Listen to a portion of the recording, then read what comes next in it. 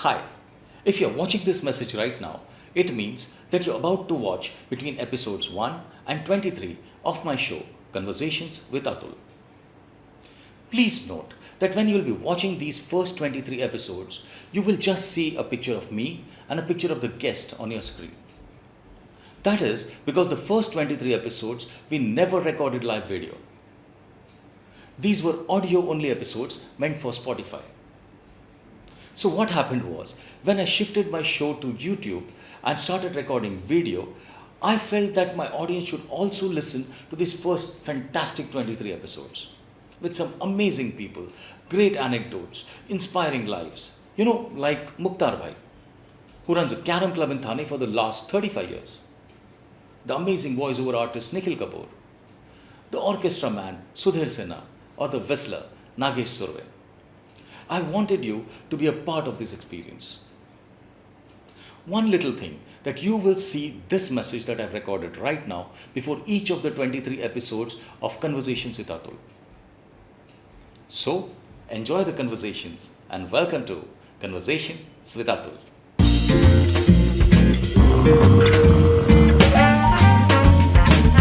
Conversations with Atul. He came from a family of postmasters, always on the lookout for jobs within the government. And yet, his only interest lay in creating something of his own. In the first of my 5-part conversation with business icon, Mr. Hari Divekar, we conversed about a naughty childhood which included escaping from classes in school, catching live snakes, dissecting birds, creating paint brushes out of the tails of squirrels, being kicked by donkeys, and dancing on freshly laid elephant shit. We also discovered his penchant for narrating ghost stories as he recounted multiple funny and scary experiences with the surreal. So let's welcome born entrepreneur Mr. Hari Divekar, a man who came to Bombay with dreams larger than the measly fire rupees in his pocket and created Nature Trails, one of the most successful resort brands in the country. Hi, I'm Atul Taishete and welcome to my podcast, Conversations with Atul.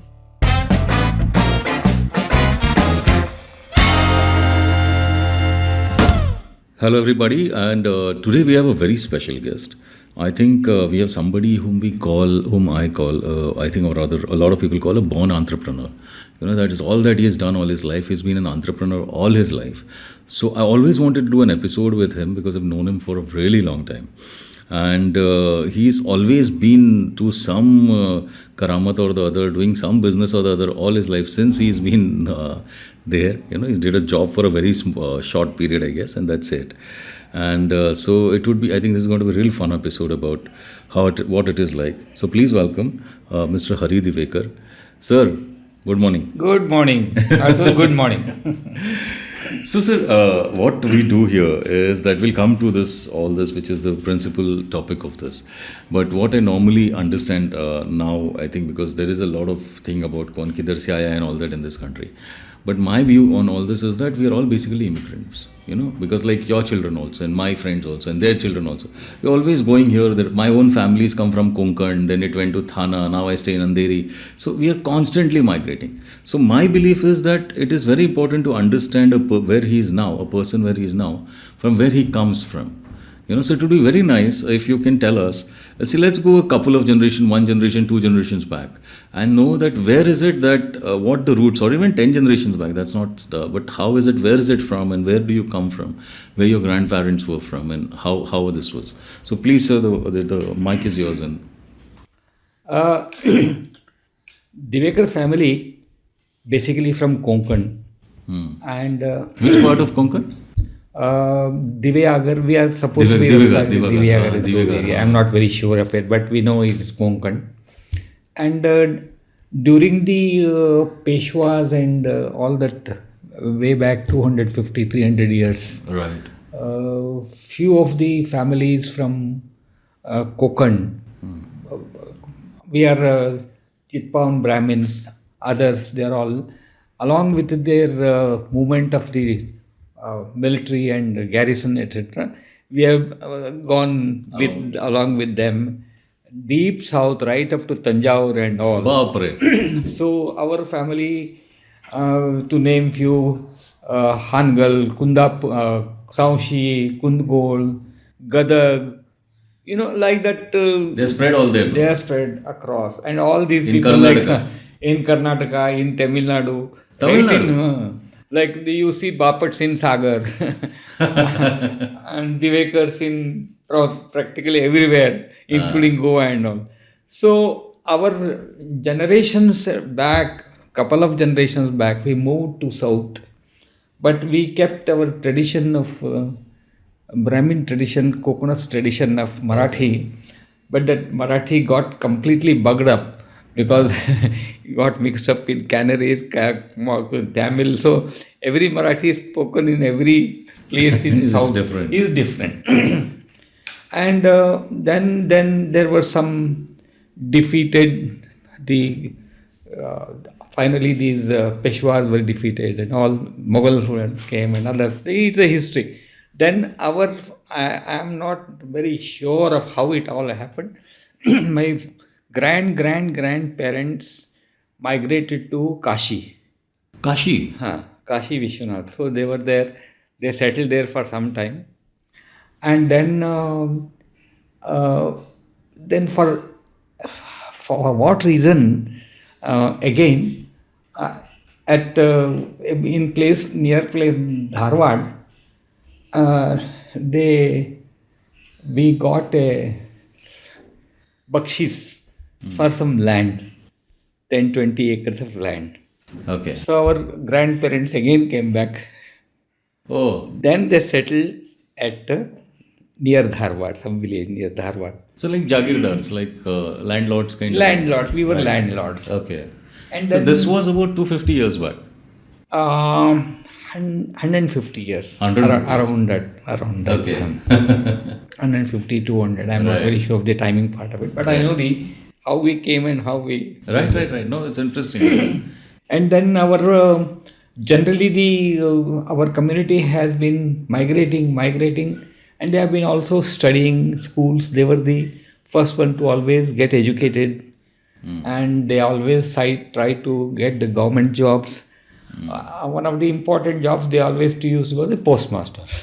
Okay. So I think in our family, earlier family, grandfather, many of them All were postmasters. So we migrated into small villages, Kundgol, Saushi, wherever there is post office, you'll find a Divekar or a Bapat or a Karandikar.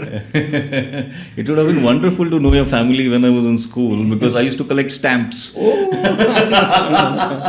if you're a family of postmasters, I could have just directly gone to the post office and removed the stamps.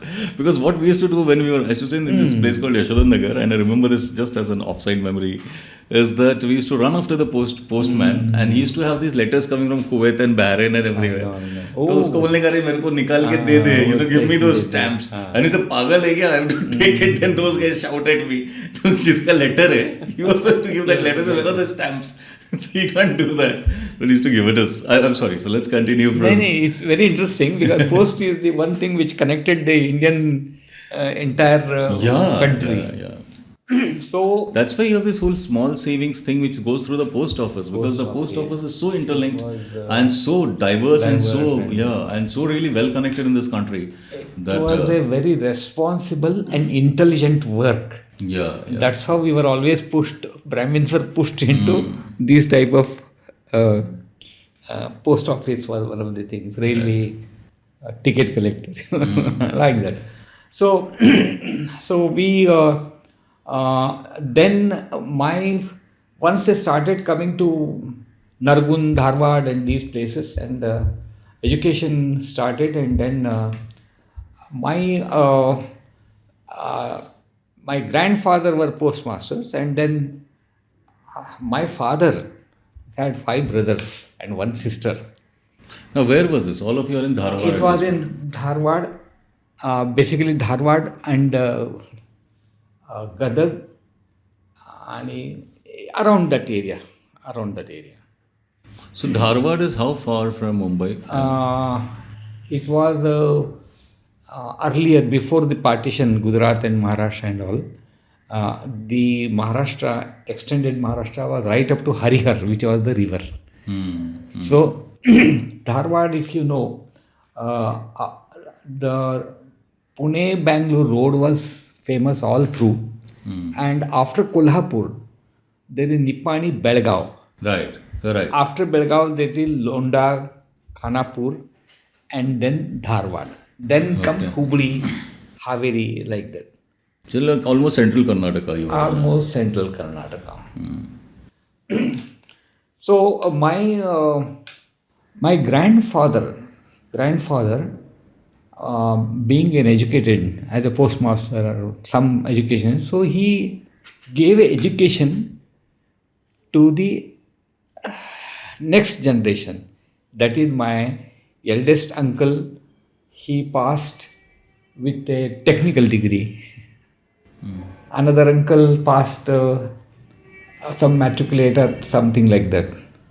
My father, of course, he studied only at third or fourth. Then the fourth and fifth were also not much studied, but they had some education, some background. Everybody knows reading, writing, etc. So when the technology was coming in, the iron smelting, iron factories, iron ore factories, all these were coming up. Bhadravati Iron and Steel were the first to from iron ore. They completely processed the iron ore and cast iron and steel was made. That was the first one, where almost all of us, my senior generation, they all got into foundry, steel, this industry. So that's my father also got into a foundry job. This is in Dharwad. This was at that time they came to Bhadravati, the place called Bhadravati. Okay. Where the industry was set. Industry was the first iron and steel company started there. After in the east, Tata, Jamshedpur, they were all started. Then Karnataka, these started. Some other in the south, there were one or two more. This must have been early 1900s, right? 90, yeah. I would put it this way, between 20s and 30s, 1920s. Right, 1920s, 30s. Okay. And so my father was, because of some illness, some ear infection and all, he lost his hearing. And he was not studied. So he was in Bhadravati. My grandparent told, go do something, etc. So he came to Bhadravati in a temple. He was sitting there, not knowing what to do. He was about 13 or 14 years old. Then one gentleman, Mr. Gangadhar, he said, "Are, who are you? What are you?" No, I'm sorry. So this is like his parents were didn't really know what to do with him. Yeah. So he's just sitting at some temple. Yeah. And then someone just passed by and said, "Kaun hai? Who are you?" Yeah. His name is Gangadhar. Mr. Gangadhar. Okay. He said, "What are you doing?" etc. Then he said, I am not educated. I don't know anything at all." He was working in that iron and steel company. So he took him there and put him onto a job. Wow.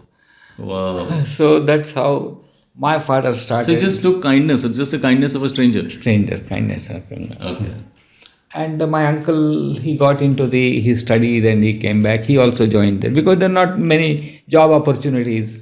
My elder uncle, I think he worked somewhere in Tata, Jamshedpur, somewhere he was working. He came back. He also joined Bhadravati. So, and my others, they also joined. Only fourth uncle became a postmaster again in Dharwad. And fifth one started working in the company but didn't feel it attractive. So he started tailoring work. Okay. So that's how the family finally settled down. And what was your grandfather doing? He was postmaster. Okay, he was also postmaster. So that land and all, by that time it must have been divided and... It was still one chunk. Somebody used to follow. Some of 5 brothers were there. My parents were 5 brothers. So one of the brother will go, he will do there 2-3 years, he will stop there, others will support him. It was like a badly job, Okay. So they were farming also at the same time. Farming also. Nothing was coming out of it. In fact, it was a losing proposition right from the day one. Okay. Finally, there was some misappropriation and all, and that lands got Gone. gone. Will not go into that. No, you can. It's an So interesting that story. is why how. not? That's how from landlords again we came back to working class. Okay. We lost all our properties. Yeah, that's what I was wondering, because all that land, what happened? Because if everybody is working and everybody is becoming postmasters, You see, because I have just an interview, just episode which is running right now. I have this friend, I mean, he's an ad film director called Ravi Deshpande. He also had a similar story before this. So they were Jagirdars, and Chhatrapati Shivaji Maharaj had given them a lot of land. And it was there with them for like 200, 300 years. I was like 200, 300 years. But then family feuds, so many brothers, karte, then finally it was like, Aajao Bombay or kuch kam karo, that's how it happened with him. So I think the story is not different. it is not different. What happens is that the land is available. Okay, you need about some marriage has come. At that time you need about 2,000-3,000 rupees. So, acha 5 acre mortgage mein rakh diya. That never been paid, and that mortgage is gone. And at those times it was all village Receipts. salati and all, and then Yeah. you can always make the entries, and it just evaporates. Barabar. Everything get evaporated. Barabar. So this is how we lost all the lands, and then then my father was working in the foundry. He was very intelligent fellow. He used to understand. So from absolutely menial job of labor, he slowly started learning, doing work, and he became a iron is melted. That's called furnace. Cupola, what is called a cupola. Okay. At that time, electricity was not in abundance. Right. So they used to get coal. All this coal used to come. Right. So smelting was done. Iron was melted in tall circular cupolas. Base is all coal lit up, and then iron scrap, everything put on that. Then it melts and it comes out of the sport. So that's how the iron. That's called cast iron. It's called casting. So my father became really a... But it's also mixed with coal, right? I mean, No. No. It doesn't mix. It's like the coal is, it floats up. No, the ashes, I mean. Ash, it never, you see, once the metal melts, it is heavy. So it it goes comes down. down. It comes down.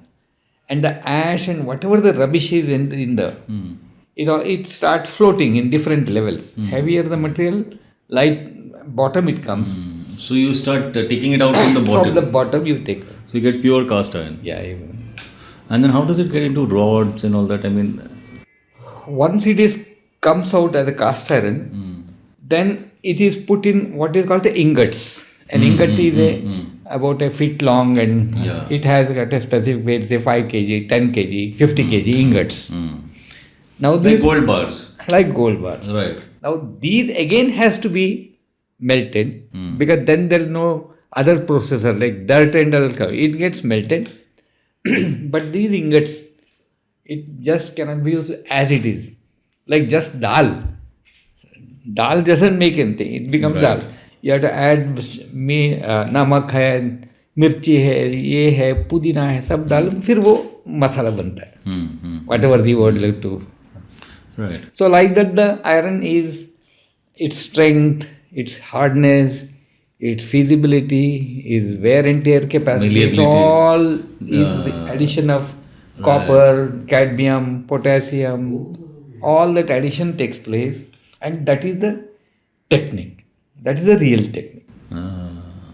Because it has to get what we call the hardness. So that process takes place again. Then electric furnaces have come, all additions take place, and then they have a specifications, BS specifications, Indian specifications for smelting of iron and making different grades of iron. Different grades of iron. Correct? So, So that's how he really. and then the ingots are then made into bars and whatever. Then ingots are Cut or whatever. no, that. ingots are molten again. Again molten. Ingots are molten and made into either steel or cast iron. Okay. There are different type of SG iron, cast iron, steel. Then steel is another technique, but the special steel, alloy steels, stainless steel. Right. So it's a huge tree. Which branch you are growing, if there you take it. Yeah. But base remains at the That molten iron. molten iron. Cast iron. Cast I would say iron ore. iron ore. That's why it is in demand in China. Everybody wants iron ore because they will make their own. Wow. We export iron ore and get steel from China. Yeah. This is nothing. It is business. Yeah. We just overrate ourselves in almost everything. Yeah. No? That's the problem. But that's, okay, you were saying something after that. Yeah. So my father really got. He did very well in this foundry business, and by the time this Mysore, state of Mysore, I hope it's not boring. No, of course not. I mean, there's nothing. I mean, I see. This is also a long form podcast, and this whole idea of this podcast is to ramble. You know, there's I nothing. know. No, but this is very interesting. It's actually because I didn't know the process, and I'm sure my audience doesn't know the process of how things are made. You know, I mean, I have a very rough. Everybody has a rough idea, but it comes from an expert who's actually gone through stuff and who can explain it very simply. I mean, that's what we're looking for. Yeah. So by then, in Maharashtra, the Kirloskars, Lakshmanrao Kirloskar and their generation has started this iron kurchi. Oh, making products out of iron. Making products out of That's a value add. That is at Kirloskar Wadi. Yeah. So the Kirloskar Wadi really started doing well. And then they started Kirloskar oil engine. The whole Kirloskar family in those days got into different categories of making things out of iron. And then they went into finished products also, like diesel engines, for example. So, looking into their expertise in industry, Kirloskars were the pioneers. Then the Mysore state offered Kirloskars to come to Karnataka at Harihar and start something related in a big way in an industry. Oh. And then there were negotiations, this and that, etc. Water is required, this is required, that is required. So that is how they centered onto a place called Harihar. So the government gave them some 100 acres or so land to put up a factory. That is called Mysore Kirloskars Limited. And it had several departments, machine shop, foundry, etc. Then they asked where we can get the expertise, who will be. Then they contacted Bhadravati Iron and Steel Works, who are the real pioneers. They said, okay, we have one Mr. Divekar. Who can't hear well, but he's very good. Yeah. Krishnaji Venkatesh Divekar, he can't help, but he is a very good expert. Wow. So, from Bhadravati, we came to Harihar, where I actually born in Harihar. Oh, really? Yeah, my birthplace is Harihar. Madhav, Vasant, we are all born in Harihar. That's how we came to Harihar. And then it was a deputation work. So we were there for about 5 years or 7 years, something like that. Then again, my father went back to Bhadravati, original company. And then the Mysore Kirloskars, they're the Rajaram Bahu Kirloskar were the in charge. So he said that, Mr. Divekar, why don't you come here? We'll give you permanent job. So my father left that job, came to Harihar, and then we finally settled down in Harihar. So from there on, 1943 to some 1940 to 48, 50, we were in Bhadravati, Harihar. But after that, we permanently settled down in Harihar. And our education, my all brothers' education, my father gave good importance for education. My eldest brother Gopal Divekar, he passed out BSc. My next brother, elder brother, he passed out BCom. I passed out engineering. Other two, my brothers also passed out engineering. My father, that is the how it's all started. My father was a real-time entrepreneur. He was a real-time entrepreneur. He will do job in Mysore Kirloskars, and he will go to Davangere, catch hold of some trader and all. Look, I can make you this for you. And commode had just come, that water connection, that pipe. He said, I will make pipe for you. Steel, they're all iron. So iron pipe was to do. Then the drainage has started. So they wanted the lids. So he'll make somebody, I can make you for you. So he was an entrepreneur. He was a good time entrepreneur. And he will do consultation at Davangere to some foundries. Like that, he used to always think of entrepreneurship. Doing something or And that's where our root, we all got that entrepreneurship root is really from my father. And then some friends in Shimoga, they learned that Mr. Divekar, my father, is good entrepreneur. They wanted to start a foundry because Bhadravati is known so big foundry. So all that, let us do also something like that. On our own. On our own. They had auto machine shop. They were machine experts. And then my father was called, and a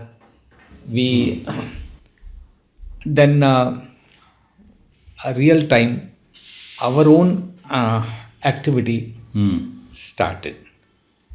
And my eldest brother came back.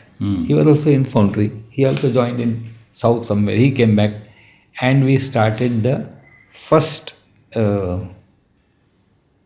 independent factory with partners. My father was 1/3 partner. That is called Bharat Founders. So it all started with that. In what year? Bharat Founder was started, say 67, 68, around that. Oh. But my father was never an economist or a CA.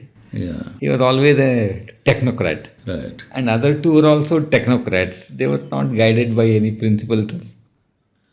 So after casting is such a critical thing. That's a battasa. What we call in Hindi. You will never know how many holes will be there and how. Barabar. It's like that. After 4, then only you come to, oh, it is like this. It has got that. Because water get trapped, air get trapped. So bubbles form. Air get trapped in bubbles form. That's how it's a foundry is a 100 kilo casting, and if an air bubble get trapped in the surface, then it has to be rejected. It has to be remelted. So it is very, very. What happens if there is an air bubble inside? It becomes brittle. Or. No, the surface it will catch dirt, it will catch oil. Achha, right. Suppose there is a hole here on this dining table, oil gets in that. Whenever you do this, that oil keeps on coming. No? Right. So that is rejected. And in precision manufacturing, right, that's not at all allowed. Yeah.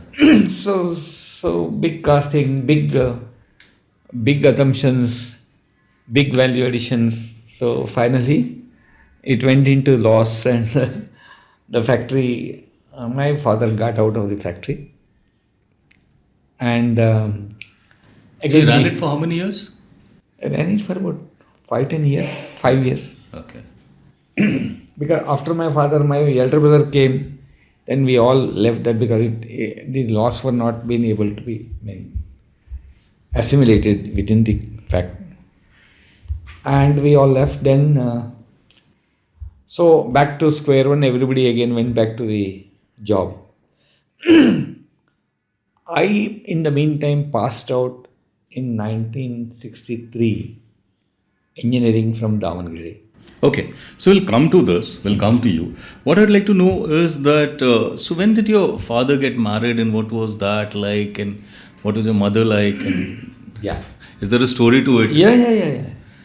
In those days, married life, normally they would have 1, 2, 3 wives because Yeah. During Even the my grandfather had pregnancy. 3 wives actually, sir. Right. Yeah. No, but they kept on dying every 2 years. You see, I don't know, the because pregnancy, the mortality rate was like that actually. the pregnancy and the type of birth rate, deaths and all was very Yeah. big issues. And my father's first wife, So he had 2 wives. So first wife, my father had a daughter from the first wife. okay. And obviously some disease or something like that. She expired. Okay. The first wife expired. A daughter was there? Or? Daughter is still there. That's my eldest sister. Okay. But she is very elder. So, we have no that way connection of घर पे साथ में ऐसा Acha. होता ही था. How old is? What is the difference in age? And that means I would put it this way that my mother's, when she was bearing her children, the sister was also bearing her children. Oh my God. So that she must be right now, what, 95 years old? She expired 2 years back. Okay. So her age at the expiry was I think 72 or 75, 80 like that. She expired about 7 years back. Okay. She would have been now around 90. Oh wow. So that way there was a big gap. And then those days marriages were that there's no question of love marriage, there's no question of selection, etc. So the girl will come. They know that boy is there and it's on the day they see the girl and settled and marriage is settled. This is the type of arrangement. It's a family. These were all family arrangements actually. Family arrangements. There was nothing to do with boy, marriage, girl, nobody. No marriage bureau, nothing. Yeah. No selection process. Whatever the elders have selected, you have to get married. Yeah. So my mother, she was also totally uneducated, daughter of a postmaster. Okay. And the name is Kalis. And so they came to know that there is a boy, but he is a Bijwar Mandar. What is that? That is second one. That means Widower. Yeah. Okay.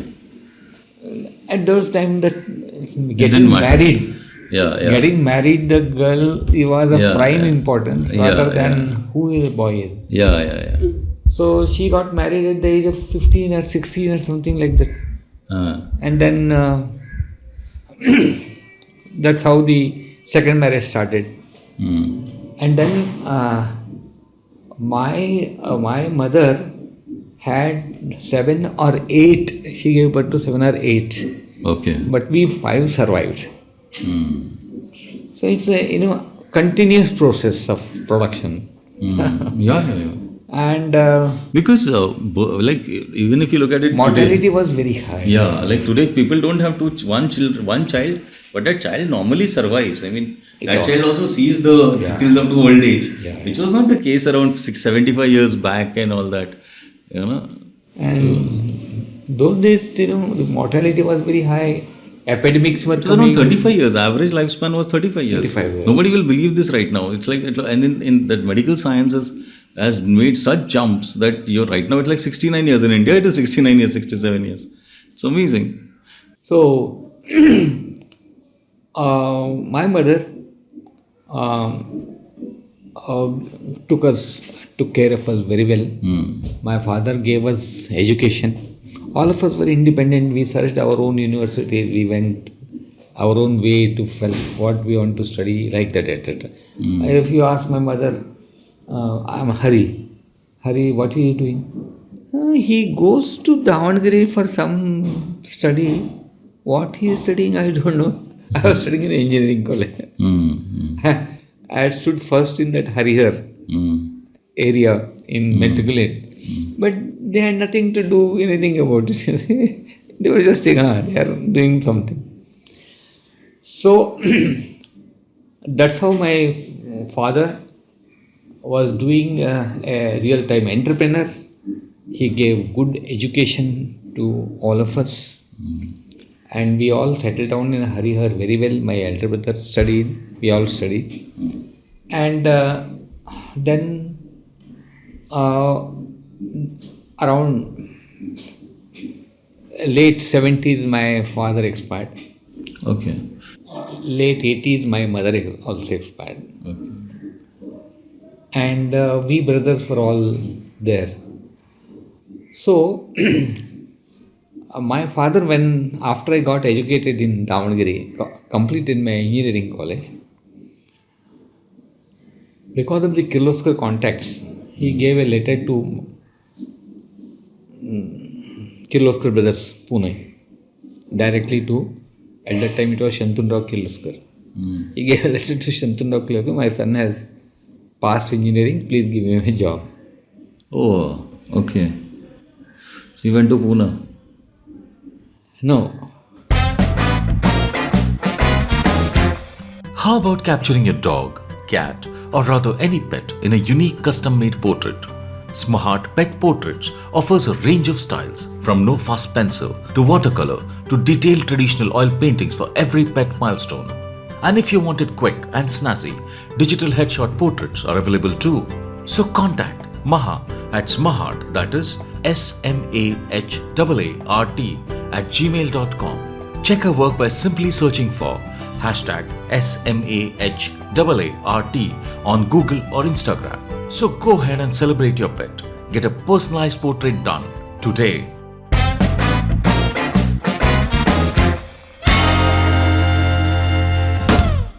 Before that, during Maharashtra Chalwal, when 1957, Akhand 1957, the Chalwal was. The fight was to get Belgaum and to keep Bombay and all that entire fight was there. 1957. Yeah. At that time, I was here when that big issue was there. Dalpol, I was here. I had seen Bombay at that time. For here, for 15 days, 20 days, I had come with somebody, just stayed here. And I mean, so somehow in my mind, I had decided I had to go to Bombay only. So I got a letter from my father to Shantunrao Kirloskar. I kept that line with 5 rupees in my pocket. Started from Harihar. Before Pune, I tore that letter and put it in the river. Straight away. Came to Mumbai. And you went directly to Mumbai. Because So we'll come to this because we'll get back to this again. What I wanted to know was, which is very interesting about your father, is that he had a hearing problem. You said. Yes. So what was exactly in both ears or? See, in Divekar family, there is a deafness issue. Okay. There is a deafness issue. Some uncles had deaf. Some uncles were perfectly all right. Some deaf, some perfect. It's a genetic thing. Genetic thing. In this generation, all of us are having perfect hearing. But in this generation, but my elder brother, due to medication, whatever you call, he became totally deaf. My elder brother. Wow. Right at the young age.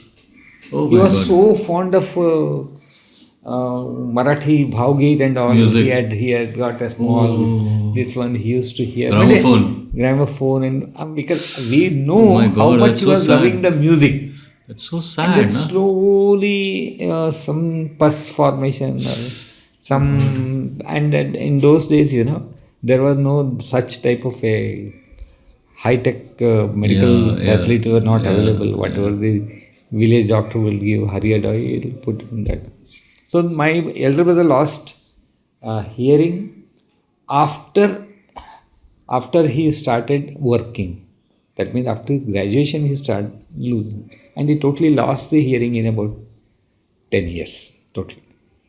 But our other brothers are all having good. We hear very well and all.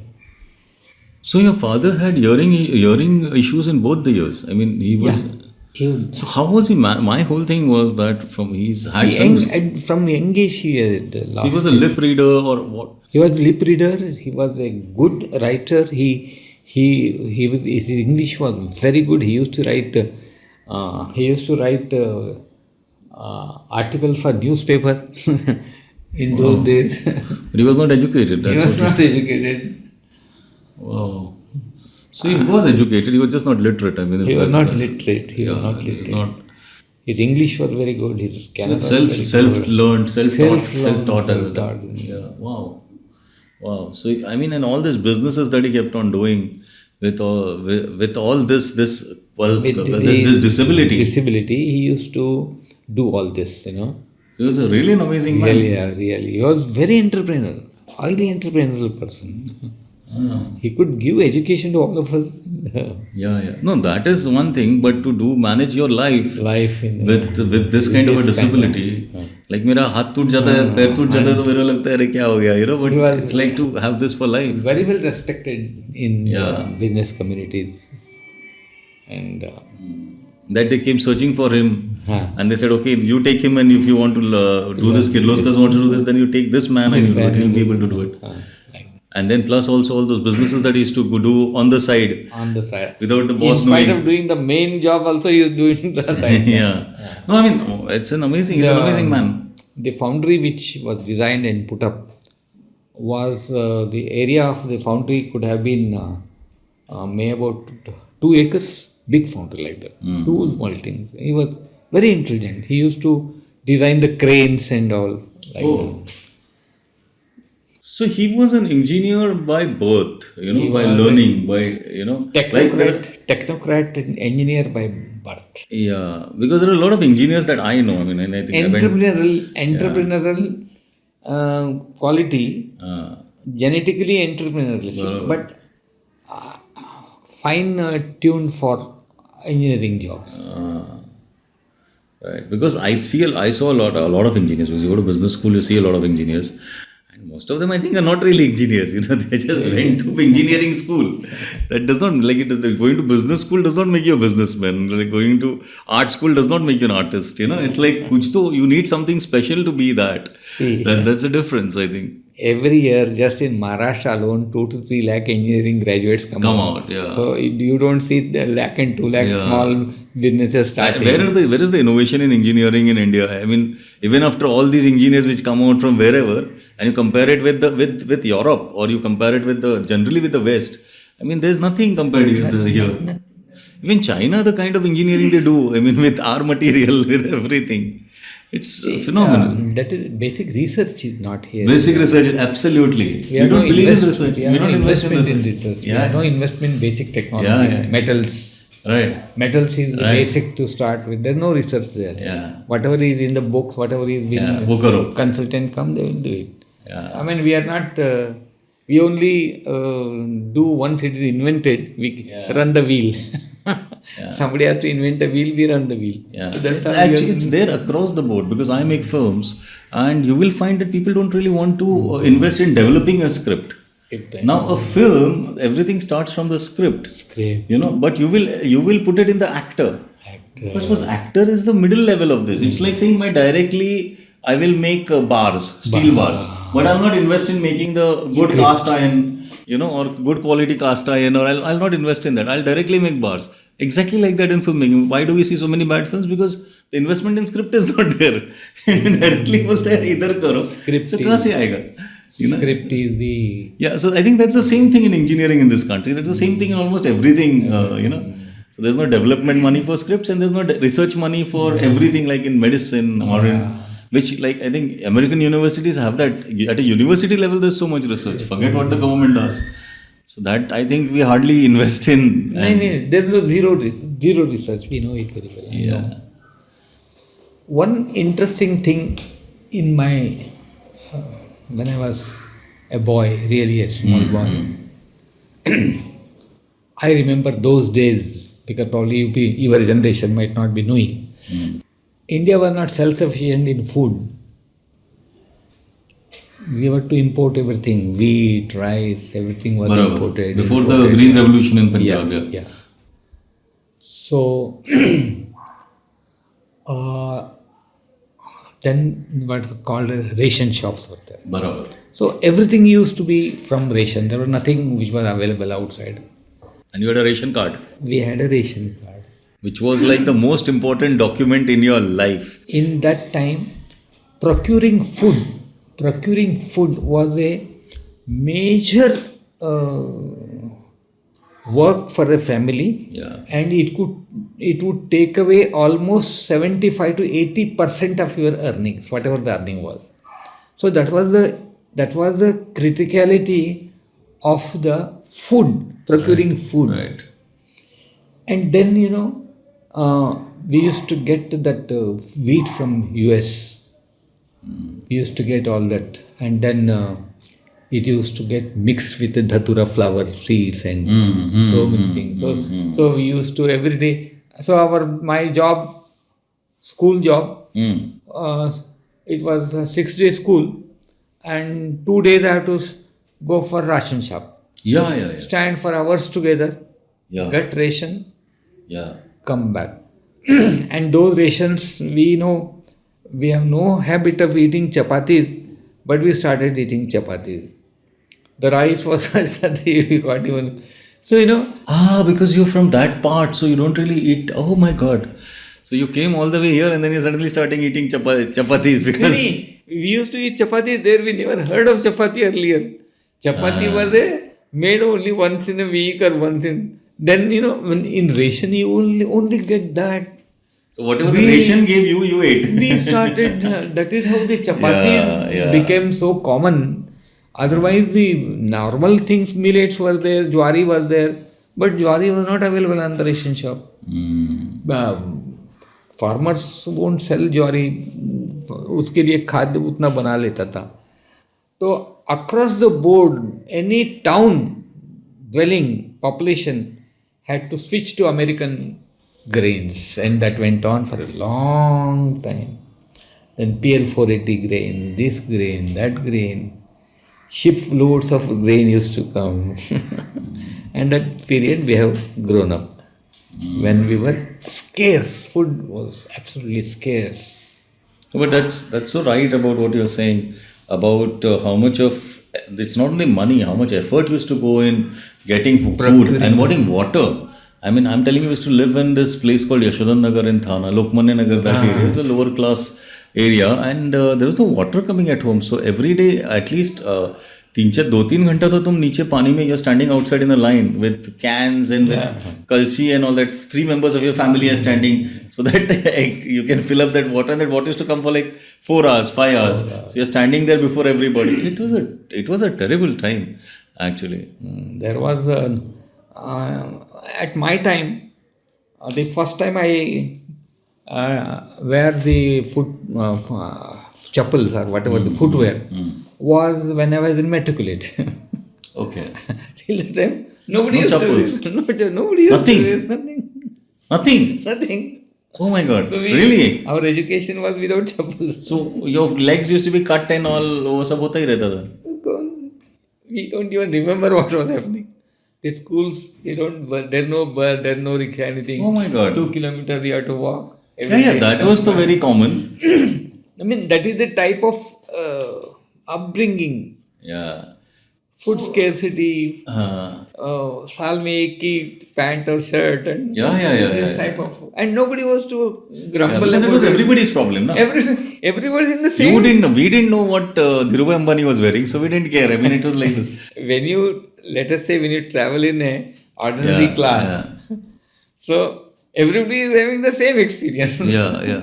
No, my view about all this has always been that what you don't know doesn't bother you.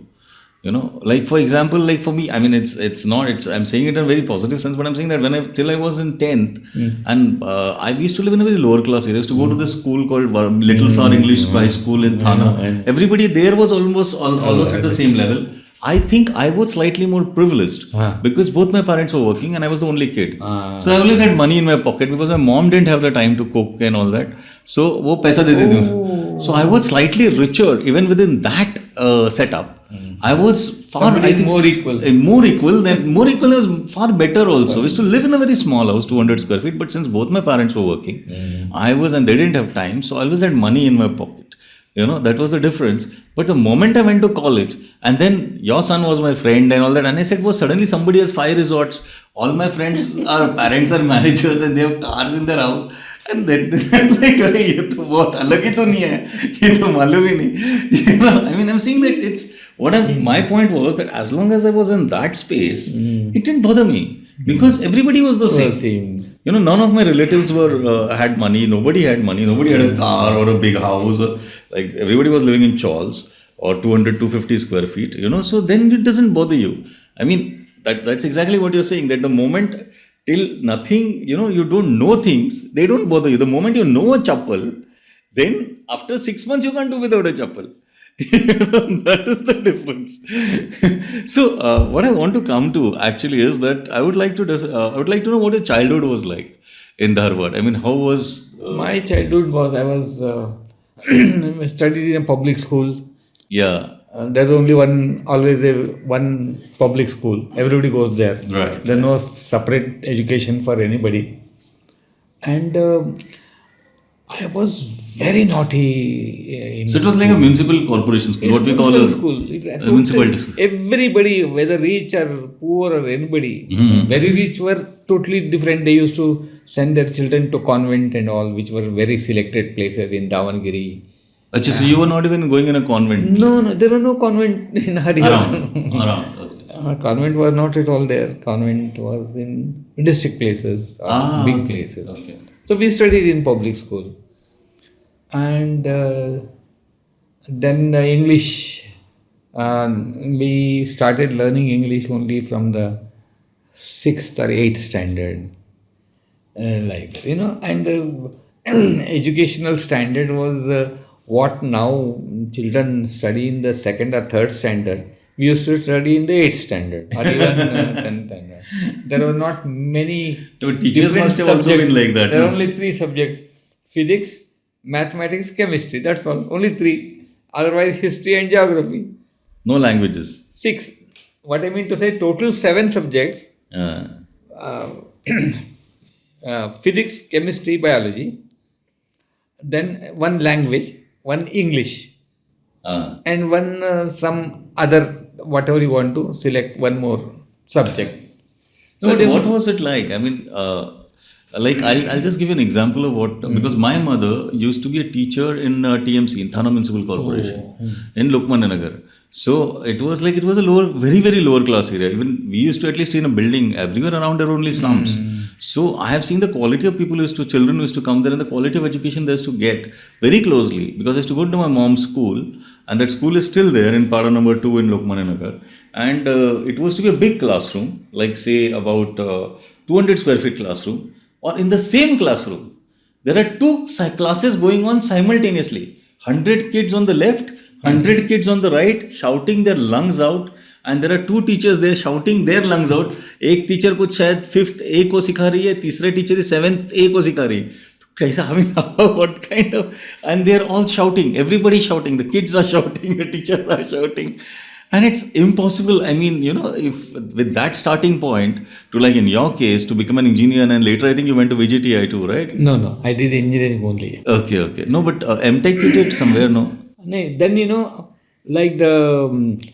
I did the ISI graduation, that is ISI mark had come. But to top in that district, to get engineering, I had to qualify, because at my time, to get into engineering, there were very few engineering colleges. Therefore, I had to take very good marks at the matriculation level.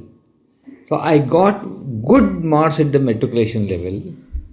And that's how I got in the engineering. No, but it's an amazing thing, because to have that kind of I like over my point over what I have realized as I've grown older is is that everything is a matter of starting points also, like with even if I had children and all, their starting points are very different from my starting. Platforms are different. Yeah, So platforms are different and their levels starting are different. Yeah, like Mukesh Ambani's kids have a very different starting point. Your grandchildren have a different point. My friends' children. So it's like the starting points are very important to get somewhere in life. It's a very important thing. So if you look at it like in your case, to come from like a completely municipal background and then to top in that district also and to get into an engineering school at that, I think that's an incredible achievement, no?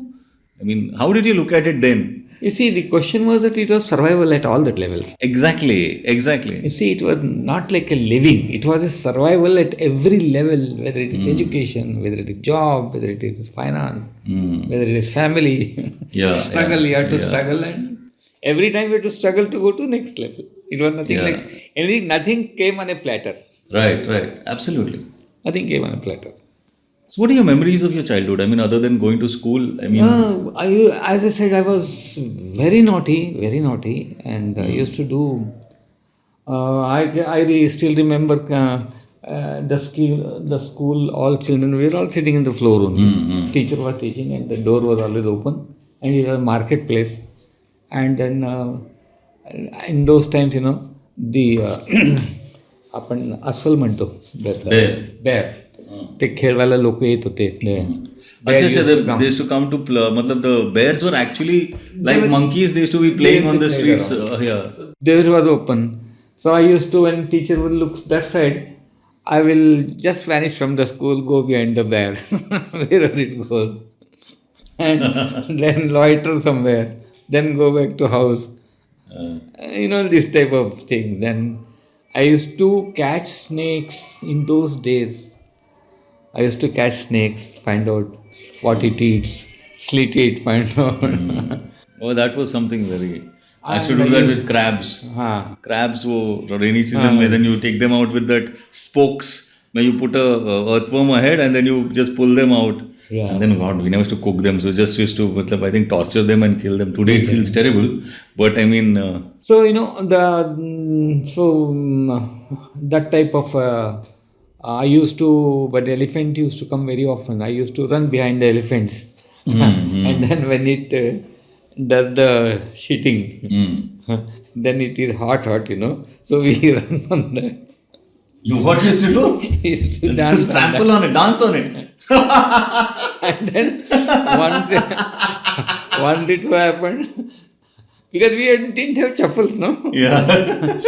Once it happened that elephant जोर से बम मारा, bang. It was so loud. We ran, left the place and ran away.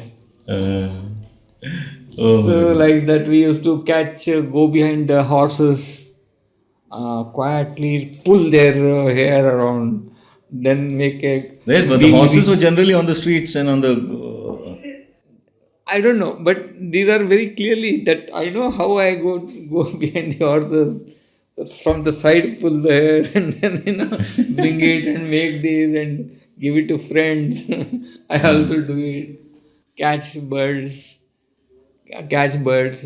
then tackle it, find out how many grasshoppers it has eaten. Oh, really? So like you're almost like an engineer and a surgeon then. Particularly squirrels. Squirrels. Yeah. I used to. Yeah, with the bechki. Yeah. When it falls down, cut the tail. Oh my God. And then make a brush out of it. Oh. Odd type of things. I used to scare people with these snakes. There were the bachelor quarters, engineering bachelor quarters were there. So they're all bachelors coming from Bangalore and all. So my house was around there. So I used to come there, got a window and all. So I will keep a first killed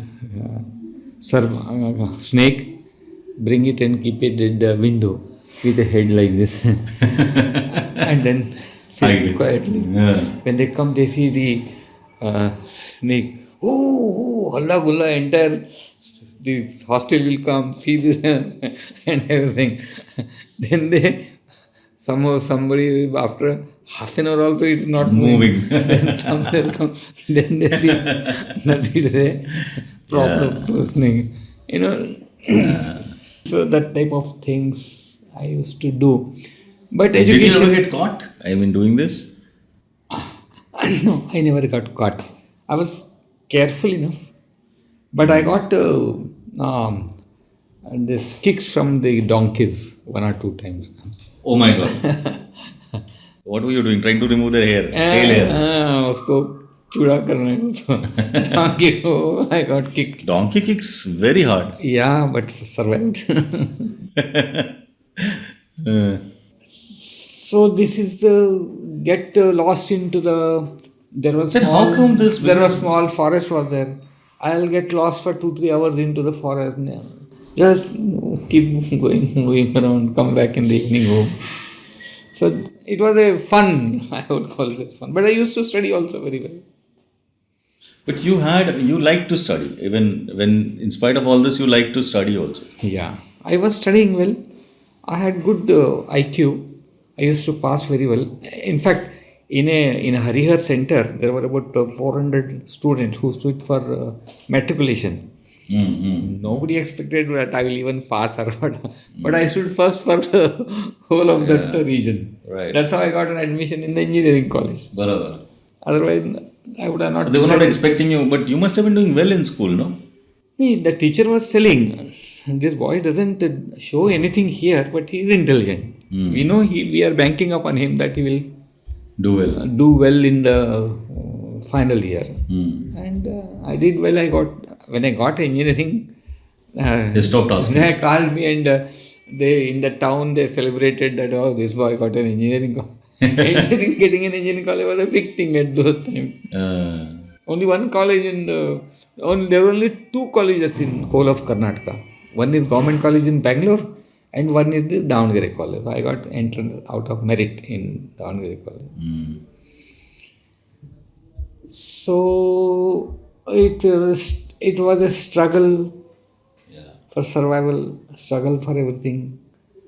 How big was your house in Davangere? Harihar was, Mysore Kirloskar was they were the son-in-laws of my state, no? So we had a good house, good club, my club. We had good, but then our education, because there were no schools there, so we had to educate ourselves. But then our life changed for a better side. Once my father got into Mysore Kirloskar, still our ration was, we had to stick to ration, American wheat. Only after 10th standard, when I went to college, 11th and 12th, then the things slightly improved better. My elder brother got graduated, he started doing job. My father had also at a senior level. We were so in the blind we were the what we call Andhe mein Kana Raja. Andhe mein Kana Raja. So that's how we were better. And then my education, 5 years of education it was 5 years for engineering college. I passed throughout without any problem. I used to stay in a small room because I couldn't afford anything else. My father was not able to give much. And It didn't have a hostel, the college? College had a hostel. No, I don't think it had a hostel. But being a only college of engineering in Karnataka, very rich, medium level, we were only the merited fellows who were very. But our subsistence was I used to get hold of 5-6 boys in the college, not to each other, then hire a small room, then we hire a cook, go and get ration shops, ration leke we cook our own food, and completed the education. So it was not like that we were wealthy enough. So my father used to give me 5 rupees for, let us say, for 15 days. So with 5 rupees in pocket, you have to pull for 15 days. I had to plan every NP also. Yeah. But it was NP? Naya Paisa. Naya Those paisa. days, Yeah. Ana, Dabbo, Yeah. Atana, Atana, Charana. So we used to, but everybody was like that. I was little better. Exactly. I was better. And I completed my education. I passed out in engineering, electrical engineering. By the time my father was there in Did you Haringal. enjoy that thing? Did you enjoy your engineering? Again, I was not serious in studies. I used to do dramas. I used to do moving around, and I hardly used to study. Exam के time में जो 15 दिन का exam, 20 दिन का exam थे, 27 subjects engineering में. So 1 month exam was there. So those were the only months we used to study. आज अभी एग्ज़ाम 10 बजे सुबह 10 बजे है, तो पूरा रात और 10 बजे जो पढ़ के जाएगा वही लिख के पास होने का. But I have passed all through. Exactly like me, actually. I mean, this is a very funny story. I mean, and you know these two girls also, because Jui and Suchita were in our, so they used to stay near my house. Now, what used to happen, particularly I remember in SYBCom, is that I didn't have this, मतलब कुछ पढ़ाई वढ़ाई कुछ किया नहीं, साल भर में कुछ नहीं, and it's not that घर में गरीबी है, या they had not given me money for the books, वो पैसा दिया होगा, they had given me the money, and God knows what I did with it. Must have gone for a film या कुछ खा लिया होगा, भगवान जाने क्या क्या. Now the exam is like in tomorrow, so now you can't go and buy a book now, na? मतलब it's like, it does not seem value for that one day you buy a book. So I went to this, because she used to stay in Srirang Society. I was like hardly half a kilometer away from my house. So, and these two girls used to study together. They were in the same group in college. So I asked her, when do you stop studying? She said, at 8 o'clock every night, we shut the books. Tomorrow exam is there, 9 o'clock or something, we shut the books. Then we don't study. I said, okay, I'll come at 9 o'clock. So 9 o'clock I used to go to her house at night and take the book. And I have opened that subject for the first time. So I used to go home. I used to then open that book, read, make my notes, ready करके फिर सुबह 6 बजे I used to go and give her the book. Then I used to sleep for a couple of hours, give the exam, and sleep again. And then go to her house again at 10 o'clock at night. This I did whole SYBCom I passed like that. So this is, I mean, just a aside. That's how, everybody has his own style. Tricks. Very Tricks of not spending money on books. That's all. Yeah, so this engineering thing. Before that, I will give you some very interesting things which I used to do in my younger age. As I said, I was studying, I was catching. Your grandchildren on this show who maybe listen to this, ki ye karo. No. As I said that I was hunting the squirrel, etc. I had this in my mind. I wanted to see the ghost. Okay.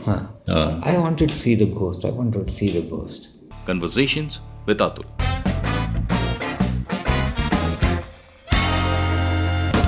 And somebody has told me that there are ghosts. The Harihari where I used to study. I was in maybe 5th or 6th standard. And Davangere is a place which is a bigger place. The distance was about 12 kilometers. There's a train regularly route Davangere, Harihar. And there is a mountain, small 3 hillocks. I would say hillock, Bati Gudda. I remember the names also. They said that if you want to see the ghost, you can go there. You will find a ghost there. But then you have to go there at night, 12 o'clock. Now I must be so small. I must be of Kabir's age or even maybe around that. रात को 12 बजे उधर जाने का कैसा और घर में क्या बोलने का कुछ बोल भी नहीं सकता है, कैसे जाने का उधर. तो then I can't go alone also. So somehow I got 2-3 friends of mine. आप आओगे मेरे साथ में? 12 बजे रात को. नहीं, उसको मैं बोला ही नहीं उसको. I told him I'll take you at a picture and Davangere. I'll show you a picture. You're like 8-10 years old. Around that, 8 years. 8 years, okay. Not more than 8, 9. And acha, picture, because picture. Nobody seen a picture in Davangere. And then I begged my father, give me some money for someone to see a picture, go to Davangere. He gave me some 2-3 another, whatever he gave. I took these boys, train without ticket, go to Davangere. How far was Davangere? 12 kilometers. Right, yeah. Back door से भाग के बाहर आके. Then those time the picture was there for 6 to 8:30 or 9 o'clock or something, because I had said after 9 o'clock I have to start walking from there. Then I will reach that place around 12 o'clock, because midway. बराबर. I have to reach midway, so 12 o'clock I have to reach there. और 12 o'clock कैसा पता लगेगा? How do I know 12 o'clock? Because you don't have a watch, you have nothing. You just know the film finished at 9:30. लेकिन 12 o'clock कैसे पता चलेगा? There was a bus which was coming from Bangalore to Harihar. That bus was coming from Bangalore to Harihar. It would reach Harihar around 12:30. It would start late in the evening. So that timing it comes to Batigudda was around 12. Where the ghost was supposed to be. Okay. So, that bus when it starts from Shimoga, that we'll find out. I must start at least 1 hour in advance. No watch, nothing. Then I took the boys, started walking from Davangere. There were no lights, nothing, dark, just small road, kacha road. Bus aati thi, dagu. And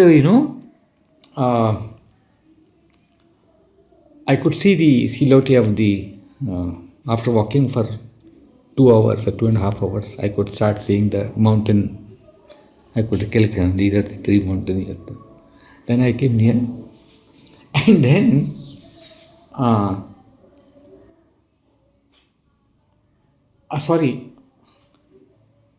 I had hired bicycles from Harihar. I had bicycle down to Davangere, and coming back we'll use the bicycles. And now I remember, yes. We had 2 or 3 bicycles. कहाँ से मिला के. Then we started coming on the bicycle. Then what happened? One fellow was he was little fatter. He took one fellow, and my cycle was alone. I was driving. Then as and how the Batigudda started coming, I started hearing the scratching noise. मुझे ऐसा लगता था पीछे cycle में कोई ghost बैठा है, वो स्क्रैच कर रहा है. You started hearing this noise. हाँ, I started dead night. कोई है ही नहीं. There was nothing. I started telling, अरे मेरे पीछे क्या है देखो, मत भागो तुम, आगे मत जाओ, आगे. You were scared. Scared to death, because I can't go. And they don't know that I have come here for the purpose. For this I have only. never told him. And then करके I caught up with them. They didn't complain anything. Then I didn't look it back. Just straight came to Harihar. Kept the cycle somewhere there only. They never knew what was happening. This sort of a funny things I used to. So what do you think of it now? You think it was psychological? It was psychological, as you know, the road was kacha na, koi gaadi hote na, they cycle something must have got stuck. Something stuck in the wheel and started making noise. In those, you are already perfect vision. And you've come with that particular mission also, no? Particular mission to, at 12 o'clock, I want to see the ghost. And did you again go to see a ghost again? Never. I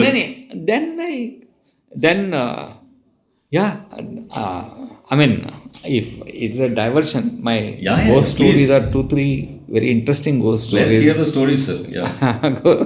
Probably in those days, ghost is a big issue. Everybody was talking ghost, this and that.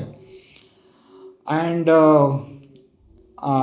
Sajan, very well. Yeah. Talasri, all that, Jawahar and all. I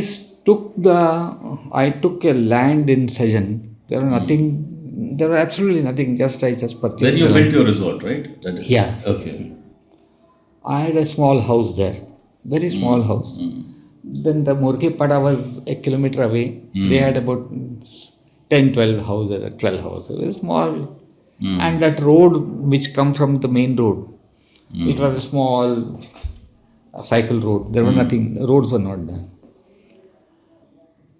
So I put a small jhopda in my place and I started coming there, going there. Then I started living there. Then I was alone. No? Neela was not in, nobody was there. There was nothing there. There was no resort, nothing. I just purchased land and jungle around. And one day I was just came there, then went around the land and came. And I saw around 6 in the evening, a lady in white sari started walking to me. She started she was talking something. She was not looking at me. She was talking, but coming directly to me. On your land? To mine. You see, I was sitting here. The road was just like this. Okay, so from the road she was coming. She was coming from the road, and that because the distance was such that it looks as though you are coming. She is coming to me only. She is in white sari, talking something. When she really came, I didn't know what to do. Shall I look at her? Shall I be sad? I boldly sat because I had that experience of ghost. Right. She came, she came near, stood at me, looked at me, then something did, and she walked away. Nobody is there except me and that lady in white, young lady, must be about 23, 24 years. But not a local. That is the whole thing now. Okay. Then 2-3 times nothing happened. Again 4th time. Same lady, same thing. Same lady, same time. And you are alone on the road I am always. also alone sitting. Then she came, stood there, looked at me. By this time, I just wanted to know, had you started believing that it was a ghost you were seeing, or what was going on in your head? See, I couldn't make anything at all what it is. But you were willing to even accept it as the paranormal. Because, you see, there is no other way thinking other than that. Because only 2 of you on the road. There's nothing, na? There's nothing. So you thought it was a ghost for some time. Nothing, no village, nothing. Me sitting there. I have purchased land, jungle, a small hut I got, nobody with me. And there's this woman coming. This woman, white. 4 times, 4th time. 4th time, well, very good looking in white sari and young, and then it all happened. Then I kept quiet. Then after maybe 10-15 days, my work really started that I called laborer to chop the trees and these and stand. Then once they started coming, I asked them, have you seen a ghost here anywhere? They said, no, we have not seen any ghost. But people say there are a lot of ghosts in this area. I said, anybody you remember? I said, I see a lady at a particular time walking to me. I don't know where she doesn't appear to be from somewhere here, etc. That white lady. Yes, it's a white lady. I said, what is she about? She says she's a half mad.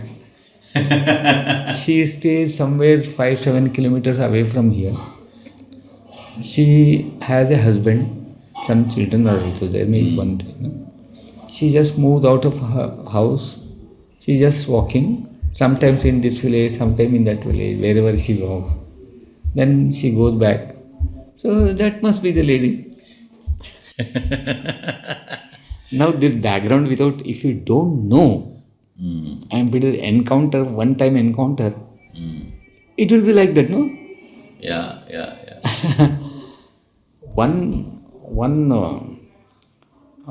This will be of interesting because other things. No. You speak whatever. Yeah, it's okay. Everything is interesting. Yeah. I got a fallen house, old fallen house from the collector of Thane. I was catching snakes and teaching snakes to the villagers, etc. So he gave देखो तलाशरी करके है Gujarat border पे, वो एक earlier का check post था, अभी उधर चेक पोस्ट में कोई नहीं था. So he gave a letter to the tahsildar, ये इसको दे दो तलाशरी, my first venture out. And that village had similarly, that check post was separate and village was about 100 meters, 200 meters away and few houses only. So I got a house from government. Right. I was in BNHS. Right. I used to do a lot of things in BNHS and then came. Then I saw the house. This house was, half the cows were not there. Some windows were not there. This was not there. Then I said, doesn't matter. I will go inside. And inside, as soon as I entered, few these pigs and cows ran away outside. When I enter inside, it must be about 8 inches, 12 inches of dirt, Muck, mud, and that type of house. And then I said, this type of house I got from government. Then I said, why this is like this? I asked the people, why this is like this? They say, we don't go near the house. There's a big ghost there. That ghost lives there. So nobody goes there. And we close all our doors and windows facing that house. So we don't go. I said, government has given it to me to live and do some research on the snakes. I said, come and we want to do some cleaning work. We won't come there. Nobody came. I don't know what to do. How to clean that house, what to do. Is it really ghost? Why these people are scared? Anyway, then somehow I got hold of few people from farther village, got them with this one, and I got it cleaned for in a day, 2-3 days clean kiya, and then we put a temporary lakde ka compound करके just one hall and one window without the khidki, two windows without khidki, one room, one hall, and one outhouse side room which is I didn't. So I got that made. And then I used to visit once in 10 days or once in 15 days. So next time I used to, till the time I used to sleep in one of the verandas where Adivasi, उधर ही रात को सोता था उससे बात करके काम. that time I decided to stay in my house, where village people have not entered that place for years. I said, I will stay. So they said, are you mad? Chalega. Then I think 1 or 2 nights I slept there. Everything was fine. Nothing happened. And then after a month or so, when I was there, I slept. It must be. I also forgot also that there was a ghost, because then around 10:30, 11, I don't know what the time. Then I started hearing the ये घुंघरू क्या बोलते English में? Gunguru. I mean, whatever. Gunguru, we understand Gunguru. घुंघरू. Yeah. So jug घुंघरू आवाज I started hearing. At 11 o'clock in the night. Somebody is coming to the bungalow house. Wow. Somebody is coming. I could clearly hear the घुंघरू is coming. Then it came, that कच्चा लकड़ी का compound था. I see that it has come inside the gate. You hear? I hear regularly. Rose? On that day. On that earlier day. 2-3 days nothing happened. I look at the window, because in any case there is no no falka for it. It's open window, yeah. This side of the open window. And it's not a big place. I started hearing the ghungroos, and I look this side, I look this side. The only door I had closed. Then there was silence for a couple of minutes. Then that ghungroo, it started circling my house. Wow.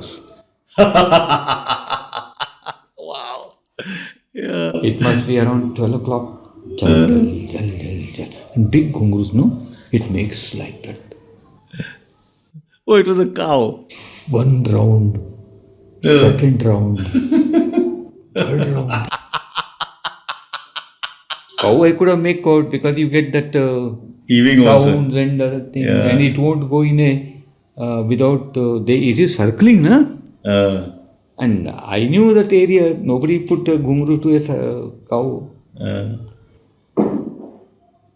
I was really scared. I didn't know what is going on.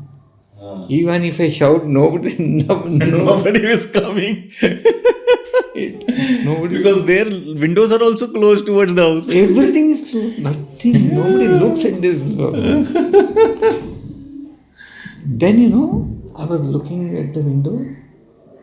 When the sound started, this window से sound निकला, मतलब तो इधर से बजाएगा ना, तो I was looking at this window. Then all of a sudden, I saw a figure in the window. A huge face with big beard and scattered with fallen teeth and all. From the window, it is staring at me. It was staring at me. I was scared to death.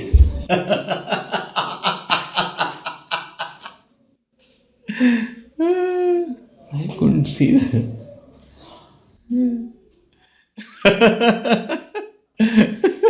It was not going away. Then finally, again I started ghungroo awaz, and it vanished. I couldn't sleep for the night. Obviously, I couldn't sleep for the night. Then the morning I got up, finished my bath and all. I went out for my work, etc. But that night experience of that ghost was continuously haunting me. Because I was alone. Nobody is with me. I am doing my work. किधर जाके सांप पकड़ो, ये पकड़ो, वो पकड़ो. Nobody will accompany me, because they never even thinking of catching a snake in those days. तो ये सब कई दिन चलता रहा. Then, And that ghost was coming every day or no? then I stopped sleeping there at night. Ah, okay. I came, Start sleeping in the village. come in the morning, go back, or sleep at another place called Talatwad. Then, what happened? This maybe a gap of another 15 days or a month has happened. And then from Talatri, there is a village called Rosepada. That it's about 1 kilometer. Again, a deserted road, nobody there. Then I started walking to that Rosepada. I had some work in Rosepada, some collection. And there is a tree there on the road. And when I was going towards that, I saw the tree and some movement. So I said, what is that movement? Let me see. So I saw. The same ghost was sitting Under the tree. under the tree. Yeah. Now I couldn't make whether I should move forward or backward. Because the tree must be about 15-20 feet from the road. पायवाट म्हणतो ना, दगडी पायवाट. Then I just didn't look at it. Walked 1 kilometer, went to the village. Then came back. When I was coming back, it was not there. I had somebody with me at that time. Then after my next visit, I asked somebody, yeah, ऐसा एक huge thing in the room I saw at night, looking at it, we had a घुंगरू and all.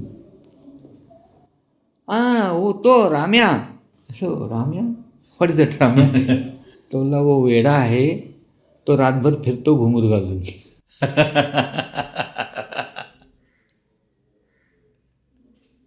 It was actually a person. It was actually, he was, crazy even guy. in Thane and all, you will see some people. He was lost it, kind of. Lost.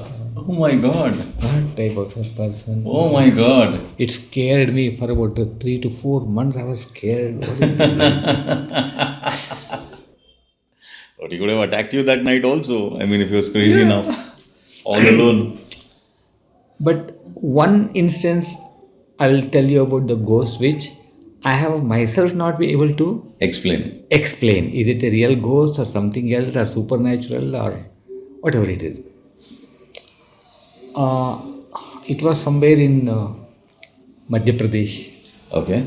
I was studying wild buffaloes, and I was when I used to go there, I go to the village. They say I want to see this block, forest block. Then they will give a कोई लड़का गिड़का दे देता साथ में, उसको वो लड़के को लेके मैं जाता था. एंड करने के बाद में शाम को आके उसको फिर लड़का चले जाता था. So this was very common to me. I have been traveling. The weird type of experience I had, I gave a few examples, but I got several types of experience in the field like this. Then I got that boy was there, so it was a small hillock and open fields, then forest, hillock, this type of a MP ambience. So I climbed the hillock. He also came with me. Then it's already 4:30 in the evening. So I said another an hour or so I should get back to village, leave that boy there. And in a small clearing, in about 10-15 minutes, some giants, some ladies started assembling from maybe about 20, 30, 40, I can't make out a figure because it was way back. They all assembled. Then they lit a fire. Then they, the sacrificing fire, cock and all, they give sacrifice. That I used to see it very often. Then after this, then they were moving around the fire, chanting something common. I have been seeing that chanting. They were doing that. Maybe another half an hour passed. Those who were मंत्रवादीज, what we call it, मंत्रवादीज, Hindi में कुछ बोलते हैं उसको. He started a particular dhun, dun dun dun dun dun dun, some dhun, Once a dhun started, all the ladies folk ran away. They ran away. And the gents force started, getting trance or getting trance. Like the whole, maybe that fellow is playing, another fellow is doing something, din, and these fellows in trance and started with Angathena, which we call Angathena. But I never believed any of these things earlier because I had... No, but that is, okay. Then... Nowadays you see that in discotheques, but it's okay. Then, what happened was, I was on a hill, maybe about 200 feet above, and then I could see everything is going on, I could see because there was still light. And then this boy, who must be 8, 10 years, 11 years, 12 years, that fellow started shaking. He got it shaking. And he started crying and started hitting me. Hitting you? Hitting me. Who was with you? The boy who you had taken with you. The boy whom I had taken with me, he became violent, started crying, bashing. And he was 250 meters away from that whole event. From that. Yeah, but both of us were hearing that things, and the gents, they were already in that trance. And this fellow, uncontrollably, he is trying to, and then he is shouting and trying to hammer me, and I didn't know what to do. Really scared. And this boy shout, they heard. The people who were, and 2 to 3 of them ran towards me, came and trying to catch hold of that boy. But he was so flexible, and then somehow they catch him, tied him, bet him, and I said, what are all this? Then he went he just slept, something happened, then they carried him, then I went my way. Now in this case, that boy, absolutely simple boy, 8-10 साल का लड़का होगा, and the way he got energized, the way he got did thing was I got it. It's fairly common, no, in the villages. But I mean, it's very Angathena jala mantat. बरोबर आहे, पण then see, असे मी ते You had never seen something like this. नाही, महालक्ष्मीला lady लोकांना अंगात येतं असे मी अनेक इन्स्टन्सेस बघितले. पण मला नेहमी असं वाटतं, because they are educated, well in good age and all thinking, some they get, then they cool down, But this boy was just ordinary, absolutely ordinary boy, without any background, nothing. But he getting a trance. See, that is... But he was from that space also, no? Matlab, so he had seen that stuff. I mean, I'm saying that, say if it's like somebody that we know, or within your space. No, he was from the village. He was from the village, that's what I'm saying. So he obviously knew that space, he knew that. Now that trance, I call it as, I know. It is a trance. Yeah, it is a trance. But that means, what is that trance? People get it even when dancing in discotheques. I mean, so what is the dance for children? Yeah. What is that? We call it as hypnosis, we call it as so many names are there. Right. But I have seen it innocent Right. atmosphere. Right. I got it. Right. Seeing in disco and all, we know. Yeah. You were not expecting it. That's why you are so surprised. Yeah, I was. That's the thing. Yeah. So, I mean, this type of ghost experiences. Right. Anyway, that apart. I remember this another ghost story which happened on your property because your son Chinmay and me went to the same college, the same group in college, and we had this large group. Obviously, all these boys and girls together, almost 20, and I think it was either at Sajan. I think It was Vikramgarh. Vikramgarh. Yeah, and we were sitting around in the dark like this, about 20 of us around like this. And there was a tree there, very big people ka tree or something there, huge tree. And we were sitting there, and then just to see if somebody is getting scared, one of our friends started telling general stories or कि यार इधर एक भूत होता है और इधर ऐसे there's a ghost here and this ghost comes and this happens and that happens. And then one of the girls, I think it was, I may be getting the names wrong, but I distinctly remember the names also. Rupali, there was a girl called Rupali in the group, and she said, no, I don't want to listen to all this. I get very scared listening to all these stories. And she started talking like this. And there is another girl called Zui. And she said, Rupali, but what if, all of us are dead here and you're the only one alive?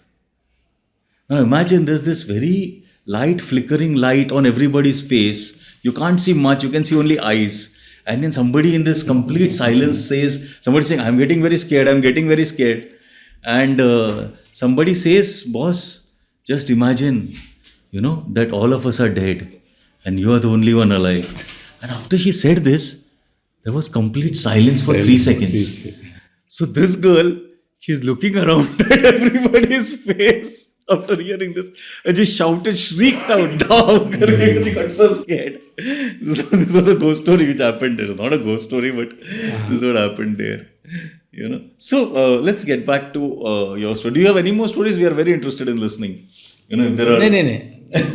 I gave some of them which are, some different and some have... No, that's okay. So ghost stories are always interesting. I hope you enjoyed part 1 of my conversation with Mr. Hari Divekar, the founder of Nature Trails, one of the largest resort brands in the country.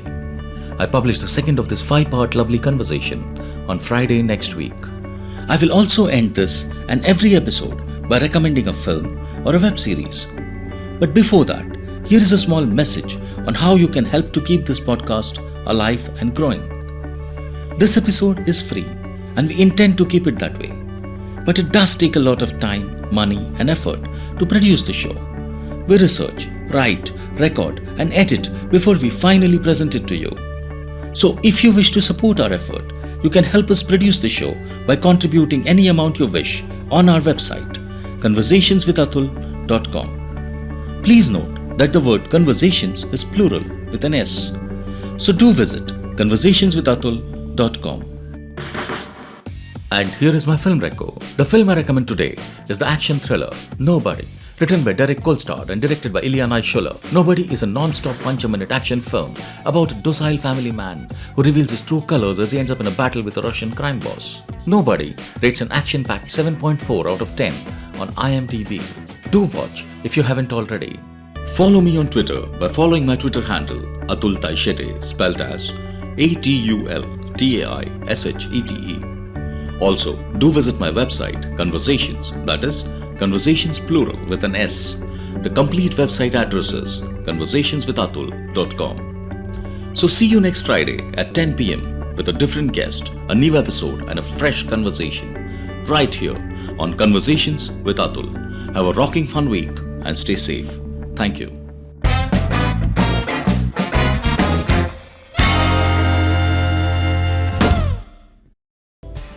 After finishing his engineering, he had a letter for a job at Kirloskars in Pune. He boarded the train, but instead of getting down at Pune, he tore the letter and continued onwards in search of his destiny to the big bad city of Bombay. In the second of my 5-part conversation with business icon Mr. Hari Divekar, we conversed about his first corruption-laden government job, his first failed venture, and his first successful business. We also conversed about how he transported snakes by train all the way from Orissa for B&H's snake exhibitions, his romance with buying land all over the country, which eventually led him to founding Nature Trails, and finally, funny tales of escaping from women who are hell-bent on marrying him. So let's welcome Mr. Hari Divekar, the man who founded Nature Trails, one of the most successful resort brands in the country, and who in hindsight feels that everything was an adventure and everything was a gamble in his life. Hi, I'm Atul Taishete and welcome to my podcast, Conversations with Atul.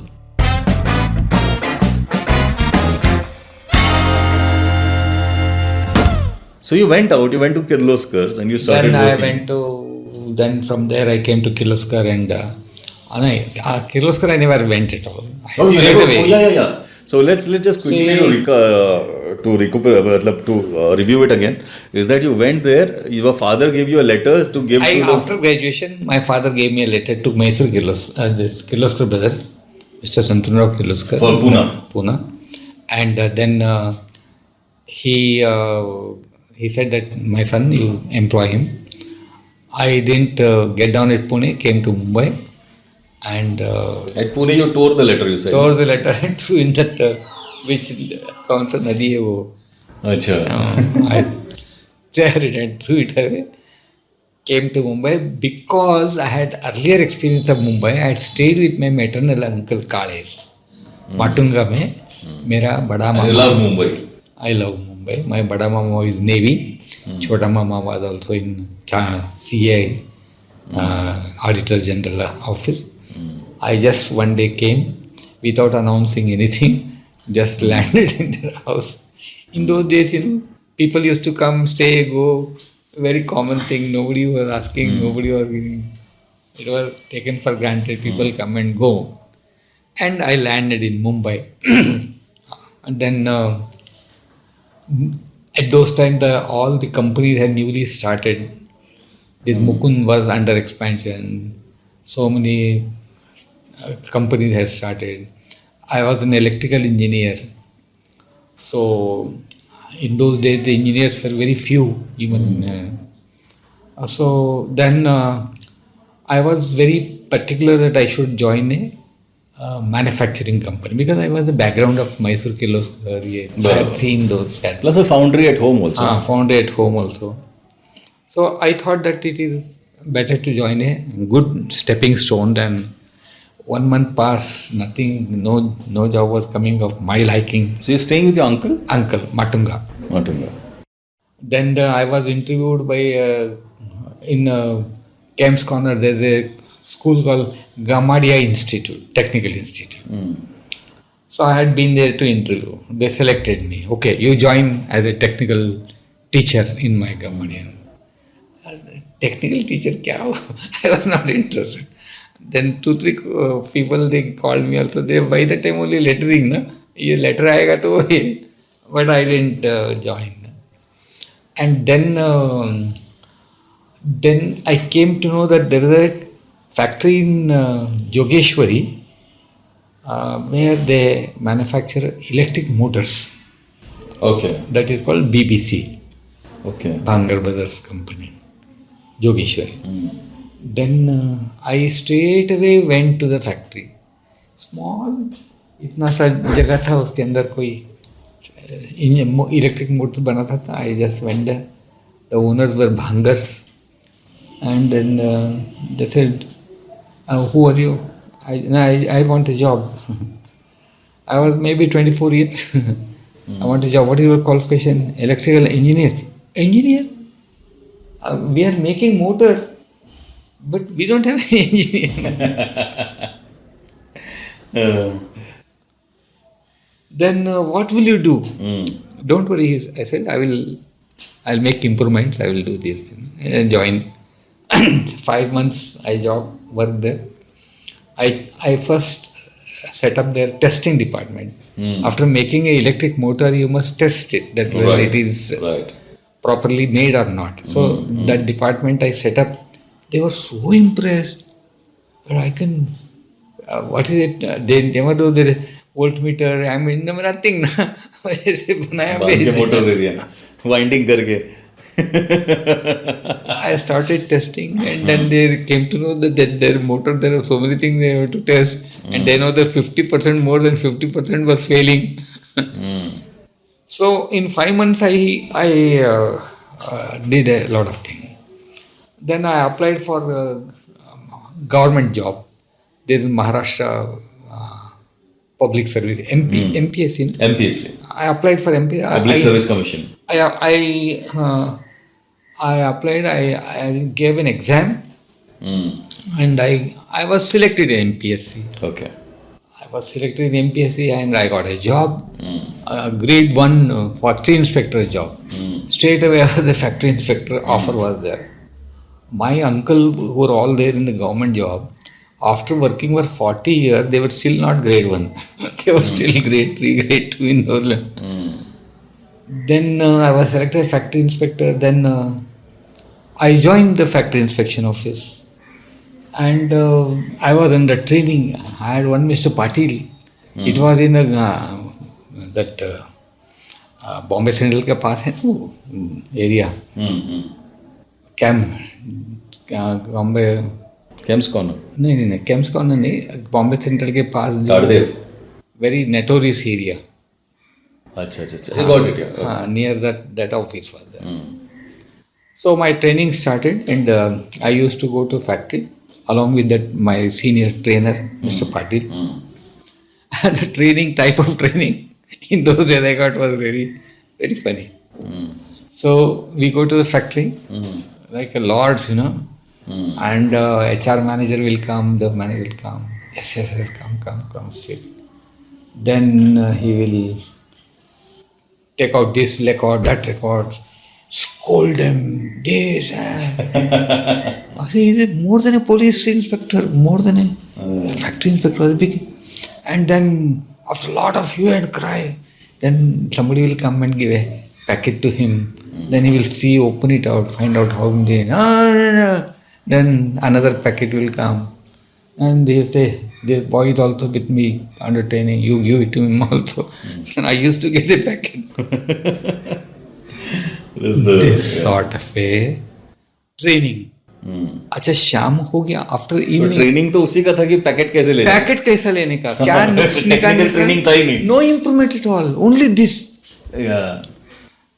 Then like cylinder is there compressor is there that compressor has to be tested with hydraulic testing.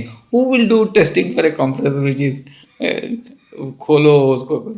Nobody used to do. Write a report and okay report. So then we'll ask them, okay, now do in test in front of me. उसके बाद करने का साधन ही नहीं है, वो क्या करेगा? और एक packet हाथ में. So this is the type of training I got in the factory inspection office. So we were moving. शाम को 5 बजे 4 बजे जब भी आएगा, Mr. Divekar, today we'll finish our work at 3:30 because we have to go and we have to be in good places. I said, what good places? Where we have to go? Mahalakshmi Race Course. पैसा कमाना उधर घोड़े पे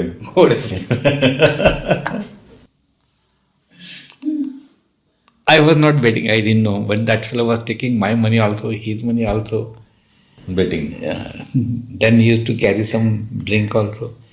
This type of training I got. He will get into Forest Road and go there in some place and they make some natak, tamasha. I got really fed up. I said, I am not going to do it. It's not at all my like. People started coming to my uncle's place in Matunga with packets and fruits and etc. As though I am a regular khane wala, pine wala. I left that job. In how many months you left it? I did it 1 year or 1.5 years. I did factory inspection office. But then I learned something. What does the Factory Act say? What are the safety things that are to be done? We were asking the factories to do. Then I came to know pressure testing is one thing, which is demanded by the factory. But there were some companies which I was visiting, like Bombay Dyeing, Century Rayon. They were really doing the work because they are quite serious. They had a name to protect. They are named to protect. They were not doing this haltu-faltu thing. Yeah. So then I say how to do this, etc. Then Madhav had just qualified Your brother? My brother in Bangalore, he just qualified engineer. I called him, you come to Mumbai, here is a business we can do together.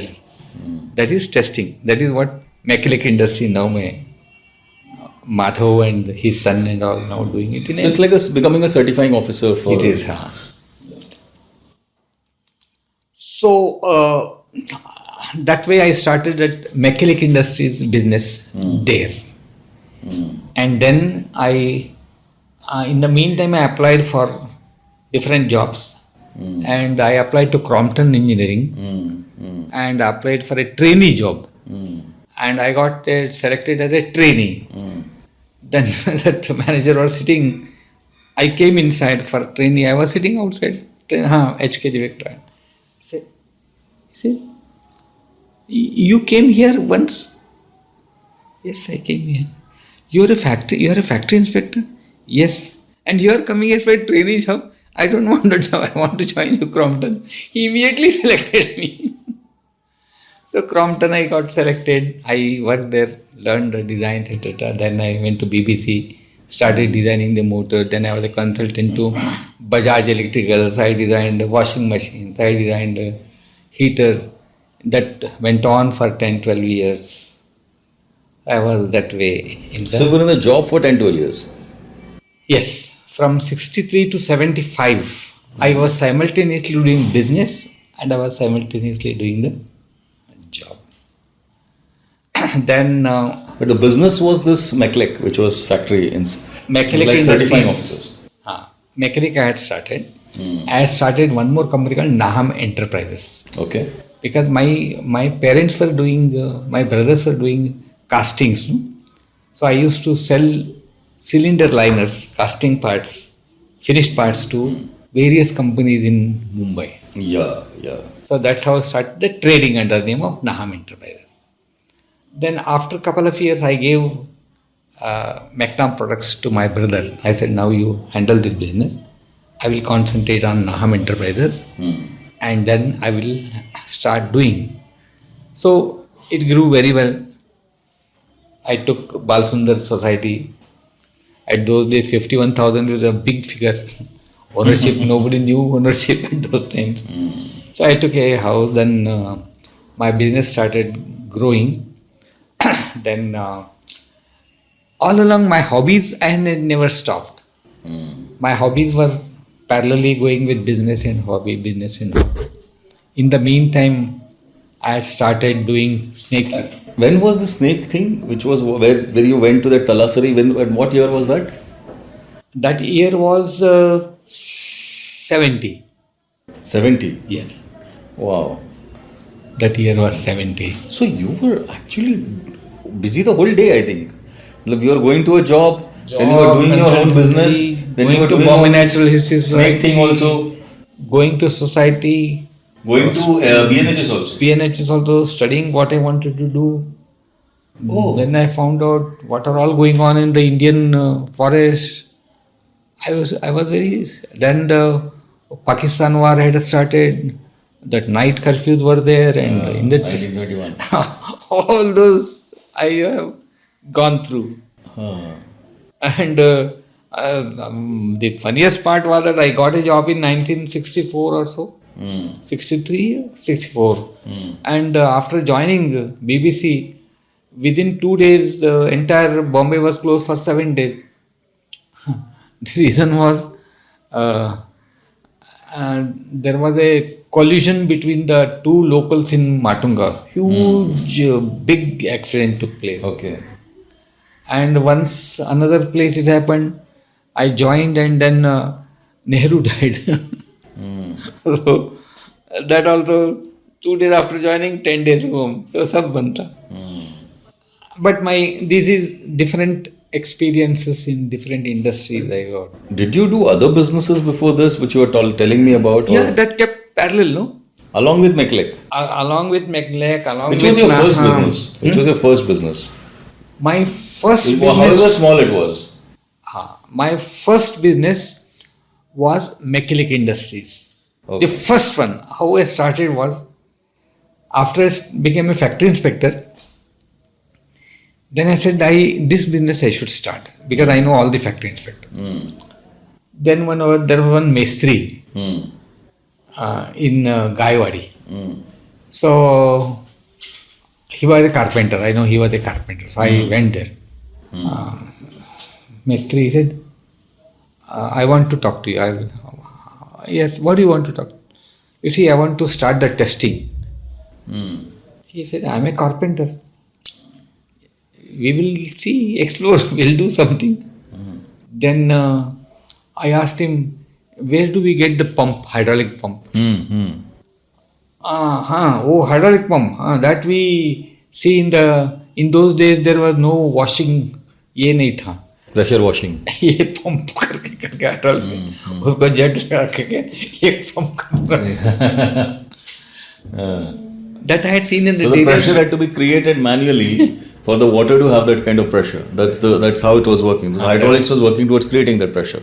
Right. You don't know electrical, it was hand. Right, that's Just a absolutely. cycle I pump. get it. Yeah, I understood. Like a Yeah. cycle But this was a big hydraulic. बराबर बहुत काम है वो. The way we even fill air in a tire, na, even with a pump, that's exactly the same principle, I guess. So we got the first hydraulic pump from 1,500, 2,000 rupees. Then went to one factory, asked them, we will test your pressure vessels.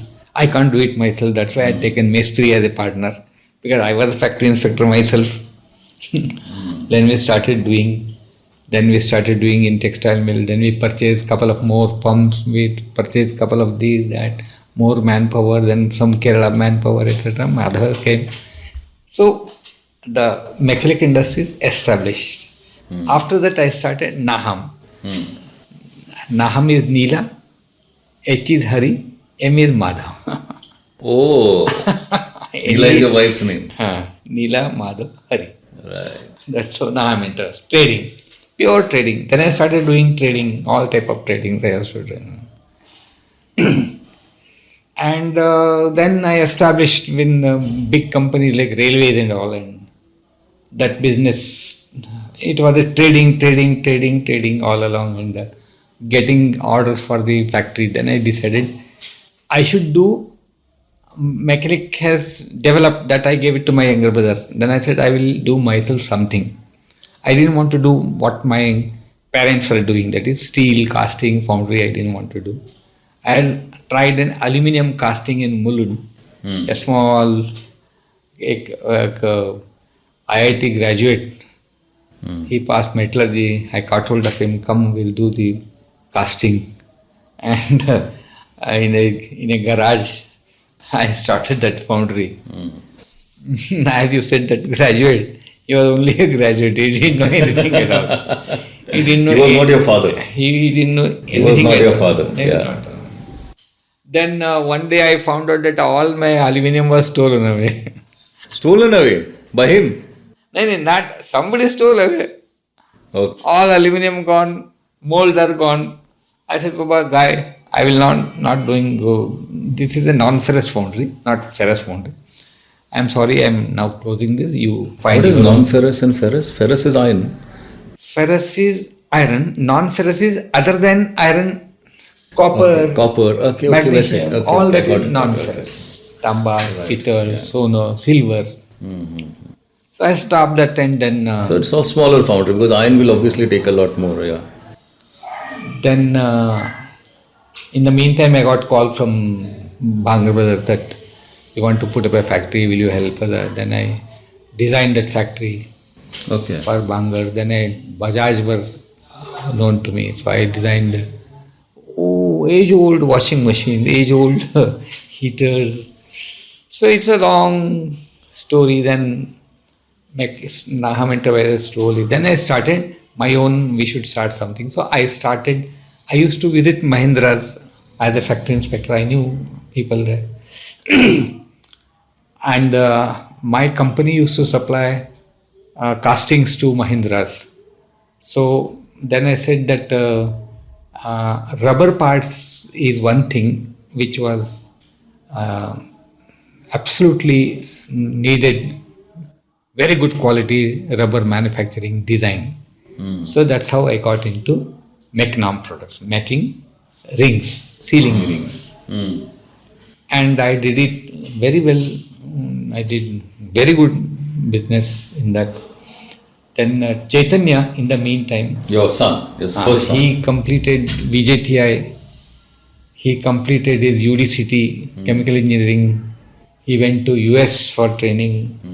Then he said he came back, and I had one or two engineers, and that's how the Mechnam product started.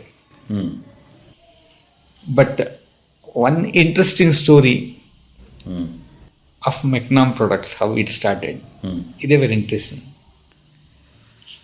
So I had decided to start something, so I thought of rubber. So I was absolutely new. I didn't know how to make rubber.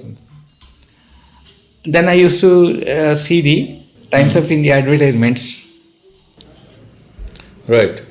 So I read Kalyan, one small rubber unit is for sale.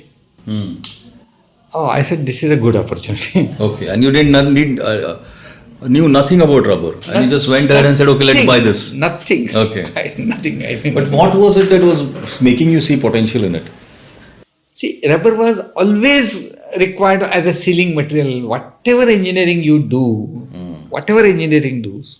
somewhere there is a rubber seal which seals water and the metal. Air to air, oil to air, oil to oil. It's seal. That is the rubber. It has to take. So you thought कि कुछ ना कुछ तो कर ही सकते हैं. कर ही सकते हैं इसके अंदर, कर ही सकते हैं. And I know in diesel engine there were about 22 rubber parts. So I said I should be able to do that. So that advertisement, I read it, and then I called that fellow. Yes, I have some XYZ. And he came, met me, very well fellow. I said, I got 2 machines and I got 2 or 3 molds. So I got a factory place in Thane and got those machines, and then, but he said, one condition is there. He said, what is that condition? I will give all my machines, I will give you knowledge also, but you have to employ me. Okay. Okay, I'll employ you also. So I got him. Then after I started the unit in a good sense, one day I was reading that one fellow has harassed his wife and married some other lady, and he is making miserable some news item. Then I read, ये इसी का नाम था, ये जो मेरे इसी का नाम था जिससे आपने फैक्ट्री लिया. हाँ, उससे और whom you had employed. अरे बाप रे. How did you read this? See, जैसे पेपर लोकसत्ता वगैरह पढ़ते तो Just by fluke I read that. Yeah, oh my God. And that name and this was the same. Matched. I asked him, what is there? I beat her. I said, what about that first wife? It's out, another wife. No, I said, thank you. If you want, you take your machines also, but I don't want you. So I checked him out. Now my unit has started very well. That fellow has checked out. I don't know anything at all. Then I started hunting. अभी कौन मिलेगा मुझे? Then I got to love a Sardar ji. One Sardar ji just walked in university. वो घूमता आता था. तो बोला, he came to me. आपके पास जॉब है? I said, हाँ. रबर का है, मैं करता हूँ ना, मैं सब करता हूँ. Don't worry. Santa Singh, his name is Santa Singh. Oh, his name is Santa Singh. Okay. He joined. Yeah. Then he said, rubber making only no good. We'll get some hydraulic presses. We'll make metal parts and then rubber part and molding. And I said, okay, I'm learning. You are also learning. So some machine लिया, काम शुरू हुआ. Ganpati Ka Pada, there's a place where Alana oil mill is there. So in that area, they started the work. Then, my family, now I will bring my family. Okay, I said, you bring your family. And he came.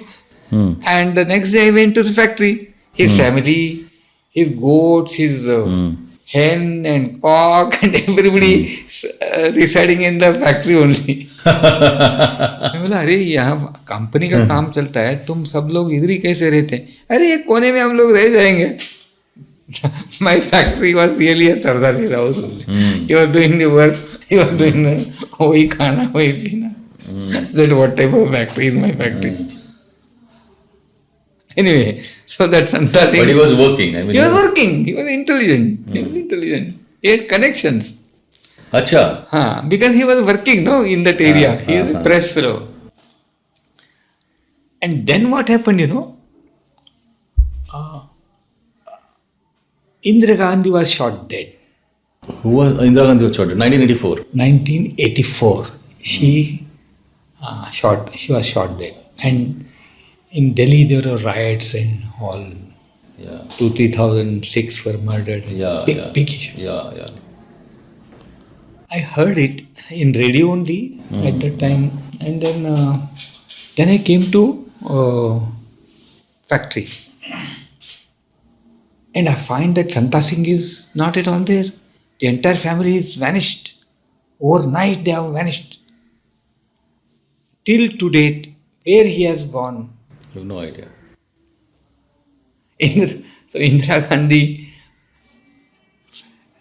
murder, I remember for a totally different reason. Yeah. That is Sardarji, whom I had employed, was a good fellow. Right. Now suddenly had nobody to run your factory. Suddenly there is nobody to run your factory. और वो जाता है तो वो मुर्गी गिर के छोड़ के गया है, वो कैसे?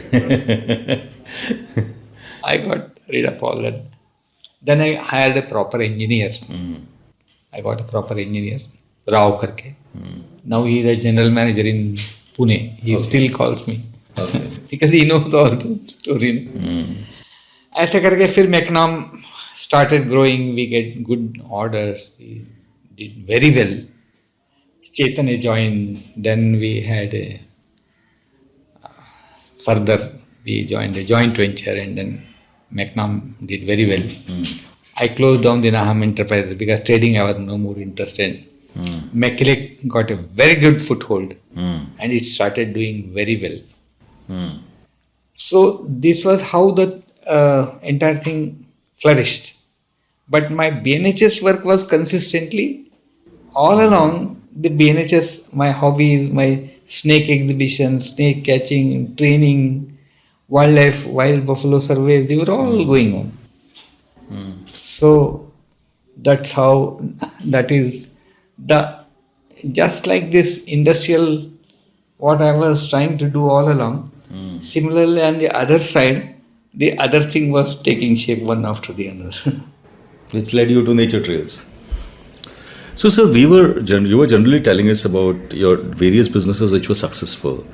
Now if I look at it simply from a point of view, where was the funding coming from? I mean, if all these, because there are a lot of businesses that you had started all the time, how was the funding being generated? Where was it? Because you said you didn't really have an understanding so much of finance as much as you were a technocrat, right? So did you suffer along the way, and how was it? How did you learned along the way? How did all that happen? Good question. From 1970 to 1990, almost for 2 decades, I made it a point to purchase I made lot of assets in land purchases. I purchased to the tune of maybe 150 to 200 acres of land. So every time you made money, you went and bought land? In and around Mumbai, in Maharashtra, in Madhya Pradesh, in Rajasthan, in Karnataka. Everywhere I purchased land. Now what was the motive behind purchase of land? Why I did that? Where did I get the money for doing that? Because I came as a technocrat without 5 rupees In your pocket, yeah. in my pocket. When you landed in Bombay, you had 5 rupees in your I pocket. had 5 rupees in my pocket and 2 dresses. And 2 dresses. Yeah. Now, I started purchasing the lands after I got married. Okay. So 1968, I got married. And then onwards, I used to go. What is your marriage story? Let's first hear your marriage story. I'll tell And then we'll come to the funding. Yeah, because I'll come back to the funding. Tell me your marriage story. What is it, a love marriage? Or an arranged marriage? What was it? I'll tell you. Are you capable of love, sir? You have to tell us now. What were your teenage years like? You tell us all that. I'll tell you everything. Yeah. I came to Mumbai as an engineer, and immediately I got job. Immediately I got a grade 1 officer's post, and it was a very illustrious beginning. And I think I was looking smart also at that time. You still look very smart. Let's be honest about this. Yeah. I was looking smart, and what happened was I was staying with my maternal uncle in Matunga. Correct. Now she was teaching music, that harmonium. Okay. Your kaki has been. My okay. kaki. Yeah. Neela auntie or whatever. I mean. Yeah. No. Neela auntie is my wife. They call Mami. Aple. Kale Mami. We call it as. Achha, so Kale Mami was teaching harmonium. Kale Mami was teaching harmonium. And she was the teacher all along. She used to teach harmonium too. I was staying in the same house. It was just one kitchen and one room apartment. Right. I used to sleep outside in a gallery. In Matunga. And you had. And your mommy was teaching? Kale Mami, I call her Kale Mami. Yeah, Kale Mami was She was teaching classical music or Bhavgit, etc. Okay. So, there were a lot of girls who used to. Who had their eye on you. Who come to teaching. And also had their eye on you. That time I was not very keen at that time. Somehow I was not very keen. I don't know why. Clean as in your physical appearance. No. In looking into girls or making some relations, etc., I was not very particular about it. I was busy in this business, that business. I was entirely engrossed because So you were never. I was to look after my family in Shimoga. I had to look after education. There are a lot of things I had to do. I had hardly any time to do. So you were never really a regular teenager at all. I mean, It was not really a teenager at all. But Yeah. And these girls used to come, and in Savitri was also a couple of floors were there. There were a couple of girls who were. I will give 2-3 examples Yes, sir, which might please. feel interesting to you. There is one girl. She is very fair, very good looking, and very interesting. She used to come to Kale Mami. आज काय बनवलं आहे ते बनवलं आहे then she will talk to me for a couple of minutes and like that she was and then I was going to my timing to go to Jogeshwari because I started working so it was known it was 7:30 or 8 o'clock so at exactly at 8 o'clock she will go out to get something from the market or something like that start getting down with me on the floor. I was not very keen. I was not even looking at her. but you got the hint. I think You're getting the hint now after all these years? Or you got the hint then? At that time only I got the hint because whenever I started getting down, exactly same time how she will get down, how she can make it. How she can coming up. When I coming up, she will come up with me or wait for me or something like that. Then I noticed one thing which was very uncommon. And then what happened? Then once I was getting down, she came out.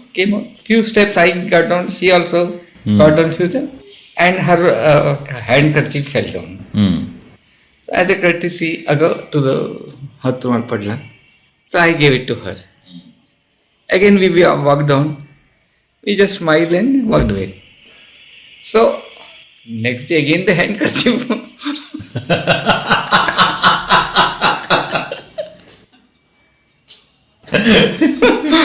Well, look, good you did not give her your hand because she would have kept on losing it every day. Yeah. You know, so- Then he said,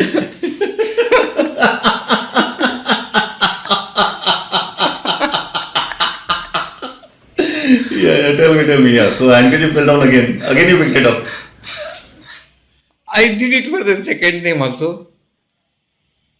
Third time, when she came, when she started, I used to start down, she used to start down. Then I will suddenly make a U-turn and go up.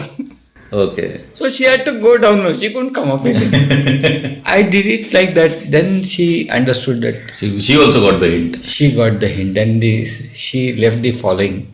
But she sent And the handkerchief stopped dropping after that. but she sent his brother but many things happened. I never. But she was extremely fair. She was attracted to me because maybe I was handsome, maybe I was earning very well. I was very good at. Maybe she just fell in love with you. I mean, there's not it did not necessarily be material prospects here. One more thing happened. Since you asked this. Yeah. Of course, it's very. I mean, everything is interesting. Yeah. Then in the same group, one girl was coming. Her name is Gokhale. She was tall as much as me. She was a graduate. She was. So she also started. She was coming to the class. Then I used to. Why I was sitting there was I was playing the harmonium. My mommy was playing the tanpur and teaching them. I used to give them the harmonium touch up. I knew The sur. So त्यामुळे they were all sitting. No, all the girls were sitting in front of me. So this girl. Teacher crush. It's a teacher crush. Teacher crush.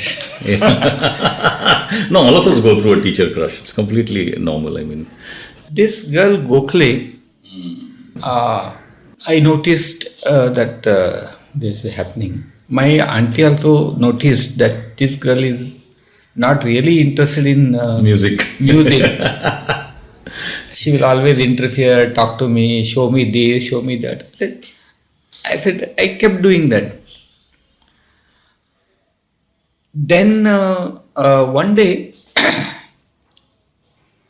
I was in factory inspector or some. I was in a job, correct? And then my mommy said that Mr. Gokhale has come to see you in Matunga on third floor, just one room apartment. I said, welcome. I said, come. Then he said, what are you doing? This, that, etc. I said, I'm doing this, I'm engineering. He said, I just casually had come here. So I said, I will come and see where the music class is. I said, all right, possibly a casual visit, but I didn't attach any Motive to that. After this, I find that these girls are getting me into trouble. I told mommy that now I will not accompany the harmonium. I will rather learn tabla. So I joined Rupayathan. It is near Dadar. Halfway between Matunga and Dadar. I joined Rupayathan to learn tabla. Then some interesting thing happened. After 10 days or 15 days of my joining the Rupayathan, two girls from the Mami's school joined Rupayathan.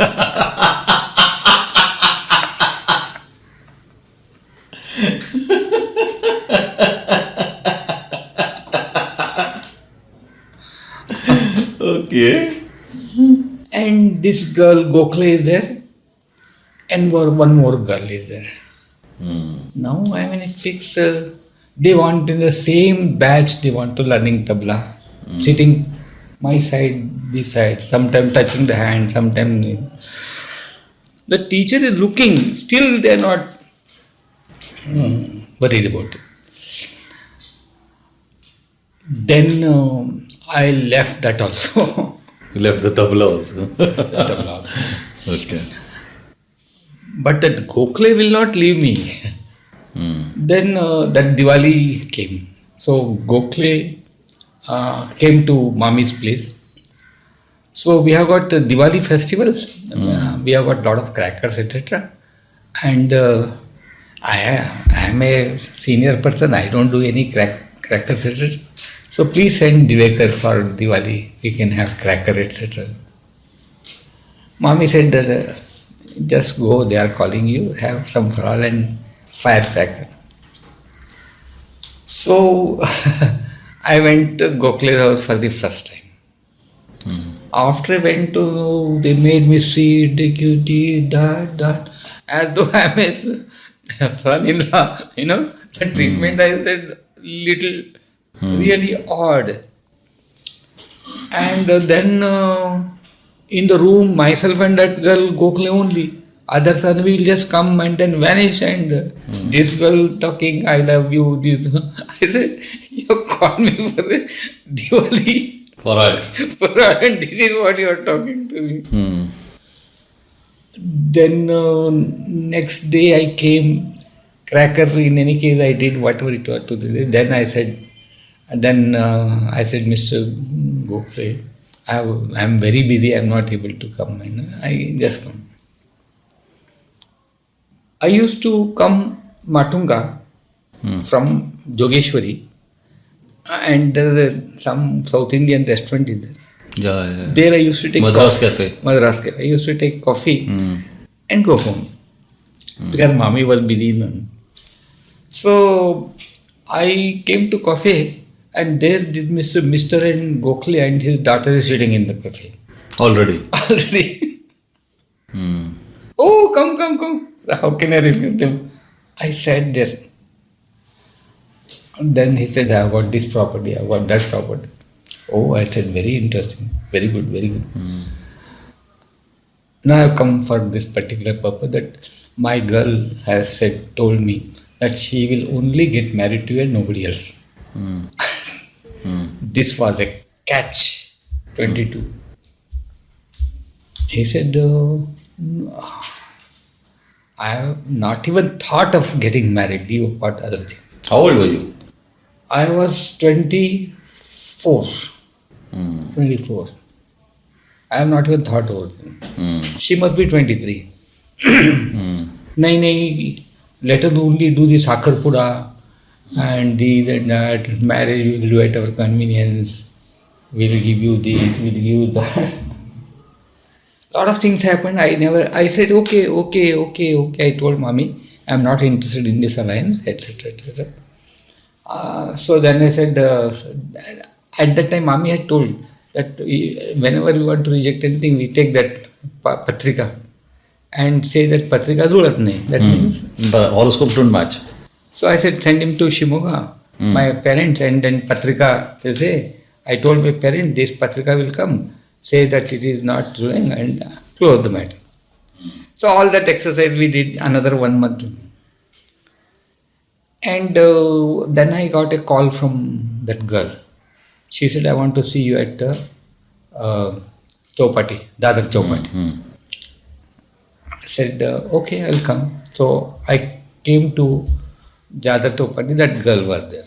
So, why do you want to refuse me? What is wrong with me? I am so beautiful. I have been after you. You never look at me. You never do at me.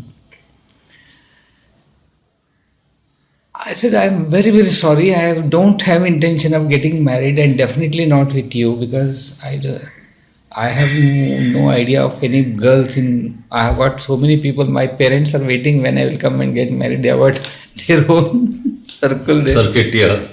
So please leave me alone. I beg you, leave me alone. Chutkar paya udhar.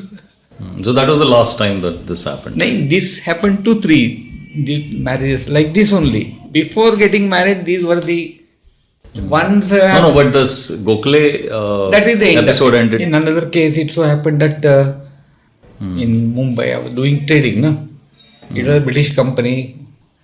Britishers had gone, manager, no owner was an Indian.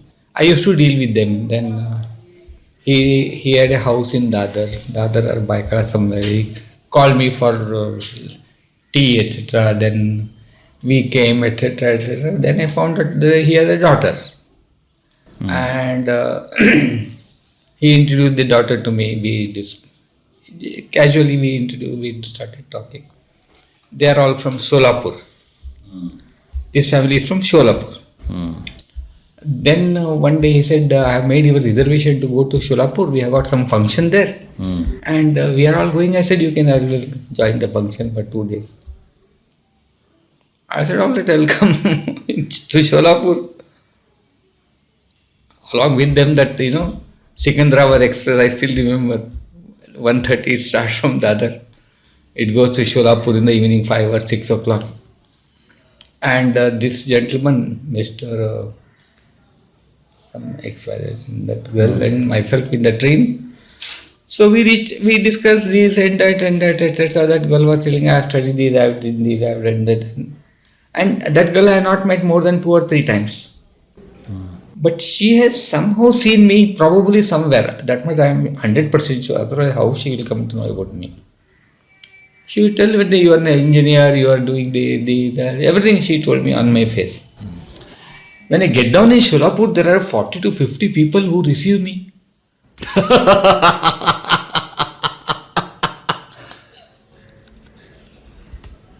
I said, Oh my God. what is this? They took me to their house, as though this and that and that, as though I have accepted a girl for marriage. I said, what is all about this? I didn't say anything. Then they came to her, she well dressed and very, जसं मुलीला दाखवतात ना, they had arranged a function. मुलीला दाखवायचा जो programme त्यांनी सोलापूरला मला बोलावलं होतं न सांगता. आणि ह्या मुलीला सगळं ते करून माझ्यासमोर आमची एक मुलगी आहे तुम्हाला दाखवायची आहे, तुम्ही आलाच आहात तर दाखवतो. The same girl who was in the train. So, let me just translate this. Like, at least in India, what happens was that there is this way of, for a bride, for a to-be bride and a to-be bridegroom to meet. And it's a kind of a small function. So, when he got down, there were about 42 people just outside waiting for him. And then they got there and they said, oh, since you're here anyway, we would like you to have this small function of seeing the bride, a to-be bride, a possible bride. And then it's the same girl who was sitting in the train. That's so funny. Yeah. So how did you run from there? Because you're also in a different city. Didn't know anything at all. Huh?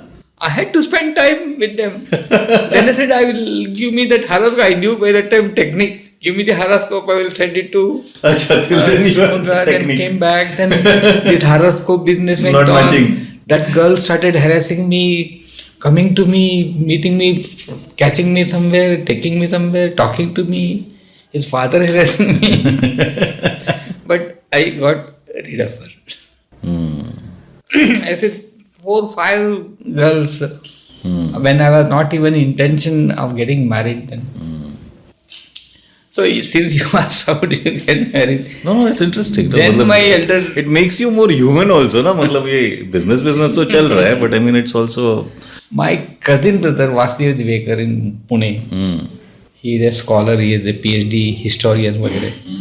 And there is a family, we are all from Dharwad. Yeah. So there were these Kirloskars are from Dharwad. My wife was from Dharwad. She studied in Africa. She was there in Africa in sugar mills and they had a big background of African things and etc. So my elder brother was insisting. Then my parents said that now it is time, this year we want to get you married. We have seen 3-4 girls here, this girl. Then I said it is time to settle down. And how old were you? I was 25. But at 23 you told someone that I am not ready, and at 25 you got ready. Come on. 24. In those days, 25 and 26 was people used to get married. Marriageable age. And I was a good stuff, but marketable. So Then my elder brother insisted me that you should marry this girl only, that is Neela. Why? I mean, Then he said, known family, known this, she was fair. okay. You have seen Neela, no, with the blue eyes. And all. Yeah. They're also exactly similar looking. Another girl from Sion, also known from some friend. Also she came across. Then she came to know about Neela. Then she said, no, I'm better for, I'm more good looking than her. I'm more cultured than her. This type of Competition. competition was there. Then I got married to her in 68. Okay. Finally, you got hitched. So you broke a lot of hearts along the way, from how I understand it right now. Very interesting from so many years, right from the age of, I would say, 16 onwards. Somewhere or the other, I used to get caught and I used to get out of that and like that. Harihar and all. Anyway, that is. And how was your marriage? I mean, since we're on the topic, we'll come to your business again. What are your memories of your marriage? I mean, what do you think of it Yes. today? I mean, because it's been quite some time that Quite some time. Kaki has 60. not been around. Kaki is not there last 10 years. 10 years she's not around, and so you've led a very isolated life. You've lived an alone life for quite some and time. After So last how- 10 years, I am being alone. Yeah. But our families is so well connected, well knit. My extended family, Divekar family, are very well knit. And the main point was that Neela was such a sober, good looking, very hospitable, very loving. Culturally, she was very good. So, all the family members, all my sisters, all the relatives had a great attraction towards Neela. And we had 45 years, that is 1968 to 2013. We had a long span of married life. She was absolutely confident of me, very confident of me. ये भटकेगा नहीं. That means consistency in business, consistency in Relationships. and I keep her happy. She never had I don't remember a single day when she was not happy.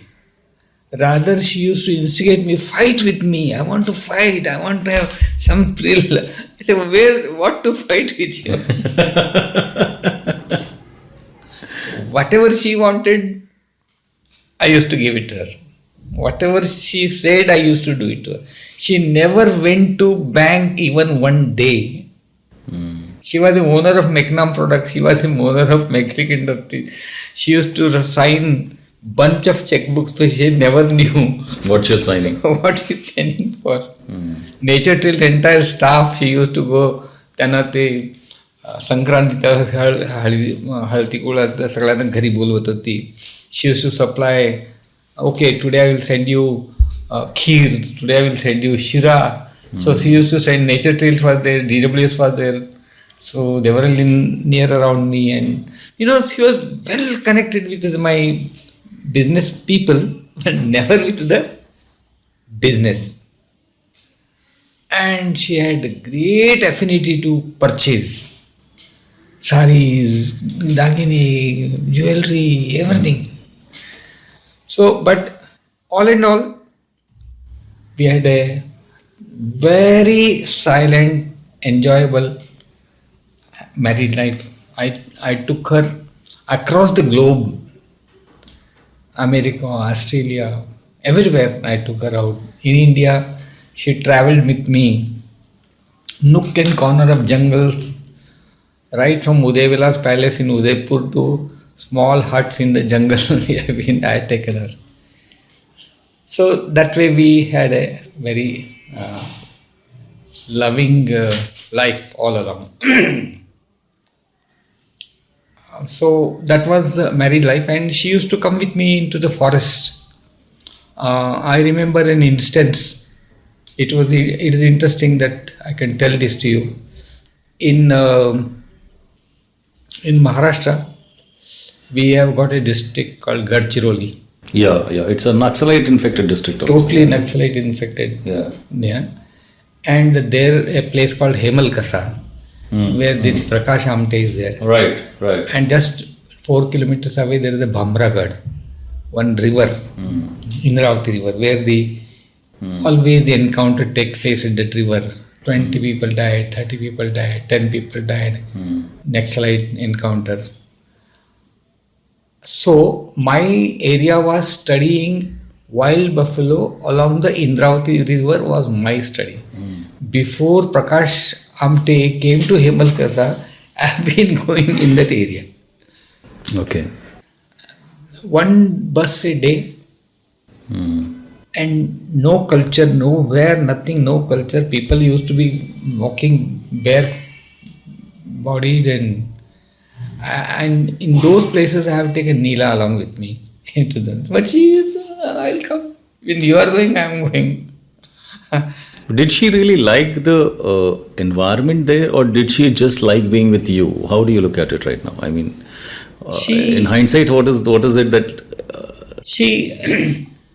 She liked to be with me. Yeah. Wherever I go, she would love to come. I will also come. I may not understand, I may not learn, but I can enjoy the nature. She was a great nature lover. That is what she would love to come with me. She will look at the tree, she will look at the flowers, she will stop there in the village. Wow. Talk to the village people. Because I remember in Durshet, right? You had this huge nursery. It was one of the biggest nurseries that I've seen in my life. I think it was this huge nursery. It was run by It was in Vikramgarh also. It was in Durshet also. It was all developed by Neela. Neela had a good... she used to come with me. Just at the gate, right hand side, I think there's this huge nursery in nature trails. Anybody who doesn't, I mean, since I've never mentioned it earlier, I'm saying that this is the man who, and a lot of people know nature trails actually. So this is the man who actually developed nature trails and made it what it was before they sold it to Sterling about a few years back. Because this, just looking at it basically from what I understand, rejecting all the Deshpandes and the Aptes and the Gokhales was worth it. Made it a full circle. No, but what was your first meeting like? Because you had been passing through all this from earlier, because if you have to give some kind of intent and purpose to what was happening earlier, and if you just look at it like, and then you meet this woman, then what was it that clicked for you? Yeah, I will tell you. Because you've rejected so many women along the way. This also, Neela also, I never accepted at the first sight, definitely not. What happened was that, as I said... Because you were cocky, I mean... What was it? Because I was not yet prepared for the marriage. Okay, you were not prepared for marriage. Like my elder brother was forcing me, that cousin brother, Vasudev Divekar. Are Hari, Kirloskars, that Neela, I know her very well. They are from Africa, they are good people. She is a nice girl. At least have a look at her, this and that, etc. And her cousin brother Arun Kirloskars, they live in Dadar. Their 2 daughters, they are staying in America. So she used to come and stay there for 8 days, 10 days like that. Because I am going to Dadar. So they knew that I am going to Dadar for the music class, that class, this class. So all my background was known, where I am moving around. And then one day, Mr. Arun Kirloskars said that I have got a call from Vasudev Divekar that he has arranged that you should come and see Neela and talk to her, see her. So I said, I won't come to you, you come to Mama's place. I was staying in Matunga, 3rd floor. Then Arun Kirloskars and Neela came to Mama's place. Then we talked, she was talking nicely. And she was very good looking, very fair, blue eyed, just like Mama. And Mama said, "Arey, bag, तुझे डोळे काळे आहेत, तिथे डोळे घारे आहेत. आणि आफ्रिकेहून आलेत, म्हणजे तुला पण आफ्रिकेला जाता येईल वगैरे वगैरे." And then Then I said again, send the horoscope there. In the meantime, one bidet or some other. But this time you didn't tell them, "Kid, see to it that it does not match." No, then the pressure was from my brother and one more my relative, that you have to get married to this girl only. It was under pressure, and that another girl whom we had seen, she was also fair looking, etc. But then she had no recommendation. And this girl had recommended. I had selected two. We'll get married in two. One didn't have a recommendation. This had a Zabardast recommendation. No, but I am saying that every time you were stuck with any problem here where a woman was haunting you, was trying to pin you down, you always sent the horoscope home and told them कि देख लेना कि match नहीं होता है. No, but in this case, they have already told me that we have sent the horoscope, it is matching. So they already knew your trick. We are known people. Kelkar Dharwad were known to them. Right. My Vasudev Divekar known to them. Arun Kelkar are known to them. All in glow. And they said everything was said. Only you have to say yes. And they say you have to say yes. You can't say no to this girl. Oh my God. So you were actually, there was nothing like bells ringing and everything. It was just like, अरे शादी करना है अभी सब लोग बोल रहे हैं करना है करो. तो चलो सब लोग बोल रहे हैं. So you were never really someone who was very, because there were too many things happening in your life outside of. See, there were so many things which were happening at the time. The night curfew was there. I was doing the consultancy to 2-3 firms. I was consulting to Bajaj. I was consulting a lot of homework I have to do. I was really... You not really wanted to tie down your family. I was... From 7 in the morning right up to 8 in the evening, I was completely in... Plus you also had a love for music, which you were trying to... Music, then property buying, consultations... And you're always looking for new businesses. Hardly there was any time for love affair. Yeah, that's what. So there was no real time. So you were always looking at life from... You were always busy with other things. And somehow... I was deeply involved in the nature history also. BNHS. Lot of work. Bird survey, this survey, that survey. Dr. Salim Ali, moving with him to the jungles and... We'll talk about Dr. Salim Ali, because I think that's something that everybody should know about.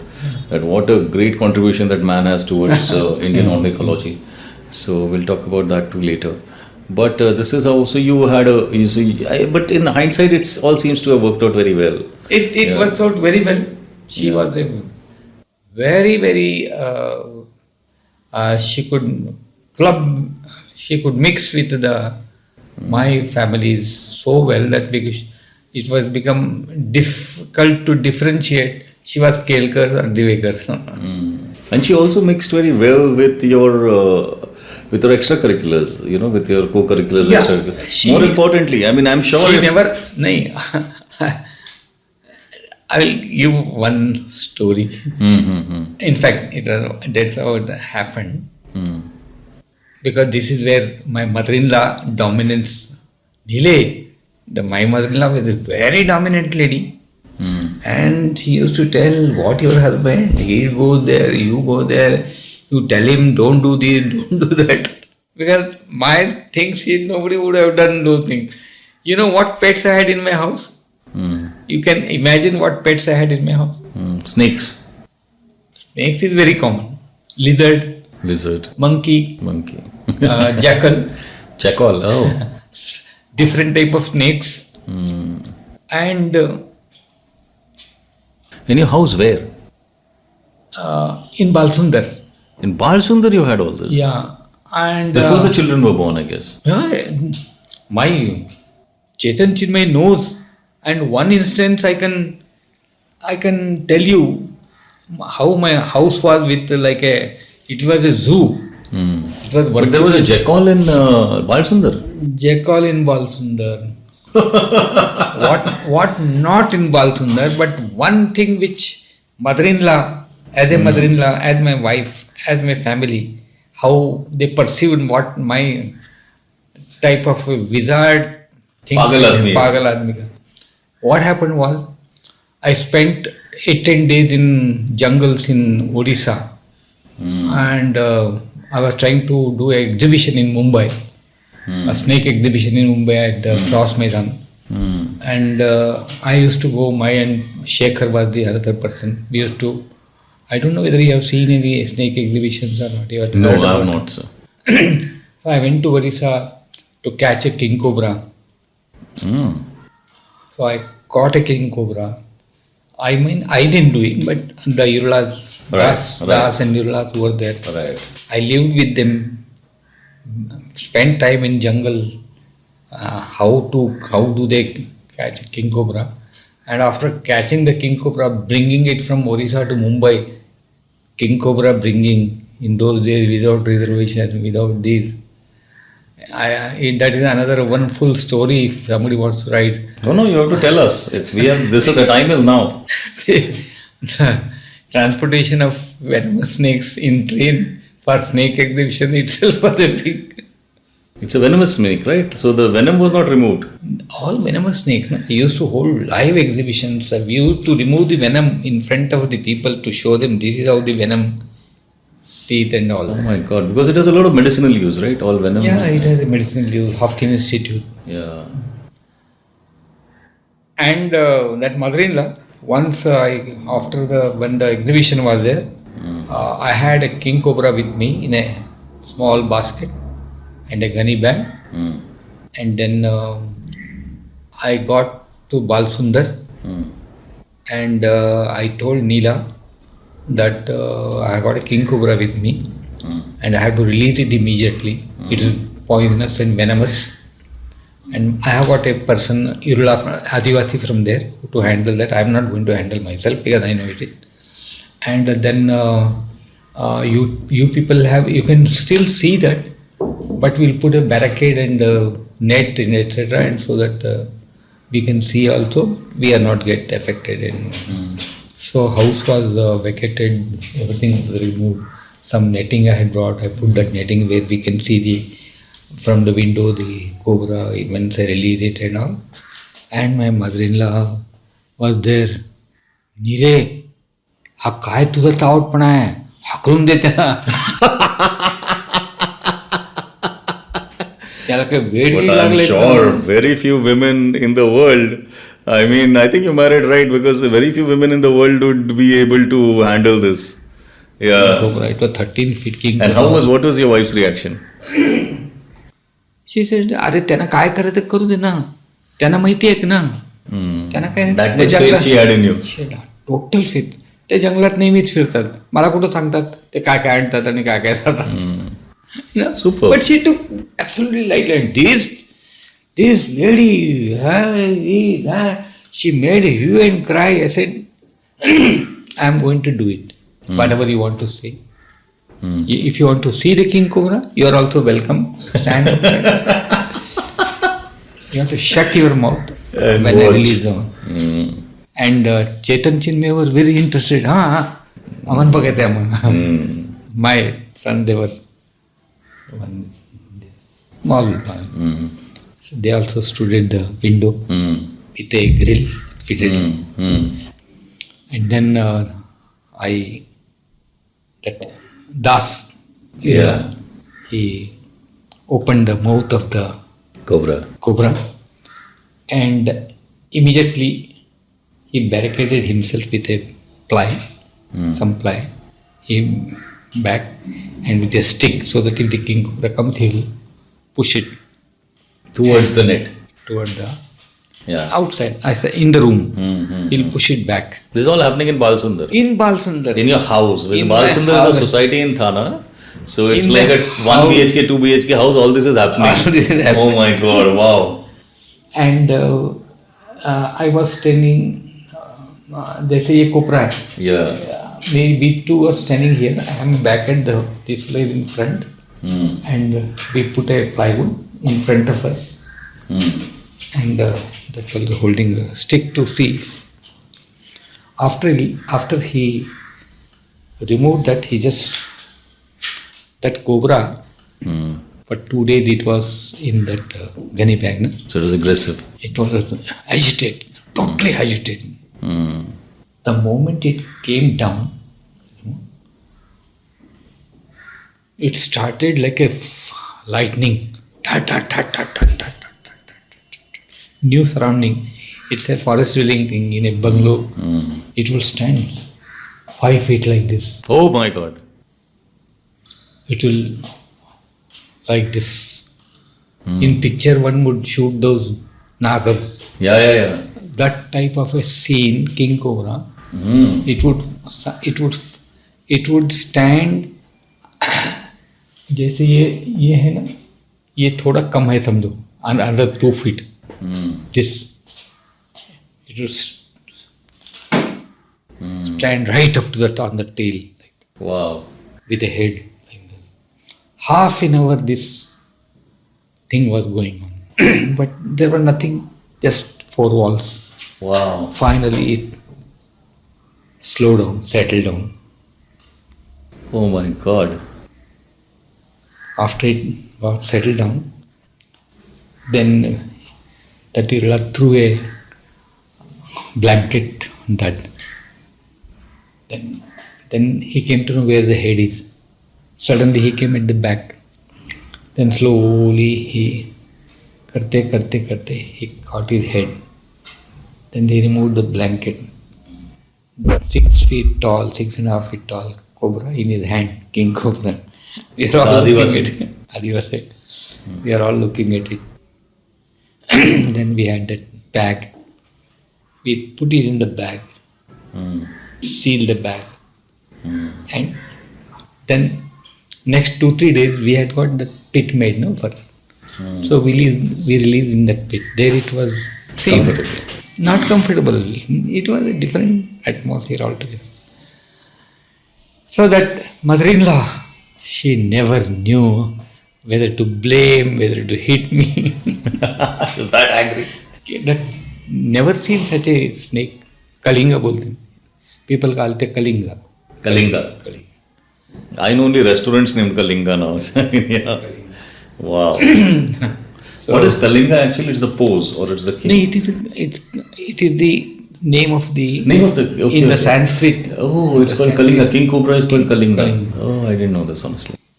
So Because Kalinga Empire and all that. Okay, Kalinga, okay, yeah. So like that, I used to go for tiger snake catching sessions, 8 days, 10 days, 15 days in Chambal River. I used to go for catching the gharials. Ghadial. Satkoshia we used to Ghadial is, what is the English? Gharial. It has long teeth. Yeah. Acha, Ghadial, crocodiles. Crocodile. Yeah. Crocodile is that marsh crocodile that we used to catch somewhere else. And in Satkoshia, Odisha, Garj, there we used to marsh crocodile we used to catch. Wow. So all these we have to catch and bring them for the snake exhibitions. Oh my God. And to transport them was a big issue. Once I transported 200 snakes from Chennai to Mumbai. So I was coming with the luggage with me. And then first exhibition in Pune. Because we didn't know how to transport them. After I came back, 50% were the snakes were dead. Shekhar and myself, Shekhar, ये क्या हो गया रे? वो बेवकूफ ऐसा थोड़े लाता है. I was an animal expert trying, not snake, because snake I do it for totally different. That I will explain to you. That way my children now are very well versed with it. Now everybody handles snake in the villages where everybody knows what is naneti, what is daman, what is. But we'll come to the snakes again. I did the snake exhibition in several Goa, Shimoga, Bangalore, Mumbai. Because that was a new thing. People have. When were you free? When were you doing all this? Because I have absolutely zero idea about all this, and I was always used to meet you. I've always used to see you. When were you doing all this? In fact, one of the photo is there that Neela is there. Chetan Chinmay holding a big python in the neck. One photo. And that is the reason how I got in touch with the Bombay Natural History Society. Okay. My affinity, my love towards the nature So we'll get to this for BNHS also, and I also want to. We have not discussed the business at all. Actually, we still have to get into that also. We took a site No, turn that's for, okay. This is. I told you this is a rambling podcast. Here, the most important thing, the biggest thing that is allowed in this to ramble. I ramble, you ramble, both of us ramble. It's perfect. you asked because of the how did I select my Neela? Out of that, See, that's what I told you that in this out of that podcast. mother-in-law came and why did they? Yeah, How did she was trying to control me? No, but I feel that if I'm just looking at because to wrap around the relationship with your wife, I think your wife was clearly madly in love with you because She was absolutely. because- She loved me and believed me. believed in you. Total faith she had with me. Yeah, it's very difficult to get these kind of relationships now. Once I remember, once I went away for 40 days. In those days, there is no telephone, no letter, nothing. Yeah. Just I told him I am going to Bastar Forest. Bastar is again an Naxalite area. Next, I went to Bastar Forest. I will not be back minimum 40 days. I am doing this by foot. I have to do all this area by foot. I don't know how I will come, when I will come back, what I will come back. Absolutely cool. 40 days, she will not. No contact. Can it happen in these days? No, it can't happen at all. I think, I particularly think after the smartphone, I think relationships are under a lot of pressure. Under a lot of pressure now.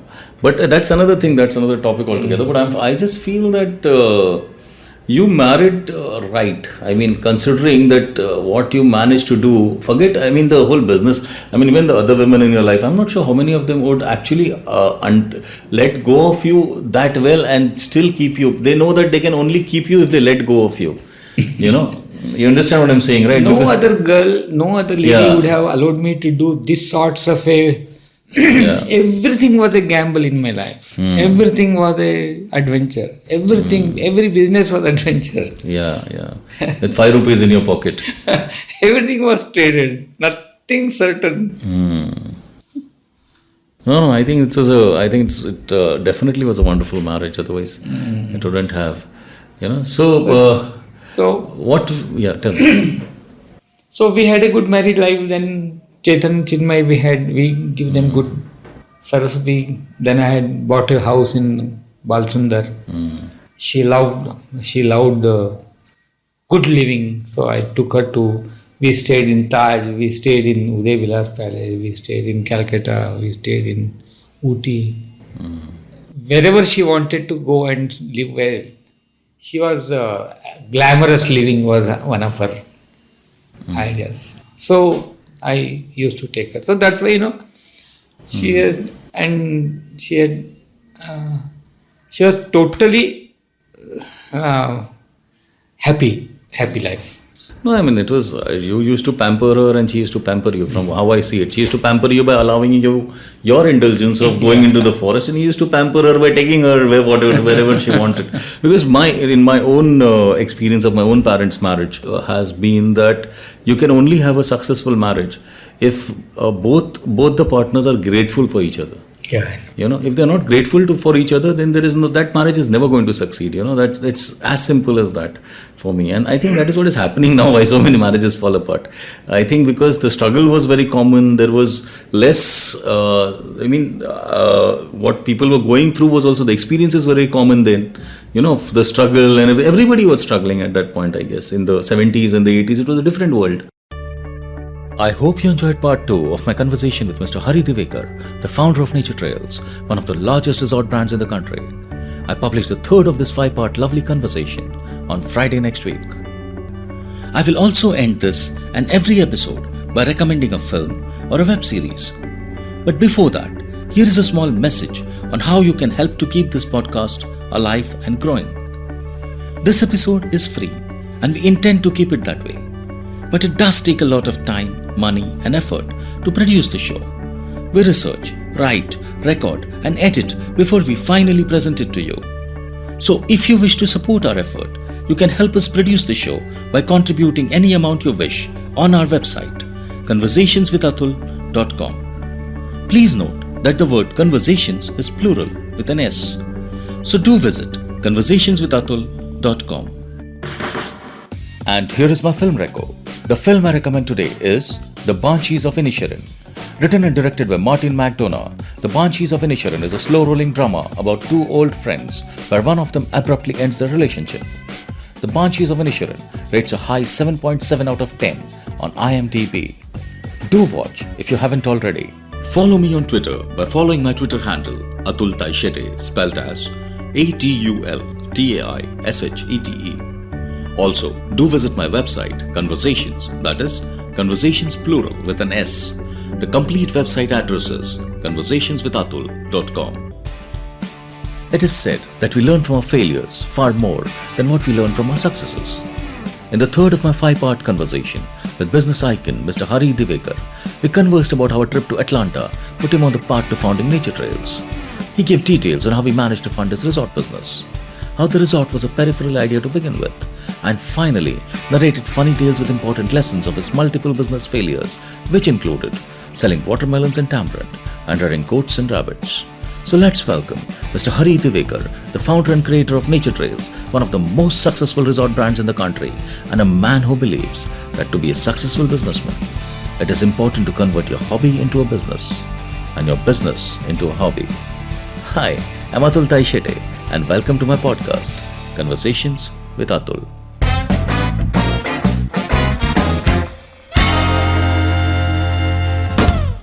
Sir. See, like one thing which we were still talking about is that what is the kind of, like, you did all these businesses and you came across all these businesses also. How was the funding being done? Because from whatever, if somebody just listens to you and what you have said so far, it seems कि हमेशा growth ही था. You know, फिर मैंने ये किया, फिर मैंने वो किया, फिर मैंने ये किया.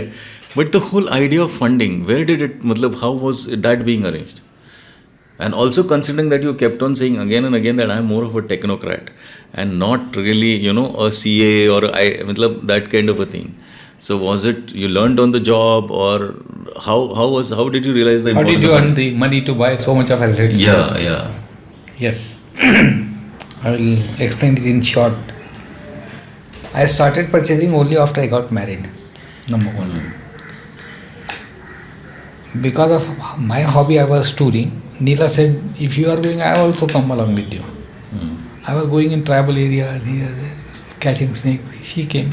Then she said, we were passing through Vikramgarh. Then she said, you buy a piece of land for me. Just buy a piece of land for me. I will do agriculture here. I will enjoy.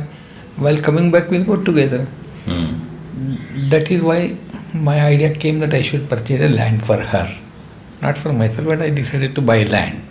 Okay. For Neela's purpose. For your wife. It was nothing to do with business, nothing at all. Oh. Then I said, I am not an agriculturist, let me go absolutely on a legal way. Because of my Bombay Natural History connections, my snake exhibitions and so many things, all the collectors, everybody knew about me.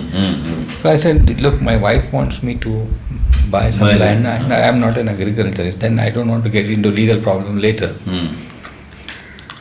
Khanna करके एक ये था, SDO था. He said, you apply in your wife's name that she is a bachelor, a graduate bachelor. She wants some financial assistance to run the house. So I should be allowed to purchase land. I applied for purchase of land officially. Officially, she was interviewed by Talati and other fellows. And then he gave official legal permission to buy agriculture land at Vikramgarh at this. I purchased the land. Then our Vikramgarh started. Then we purchased cows, we purchased goats, we purchased this, we purchased that. From there, the real-time nature trail, how it started, purchase of land. From there, it slowly started. So you didn't really want to get into the resorts business at all? It was not the idea at all. It was just that you were passing through somewhere? It was a peripheral idea. Because as I said there is nothing static. Everything has to be dynamic. Everything has to be, it has to self-sustaining dynamic life. Everything has to be self-sustaining. Like सन्यासी का उसको दूध मांगता था तो गाय रखा, गाय मांगता तो ग्वाड़ी को रखा. अच्छा, ऐसा करते करते सडनली रिजॉर्ट चालू हो गया. नहीं, I started purchasing lands. एक बार मैं लैंडलॉर्ड हो गया, वो हो गई, मैं हो गई. Now the funding. This is where the funding actually came. How do I purchase this land? In those days, I purchased 5 acres of agricultural land in Vikram at 25,000 rupees. Whereas my salary at that time was some 2,000. In those days. Oh, you were still working. You were still in a job. When I got married, I was working in a job, but I had started the part businesses. All this had started. So funding, that was one. This idea of my American Atlanta tour, that if there is a development, it will be out of central downtowns. Yeah, no. That is something which we talked privately. So I want you to tell me about it properly. When the idea of purchasing land came to me, Neela wanted a piece of land. Then immediately it struck me, this is the time that Mumbai or Thane are going to burst, and I should purchase 100 kilometers, 2 hours driving distance away from Thane and Mumbai. On all sides, wherever you go, I should purchase lands. So that this came in the 70s, this thought. 82. But this has a story which you didn't tell me now, is that you had been to Atlanta to meet your brother or somebody. Niece. Yeah, and that you tell us the Niece, story. I said, why do you stay so much away from Atlanta? Then nobody stays in downtown. Everybody stays apart. Peace, loving, community life, everything. That was lingering in my mind. That downtown is something else and uptown is something else. And when it starts bursting, it's going to go downtown. Yeah. That's the thing. So you thought Bombay is uptown. And No, Bombay is all downtown. Cafes. Sorry. Bombay is downtown. And uptown is going to be Khopoli, Vada, 2 hours away. So that is where the growth is going to happen in the next 3-4 decades. But then I went little systematically. I decided what I want. Why should I purchase land? What should be the criteria? I said I want naturalist. I want nature to be near. So I selected. I need a river. I need a forest boundary on one side at least. I need a road passing through. And it must be away from the crowd. So with these 4 parameters in mind, I started hunting places. 2 years I searched. Then I zeroed on, yes, Durshet. On one side it is forest, on another side it is river. Yeah. In between the road goes. And I went through all development plans of the entire district and all those places where the highway is going to come, what is the next 25 years development plan, these and that. Then I selected places. That's amazing. Then I appointed agents to scout for the lands particularly. That is also the link road actually to the Bombay-Goa highway. Yeah, which is... You see, so that was all, it was not just random picking. It was not. So that way it took 2 hours to finally come down to the places, Durshet, Sajan, either you don't know this area. Okay. Ambivali and all, this area you don't know. No, Ambivali I know. Manor and Ambivali.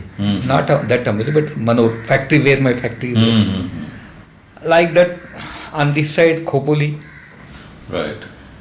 So, location, plan, how much to buy, where are those lands which has got forest, where is water, where is highway. Then I gave that mandate to agents. Within next 1 year you have to buy. Now question come to money.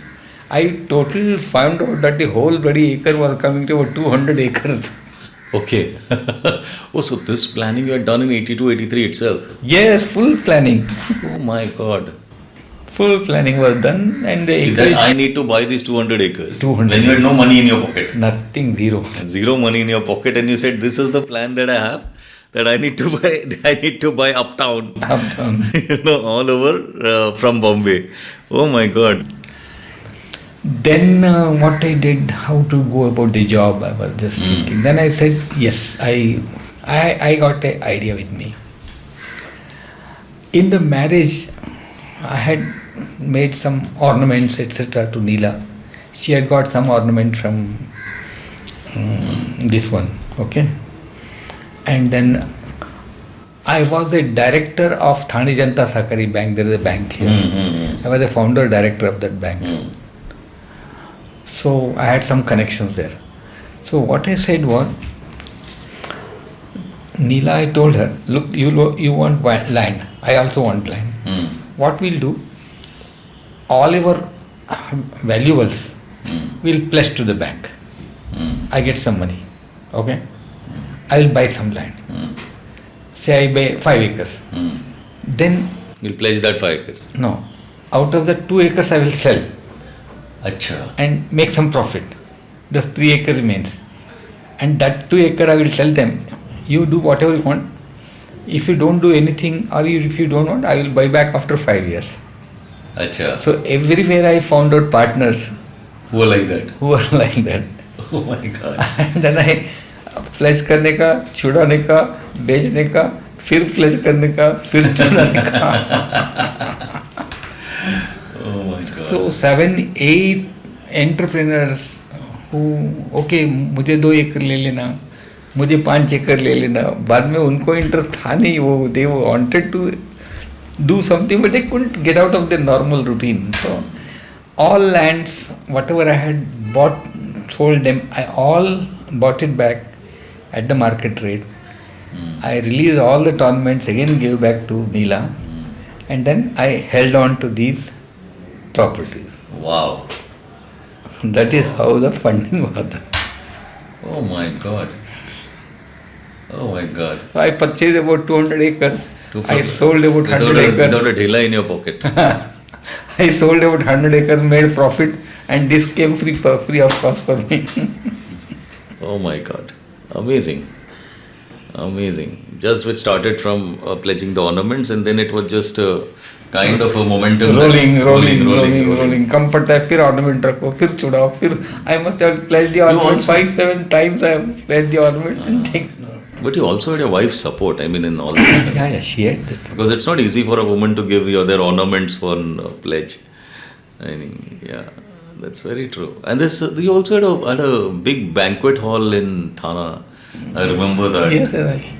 No, that is how the funding, total general funding. Then the question came office. I had bought Bal Sundar, ownership first house in Mumbai. I purchased. Then I wanted an office. So I was searching kya kare. In the meantime, Thana was very small. And this fellow was constructing that one झोपड़ा was there. उसको खत्म करके वो Indravati hall बनाने वाला था. बराबर. It was a building. Indravati hall was a building. And at that time, this Pitambari, you know, there one Pitambari. Yeah, I have this brand of cleaning powder. It's still a big brand now. Oh, very big brand. Abhi the Cleaning powder of washing utensils. Ravi Prabhu Desai's father is a good friend of mine. We were together. Then that Malankar was the owner. See, there also how the thing. Okay, I will purchase.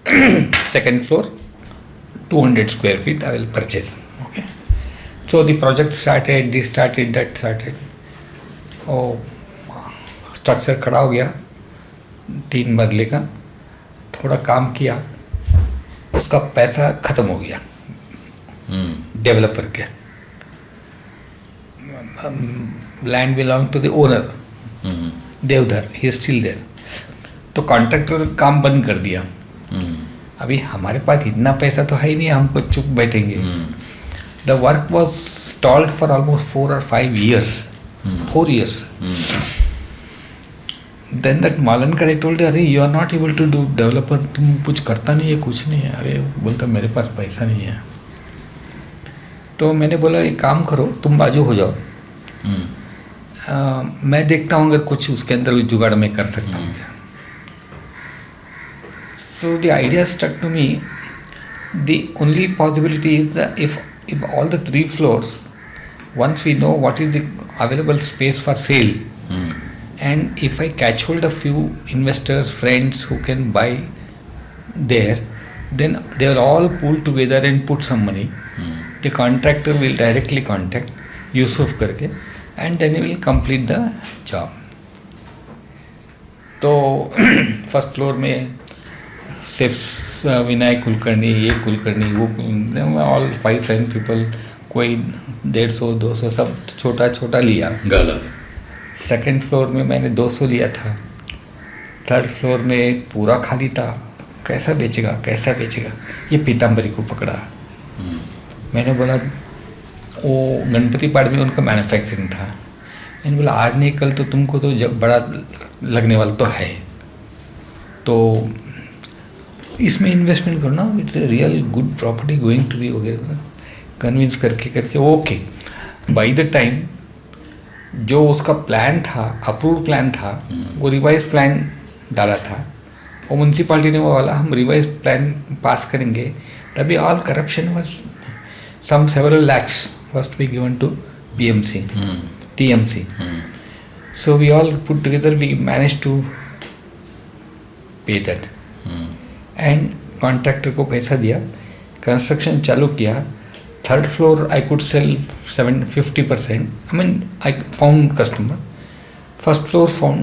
Ground floor तो so many people, ये वाला, boot वाला, वो वाला, it was. Yeah, because it was prime Thana property. Yeah, ekdam at the where the Woodland showroom is there. Yeah. Yeah. Then I said, now we can't delay the whole thing. So the entire second floor with the revised plan of 2,000 square feet of carpet, I said, okay, I will buy it. अब पैसा कहाँ से आएगा? फिर मेरा land तो purchase तो चालू था थोड़ा.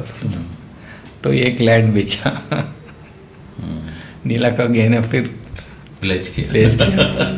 फिर TJSP को बोला, हम तुमको गोडाउन के लिए 1 साल वापरने को देगा. किसको बोला? TJSP बैंक को. अच्छा, मेरा इतना बड़ा जगह है, तुमको जगह मांगता है स्टोर के लिए, वो वापरने को देगा. ऐसे करके जुगाड़ करके I acquired the entire second floor property.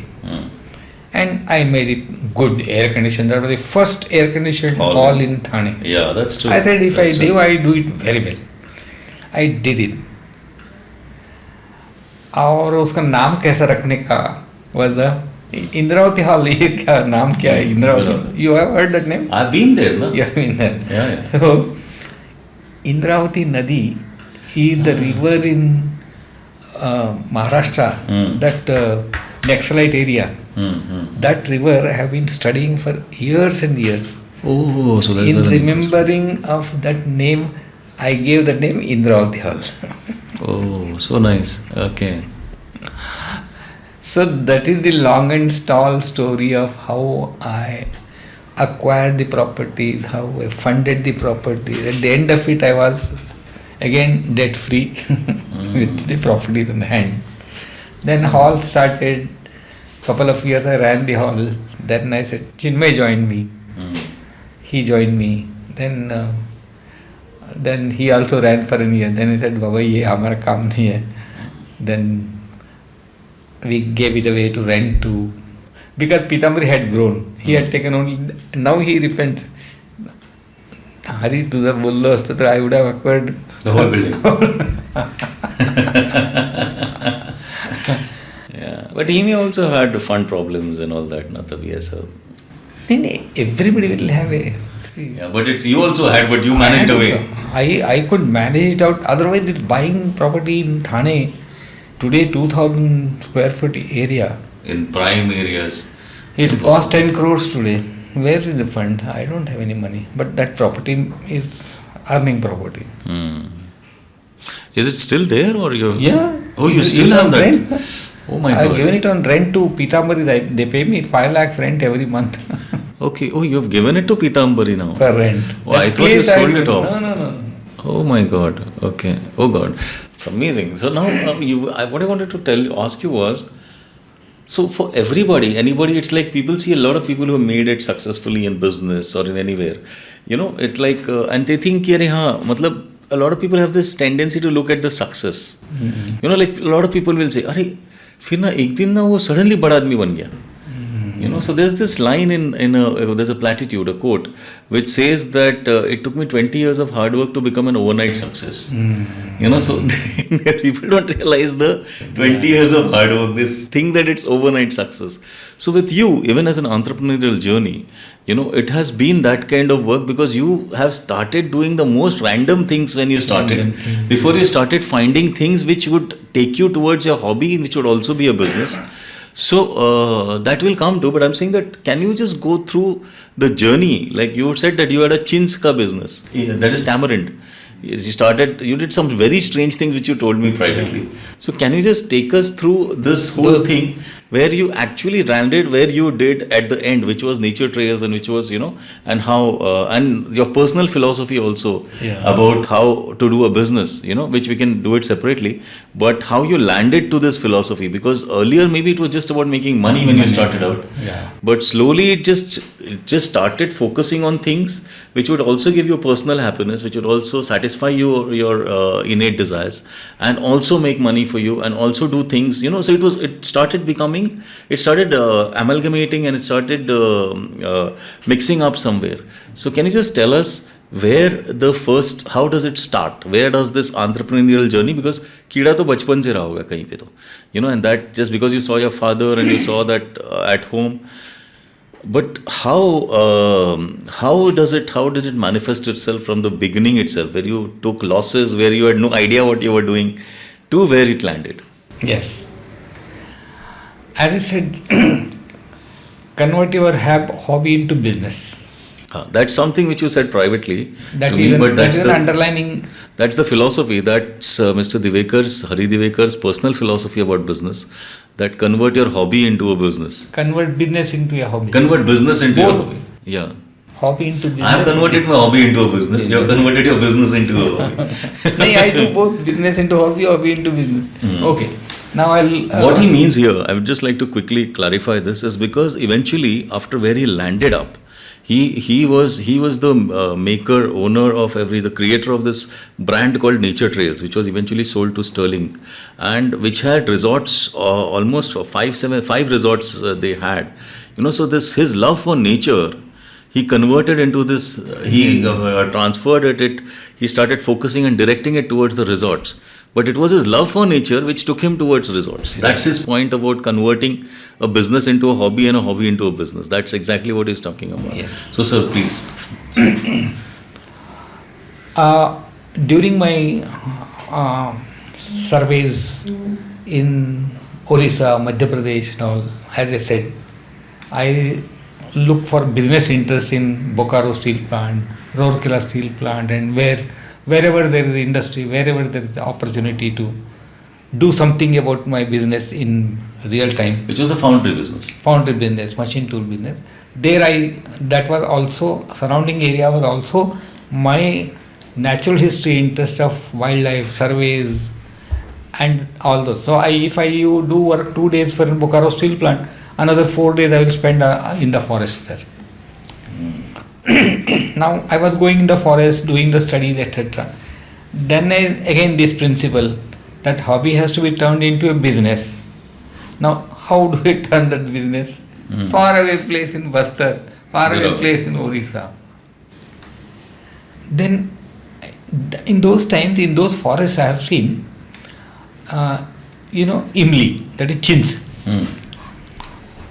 Certain areas, these tamarind trees are gregarious, indigenous tamarind trees, and lot of imlis produced in those days, and all that imli comes to these metropolitan locations, Delhi, Calcutta. Imli is a basic food, staple food. That all comes from the forests of Bastar, forests of Orissa, forests of MP. Oh, really? It comes because it comes in trucks and trucks and truckloads. So that's like organic. That's like farming of imlis actually. Imli, a tree. Every village has about 15 imli trees, huge trees. Now that is, they take that, go to the hut, that is Bazar hut, and sell the imli, buy sugar or Like a barter. like a barter. Everything is barter, oil. So then next trip I came back. One of my friend is in Kolaba. I told him, let us go to the wholesale market. In now at that time, New Bombay was not fully developed, but which day? Before VT, what is the station? Masjid. All wholesale market. Yeah, all wholesale, huge wholesale markets. Crawford So- Market, I think you're talking. I went to Imli market Okay. and asked them what is the price, how is it, how it is, everything. At those times they say it is 3 rupees a kilo, 3 rupees a kilo, and they gave so many rates. In my mind, I was comparing the rate there and here, rate there and here. There, 3 rupees you get 2 gunny bag full of imlis. Here, 2 rupees you get, This much, yeah. but this is cleaned and ready to Right, use. barabar. There it is dried, but you have to remove it and remove the seeds. And so I said, this is a good business. I should buy imli in Bastar and Orissa and all, bring it to Mumbai, clean it, and do everything, sell it to this market. I calculated a huge profit. I say, if I spend 1 rupee, I will earn 5 rupees. Why not do this business? So I started thinking on the imli. I asked finance is the problem. I got a financial partner from Mumbai. He said, okay, you make everything ready, I will sell the imli for you. Okay. Oh, 1 truckload of imli I purchased in the Bastar. इमली पूरा purchase किया. अब मुझे क्या मालूम इमली का धंधा कैसा होता है. I sat in the truck, full truck, came to. They all knew the Mumbai market because they know they were doing the business. So I came with the truck and come to Crawford market or some market. Truck बंद किया. My friend को phone किया, मैं truck भर के इमली लेके आया हूँ, अभी इसको हमको सेल करना है, फटाफट आ जाओ.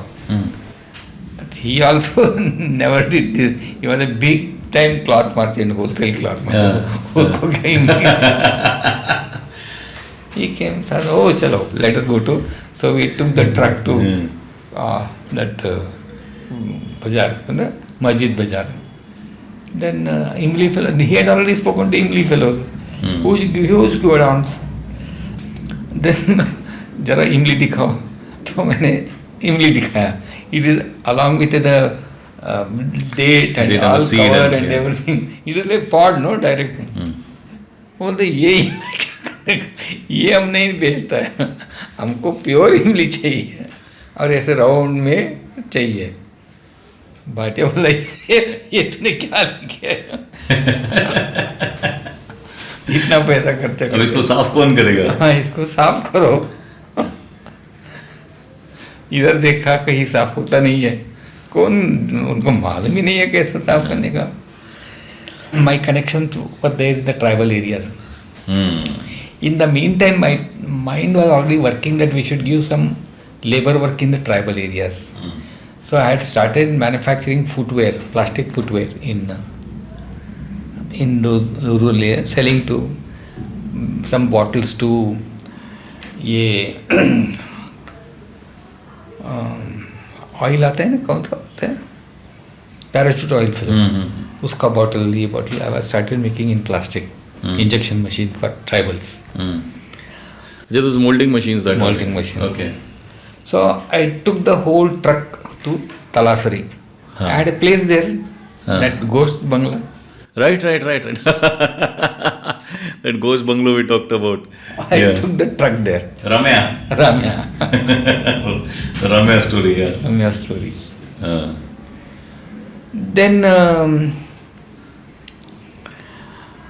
वो ट्रक उधर है तो सब बोला अभी सब लोग आ जाओ, काम देता हूँ तुमको, इसको खोल के ये करने का, साफ करने का। उनको कभी ये काम किया ही नहीं, वो पत्थर लेके उसको छील के कैसे भी करके बी निकाल के उन्होंने तैयार किया। तो अच्छा, उसको पैकिंग के लिए उसने बोला था, वो बाम्बू का जो बास्केट रहता है लाइट वेट का, उसके अंदर भरना, क्योंकि वेंटिलेशन होता है, वो पैक करके लेके आना इमली। तो मैं इधर से देखा कितना एक ट्रक में बहुत लगेगा करके 200-300 ये लेके मैं उधर गया था। तो ये सब खोलने के बाद में मैं बोला तुम करने के बाद में वो सब इसके अंदर पैक करके दाबन गिबन मैंने दिया था, उसको सील करके तैयार करो, मैं आऊँगा लेके जाऊँगा। ट्रक को बोले तुम अभी जाओ मैं देखता हूँ उसको कैसा लाने का। 4 दिन के बाद में मैं गया तो वो मैं 100 ये ले गया था, वो खाली 10-15-20 इसके अंदर उसने भर दिया था। मैं बोला इतना कैसा, इतना इमली क्या चोरीगिरी हो गया क्या? नहीं नहीं, हमको दबा दबा के उसको पैक किया है। अच्छा, तो चलो ठीक है, मैं बोला बाकी तो उधर ही छोड़ दिया।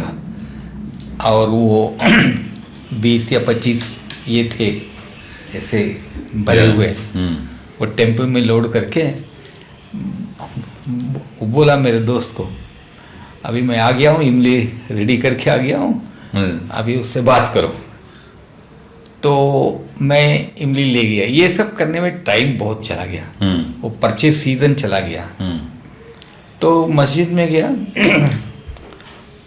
और बोला हाँ क्या इमली लेके आया? अच्छा, मैं थोड़ा सा उसके अंदर निकाला, ठीक है बोला, लेकिन अभी हमारा परिचय तो हो गया इस साल का, अभी नेक्स्ट साल में। मैं बोला अरे इतना इमली ये क्या करूँ, ये किधर रखूँ, ये तो ले लो कम से कम। अरे मेरा गोडाउन फुल हो गया, तुम्हारे कोई जवाब नहीं, कुछ नहीं। मैंने मेरा जो इमली तो आता ही रहते, हमको तो एक साथ में सीजन में खरीदते हैं, साल भर बिक्री करते हैं, ये हमारा बिजनेस है। कोई लेने के लिए तैयार नहीं इमली। फिर उसने बोला एक वही पहले वाला, एक काम करो तुम इसको कोल्ड स्टोरेज में रखो। बाइकला, हाँ बाइकला में, ये पता नहीं अभी वो स्टोरेज भी कहाँ मालूम है। No I kept my film stock there. Byculla में तुम कोल्ड स्टोरेज में रखो और 6 महीने के बाद में लेके आओ, फिर तुमको मैं ले लेगा। मैं फिर उधर से इमली उठा के कोल्ड स्टोरेज में गया। वो देखा क्या है, इमली, अच्छा इधर रखो, रख दिया। अब वो कोल्ड स्टोरेज का उसने क्या किया, इसके मटेरियल क्या है, because one thing is perishable, one thing is not that perishable. उसको बोले ये इमली में क्या इतना पेरिशेबल है, उसमें तो कुछ पेरिशेबल तो है ही नहीं, लेकिन रखना है कोल्ड स्टोरेज में। ये बिकॉज फ्रूट्स, ये जो फ्लावर, वो तो कोल्ड स्टोरेज प्रॉपर उनको स्टोर करना। It's very cold, I have been inside that cold storage. If you mean the same cold storage, it's a huge thing. अरे huge, ऊपर ऐसे जाके there is this one whole floor. I know that. Almost 5, 7, 8, 10,000 square feet. I know that in that only. हाँ. तो मुझे एक कोने में इमली का रखने के लिए दिया जगह, हाँ. वो रखा। हाँ. और वो क्या था, वो कोल्ड स्टोरेज था, but that fellow I didn't have any money, I was negotiating price. उसको समझ गया ये रोज का धंधा करने वाला नहीं है, ये पहली बार आया है इधर। ठीक है, still he accommodated me, he kept me, but he kept me in a place it was not cold. Not cold. Not cold. जैसे कोल्ड स्टोर में भी तो कई जगह ऐसे थे, it was not very cold. जैसे they don't keep frozen, there are several section, frozen section होता है, there it is deep freeze. But fruits if they keep in deep freeze, वो कड़क हो गए खत्म हो जाता है। They have to kept in not frozen, not hot, but like that. काला हो जाता है फ्रूट्स ना पूरा। वेजिटेबल भी ऐसा, they have to keep, but you have to. It is a selective. It's not common cold. It's a science, yeah. It is the science. So he kept in that. वो क्या हो गया, 6 महीने के बाद गए आप वापस? नहीं, हाँ मैं गया 3 महीने के, नहीं उसका फ़ोन नंबर सब लिखते ना, पैसा लिया था वो आफ्टर 3 months ही कॉल मी, तुम जरा इधर आ जाओ. मैं बोला क्या हो गया? ये क्या रखा है तुम इसके अंदर? मैं बोला इमली रखा है, तुम आ जाओ और ये जो नुकसान है सब पैसा मुझे भर के दे दो. मैं बोला नुकसान क्या हुआ तुम्हारा?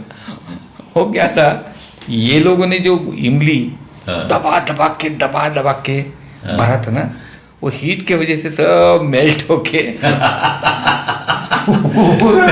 पूरा गोडाउन में, नो वेंटिलेशन नथिंग. अरे बाप रे बाप.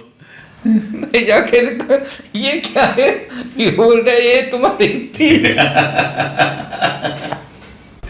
सो पूरा, ओ माय गॉड, सब इमली गया. वो बोल रहे मेरा दोस्त, अरे धंधा तो क्या धंधा करता है, ये क्या इमली का धंधा कर रहा है कि तुम, तमाशा हो रहा है इधर हमका.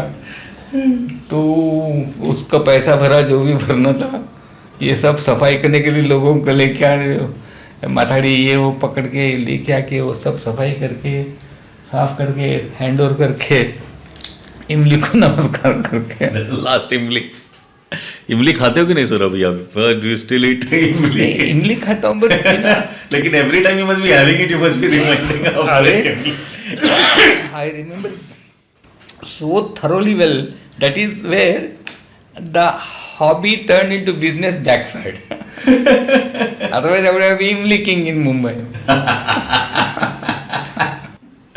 No, but it's all, that's what we are talking about now, that it's a journey. It's a so journey. anybody thinks that it's an overnight thing, nothing is an overnight thing. Yeah, Everything is a journey and it's a process. And this is a part of the failure is a part of the process. Yeah. That way, several of them like this backfired. No, please tell us more. But I'll give you one more example of watermelon. Watermelon. Okay. अब क्या होगा, watermelon business, it has become all of a sudden hot business. Yeah. I had just purchased Vikramgad land. Just purchased. एक कुआं खोदा था, क्योंकि पानी चाहिए, उधर कोई पानी नहीं है. खोद के पानी लगा था.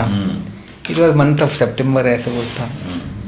तो जमीन पड़ा था, उधर पई करके थे, जो हुआ looking after the Neera was also there. Then I said साहब इतना हमारे पास पानी है, आजकल कलिंगड़ बहुत चलता है, तो कलिंगड़ लगा देंगे. मैं बोला चलो लगा देंगे, कलिंगड़ लगा देंगे. तो उसको सब ट्रैक्टर लेके या प्लो किया, ये किया वो किया, टेक्नोलॉजी कुछ मालूम नहीं है, कोई कैसे भी करके कलिंगड़ लगाया. कलिंगड़ लगाया, दे बिकम इतना साइज होगा, कच्चा, बिल्कुल कच्चा, लेकिन ये साइज. अब वो पई मुझे ये नहीं बता रहा था क्या उसके अंदर गड़बड़ उसने किया है, वो मुझे मालूम नहीं पड़ रहा था. फिर उधर मेरे 2-3 जो बच्चे थे वो मेरे नोन थे, काम करने वाले. मैंने रखा ना उसको, ये क्या गड़बड़ हुई रे, ये कलिंगड़ ये इससे आगे क्यों है, ये बढ़ता क्यों नहीं क्या लफड़ा है? साहब इसको पानी नहीं मिल रहा है. मैं बोला इतना पैसा खर्चा करके कुआं निकाला है, वो पानी क्यों नहीं है? बोला आप जब कुआं खोदा था तभी बारिश का सीजन था, नीचे सब पत्थर है, नीचे का पानी नहीं है, तो पानी इधर किधर है ही नहीं, जो पानी है वो इतना पानी देते हैं. Because you didn't hit a stream. No stream. वो बड़ा ही नहीं हो रहा. अब बोला क्या करेंगे इसको, टैंकर से करेंगे तो बहुत महंगा पड़ रहा है, कैसा करेंगे. फिर एक दिन ऐसा आ गया कि अभी कुआं सूख जाएगा 3-4 दिन के अंदर, और कलिंगड़ वैसा के वैसा है. थोड़ा कुछ 1-2 टैंकर ला के कुछ किया, थोड़े increased a little, थोड़ा सा वो जान बचाने के लिए.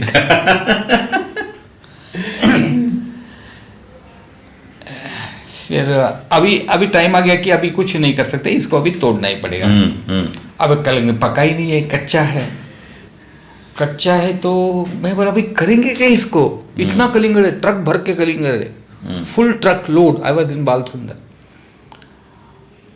वो क्या बोला, ये बॉम्बे में ले जाओ, वहाँ कच्चा कलिंगड़ किसी किसी दूसरे काम में लेते हैं, पता नहीं क्या काम में लेते, पर कुछ करते होंगे, वी डोंट नो पीपल क्या क्या करते, कुछ चीज़ लेके। ठीक है भाई, सब कलिंगड़ तुड़वाया, ट्रक भरा, बाकी सब ये किया, ट्रक लेके। And you were in that truck? I was in that truck. Without it, I will not understand. Truck लेके आया, वो जहाँ वो बोला था वहाँ लेके गया। वो कलिंगड़ देखा, नहीं नहीं नहीं, ये हमारा काम चीज़ का नहीं है, वो उससे नहीं बनता। वो जब बड़ा होता है लेकिन अभी तैयार नहीं है, तो इसका जो स्टॉक, जो चमड़े को लग के जो स्टॉक होता है ना, वो वाइट और बड़ा होता है, वो यूज़ करते हैं। कोई सलाद में गिलाड में डालते होंगे कुछ काट के, वो सस्ता है ना, फ्री, हम लोग फेंक देते हैं कलिंगड़, रेड कलर का खा के बाकी फेंक देते हैं ना, तो ये यूज़ करते हैं, कहीं यूज़ करते हैं। नहीं, इसमें नहीं निकलेगा, हमारा काम नहीं होगा। तो क्या होगा, इसको तुम ऐसे रखो, शायद उसके अंदर 10-20 अगर पक गया तो तुम्हारा नसीब है, तुम देखो, हम इधर इसका कुछ नहीं करेंगे। तो मेरे ख्याल में वो वाशी में ये कहीं मैं ले गया था, फिर उधर से ट्रक घुमा के बाल सुंदर लेके आया। बाल सुंदर में 2 आदमी को रखा कि इसको बेचेंगे अभी। तो पूरा ट्रक बाल सुंदर का गेट में अनलोड किया, रोड ब्लॉक हो गया बाल सुंदर का। सुबह गाली मुझे, ये कौन इतना कर दिया, इतना कर दिया, बोला तुमको जितना उतना कलिंगड़ फ्री जाओ। वो ले गए, काट के फेंक दिया। कुछ नहीं था, कलिंगड़ वाज नॉट क्वालिटी ना, है ही नहीं, पिका ही नहीं है, वो कच्चा भी नहीं पिका। तो how many were there? 20,000-30,000? Not less than 8 to 10,000 कलिंगड्स। अरे at the front of your society gate? हाँ, इन नहीं, इन द गेट के अंदर अनलोड कर दिया ना, गेट के। हाँ, बिकॉज़ उसने पीछे से ऐसे उल्टा कर दिया होगा ट्रक। नहीं, कहाँ, सब मजदूर लगा के किया, ट्रक को गेट लगाया, गेट को ट्रक लगाया, और हम लोग उतारा, और उतारने वाला जो नदी के उतरी उतार, वो आने जाने का रास्ते बंद कर दिया। फिर लोगों को लगा के सब बाजू में किया, फिर एक बोर्ड बनाया, कलिंगड़ अवेलेबल, रेट सब डाला। काय करके था, मेरे आदमी था, उसको बुलाया, तुम इधर रुको, ये सब कलिंगड़ हमको सेल करना है। तो सेल करना है, तो सब लोग उसको काट के देखते हैं ना, बराबर, वो काट के देखता है, ऐसे बंद करके निकाल, बोल साहब कितना कलिंगड़ काट के कोई लेता नहीं है। तो मैंने बोल कहा फ्री कलिंगड़, फ्री, तो भी नहीं है। सब फिर ट्रक मंगा के वो हाईवे पे जाके सब फेंक दिया। Because of one mistake that we didn't take note of the water requirement of Kalinga is so heavy, and I didn't have a well which is a perennial well. Because it didn't hit a stream. It is a wow. So Kalinga. Jeans. Kalinga. और बताओ something else. Yes, I will tell you couple of them very interesting because these are the experiments which you learn out of it. Absolutely. You learn out of it. So I was working in the tribal areas. I thought of making some contribution to the economy of the tribal area. So the goat was one of the important thing. Goat, if you give goat, then I asked for the सब लोग यही बोला, वो दुंगानी है, ये है, वो सब जगह एरिया में बाबू ड्राइवर करके मेरा फ्रेंड था, वो लेके मैं घूमा। सब लोग बोले हाँ हमको 4 गोट दे दो, हमको 2 गोट दे दो, हमको 3 गोट दे दो, ये सब बोला। तो गोट कहाँ परचेज करने का, फिर नासिक रास्ते पे कोई एक नोन प्लेस है, नासिक हाईवे पे, क्या है वो, सोना भी मिलता है उधर, चोरी का। ओके। हाँ, उधर गए और ट्रक भर के गोट भरा, सब ढक दिया क्योंकि पुलिस पकड़ दे करके, रातों रात निकल के गोट लेके आया। बेचने के लिए? नहीं, देने के लिए। Tribals I had अच्छा selected. अच्छा, for tribals for their yeah. I had selected about 20 families in 4 villages. उसको देने का. एक कोट. नहीं, 2 गोट देने का. एक गांव में एक वो बोकुड़ देने का, मतलब मेल. बोकड़, हाँ. And 6 female. ऐसे इन 1 विलेज 20. So ऐसे selected maybe in 2 trips I must have given about 50 to 7500 goats. Understanding was this, I had kept a man there to supervise this work, whether they are growing. So understanding with the tribal homes like this, I will give them the goat, 1 male goat and 4 female goat. And in a village 2 male goats and couple of them, that's sufficient. And once a female, yearly they give 2 births, and each birth 2, so 4. So 1 female in 1 year it is supposed to give 4 kids, and life of that goat is about 3 years. Afterwards the khatiya comes and he takes it away. So all said, then the arrangement was that after 3 years that goat he can sell, and this 12 siblings which will come, 6 will be his and 6 will be mine. Okay, so on calculation, itna hoga, then I will be. On paper you were rich. So much of lakhs at the end. Manat le mandi. Good distribution ho gaya, sab kuch ho gaya. Then my man was there. He was moving around, and that he was in connivance with the goat people. Right. Acha. In those days, still the wildlife was there. That is. Hyenas बोलते हैं उसको. Hyenas were there in that area. So once I went there, most of them goats got pregnant. I said, oh, very good, very good, very good. This village, that village, that village, that village. I had name, everything very systematically recorded. Then afterwards I went. Yes, there are 4 siblings. कई एक कम है, कभी ज़्यादा है. मैंने but it was as per the plan, not 100%, but 50%, 60%. ठीक है ना? Any single extra goat is a goat. Okay. Any goat is a profit only. So then what happened? After 2 months,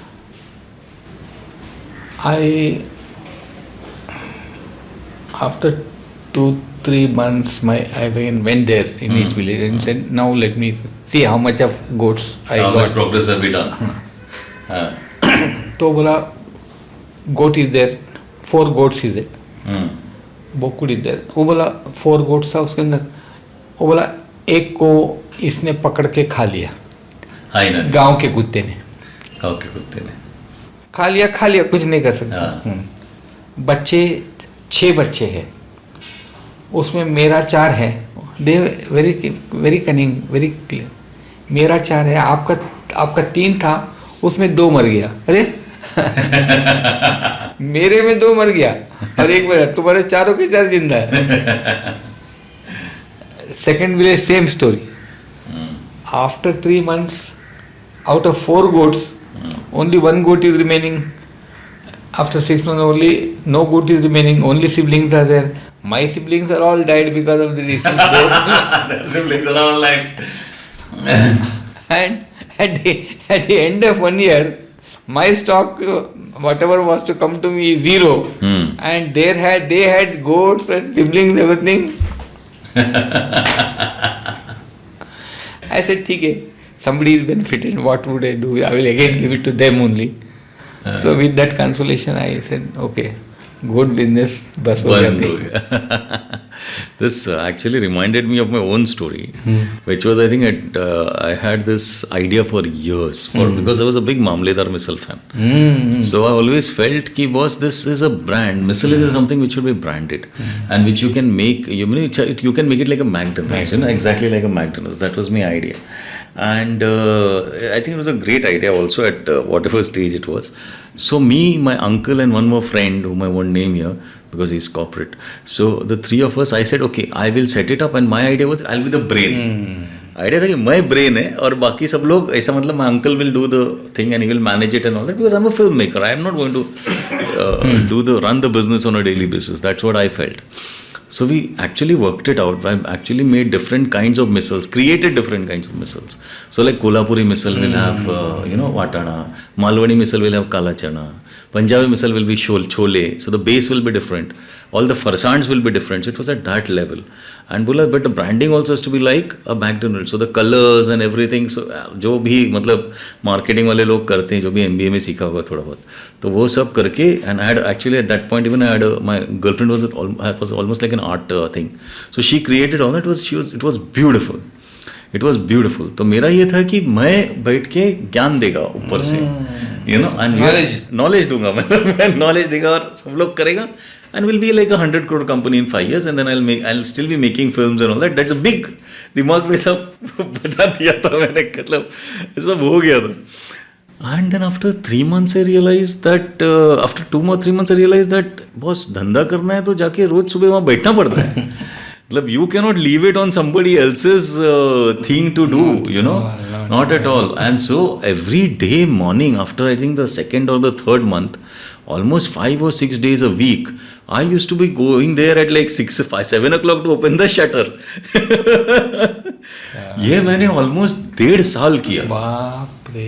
And I had 50 franchisee offers. That place was in a kind of a loss. That made a loss. All of us made a loss. But I had 50 franchisee offers. उसमें से अगर 10 भी मैं ले लेता at that point in time, I would be making a shitload of money other than whatever we are selling also. And I was like, boss, लेकिन when it started going that side, I said, अगर मैं याद, now I have to take a call कि मेरे को ये करना है. And the taste and all my uncle was managing. He was brilliant. I mean, वो मिसल का टेस्ट मेरे ख्याल से कोई दे ही नहीं सकता. And that was all credit to my uncle. But if you take 10 franchisees, then you have to create that much 10 times the missile that you're making right now. Then you need logistics. It's a completely different ballgame. You need to create systems. And I said, फिर मैं picture बनाएगा कि ये सब करता रहेगा, मिसल बनाते रहेगा. So one fine day I told them, boss, I can't do it. You are not doing it. He said, no, I can't do it. I'm other business. My corporate partner obviously was never going to do it. So there was nobody else to do it. And I said, boss, अभी क्या करूँ? Then we finally shut it down. But a huge loss on that, huge loss for the three of us. And I said, boss, हो गया मेरा जो भी था वो करके.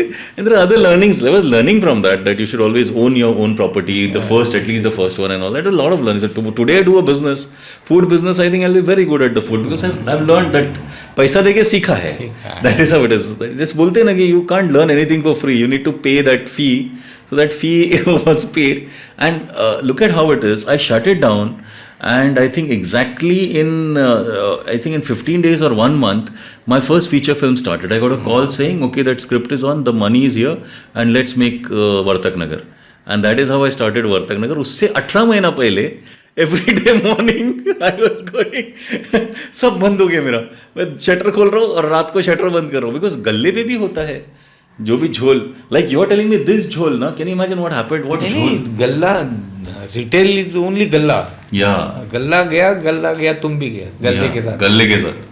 गल्ला इतना. I'll tell you something which is like, मतलब सामने, आँख के सामने कैसे चोरी होता है? चोरी, अरे आँख के सामने, like what happened was that there is a missile plus there are vada and all that, so the pav wala comes. Okay, so my uncle had kept somebody who was somebody's brother and who had a kind of a criminal background. But I think he did not have been a criminal. A lot of people will do this. तो पाव वाला आके रोज पाव देता था. 4 लादी दिया, 6 लादी दिया, 8 लादी दिया ऑफ ब्रेड. तो वो आके उधर देता था.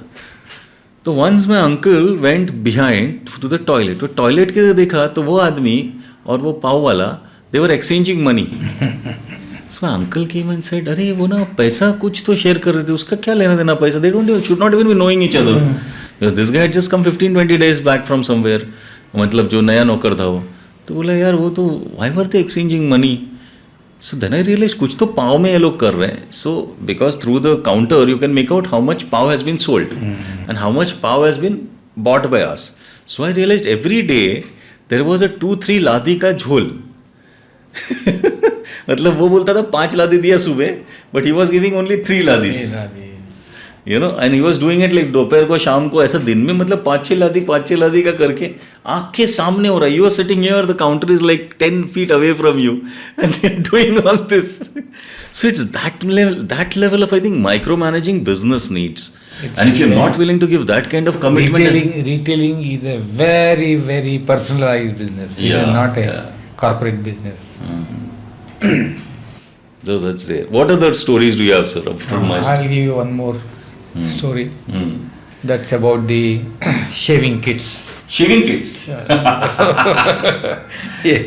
Nine. Government scheme. I was in touch with all the villagers. People knew I was doing some work there and all. So the collector said that you contact Mr. Divekar. We got funds from the central government fund for the some Vikas, Ekalavya, this Vikas, that Vikas, a lot of funds will come. Okay, so and then they said we selected 5-6 villages we selected.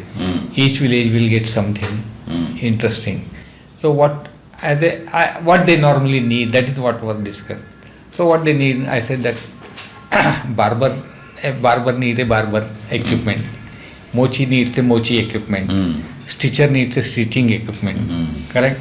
And another fellow who is doing the hammering work, he needs hammer and that blower, etc.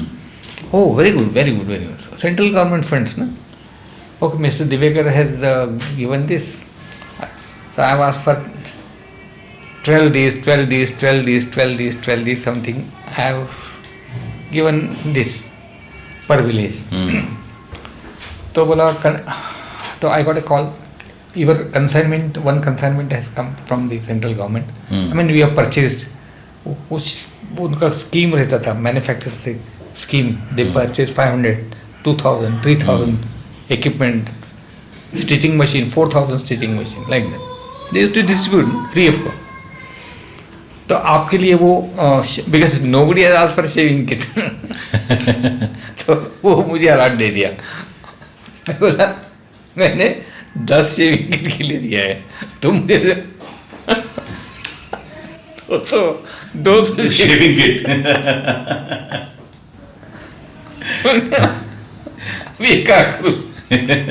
But your money was invested in this? Just to give away? Central government money. I was a person because of my background. They said contact Divekar. He will help you what their requirement is. Accordingly, we will purchase. Okay. I told him 10. एक गांव में ना ही एक होगा, ज्यादा से ज्यादा 2 होगा. बराबर. हर एक गांव में वो. So now you need to go to bloody 100 villages to give them. मेरे पास आ गया. मैं बोला ये क्या. That officer bloody fool. He said हर एक घर में एक दे दो.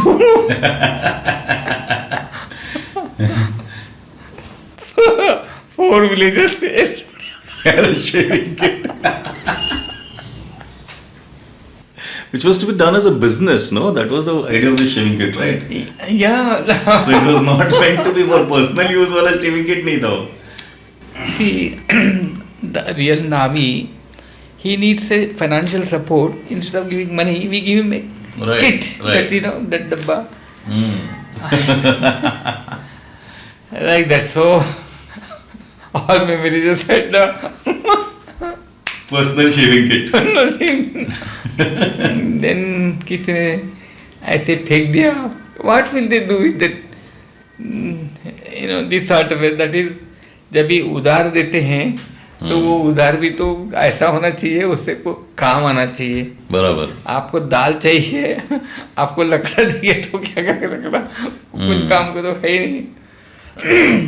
That is why I said how government scheme works. This is the best example. Shaving kits in a village. For हर एक घर में शेविंग क्या संदेगा. And then this one more interesting is Chironji Dana. You know Chironji Dana? What is Chironji? I forget now. See, shrikhand आणि बासुंदी करतात ना, उसके अंदर वो छोटा सा बेदाणे बेदाणे. It is not actually, it is chironji. Okay. त्याला काय पण म्हणतो, एक छोटीशी एवढीशी असते. Right. I know what chironji is. I'm just not able to figure it out right now. But this word ते श्रीखंडावरती घालतात. Right. तो उसका it is a huge big tree, and you get production of the chironji there. So somebody said that chironji dana, it is a good price. You get 50 rupees, 60 rupees a kilo. और forest में वो free है. कौन देखता है उसको? Free है उसको. वो सब इकट्ठा करने का, बाजार में लेने का. ऐसा करके आई परचेज लॉट ऑफ चिरोंजी फ्रॉम वेस्ट बंगाल. उधर से चिरोंजी लेके आया. वो इसमें डाला, गोडाउन में, मतलब रेलवे ट्रेन में. फिर आई ट्रैवल्ड, इधर जाके उसको उतारा. और उतारने के बाद में सब लेके आके अभी इसको बेचने का. अब मैं कहाँ गया था, वो चिरोंजी कैसा निकलता है वो. सेम इमली प्रॉब्लम ही है. सेम इमली वो हम लोग करते तो निकलता ही नहीं हो. It doesn't split it all. And that bloody, वो निकालने के लिए, और छोटा रहता है ना वो एक को तोड़ना मुद्दा है. और ये तो तोड़ खाते थे. जिसको रखा था तोड़ने के लिए. अब पाव किलो निकालने का दिन भर में 100 किलो 200 खा लेने का. तो कुछ जाएगा. ऊपर से उसको मजूरी देके बेचने का. I threw the entire stock. I said nothing doing, this is not going to, chironji is not my cup of tea. So मेरा पूरा वेस्ट बंगाल से इधर तक का सब पानी में गया. एफर्ट गया, ये गया, वो गया. You know, these are the type of businesses I did. Then Khargos, you know, the Tortoise. Rabbits. Rabbit business. That was then people said rabbit, big time business. So, okay, I made always huge plans, na? So I made huge compartments and rabbit and red rabbit, this rabbit, that rabbit, the breeding ground, and breeding ground किया, ये सब किया. So rabbit production, government scheme. तो अब जंगल का rabbit जो है, ये लोग हंटिंग में जाते हैं, वो जंगल का रैबिट मार के खाते हैं. ये सफ़ेद वाला रैबिट है या और एक क्वालिटी है रैबिट. तो हमने वो रैबिट प्रोडक्शन चालू किया. वो जो उसको जो उनको बच्चे देने के लिए, वो स्पेसिफिकली वो अंदर ऐसे करके सब करना पड़ता है. It is technology. वो टेक्नोलॉजी में क्या होगा, और रैबिट का वो खाते रहे मजबूत, और देते कुछ नहीं, पिल्ले नहीं देते थे. अच्छा. But otherwise rabbits are supposed to be very fast breeding. Without breeding. हलते भी नहीं थे. अंदर गया तो उधर ही मर जाते थे, फिर उबास आने लगता था. मैं बोला 3 महीना हो गया. तो वो जो एक्सपर्ट आया था मुझे एडवाइस देने के लिए, मैंने बोला ये क्या हो गया तुम्हारा रैबिट का, पैसा घुस गया. तुम लोग बोलते थे इसका इतना प्रोडक्शन होता है, 6 बच्चे देंगे, ये इतने बच्चे होंगे, इतने रैबिट होंगे, इतने होंगे. कहाँ गए? एक भी नहीं, सब ऐसे तुम्हारे जैसे हो गया. तो साहब इधर का हवा सूट नहीं करते. हवा सूट नहीं करता. अब मैं उसको क्या बोलूँ, क्या एयर कंडीशन में रखूँ उनको? Maybe the rabbits were wearing condoms. How do you know? ऐसा है. तो उसको पहले मालूम नहीं था इधर का हवा सूट नहीं करता है. संस्कृत है, स्वधर्मे निधनम श्रेयः परधर्मे भयावयत्. आपका जो धर्म है उसमें आप जो भी आप करते हो सब करो, वही निधनम, मतलब मर जाना उसी के अंदर उचित सोचो. परधर्मे भया भया उधर जाने के बाद में वो क्या रहेगा आपको शुरू से करना पड़ेगा। ऐसे हर एक बिजनेस में हम लोग नया धर्म नया में जाके शुरू करते हैं तो यही होता है, वो यही लफड़ा होता है, ऐसा है। तो रैबिट बिजनेस बैकफायर्ड सीवियरली, वो फिर रैबिट बिजनेस मैंने बंद कर दिया और 2-3 बिजनेस किया। उसके अंदर हाँ emus, those animals, yeah, big bird no yeah.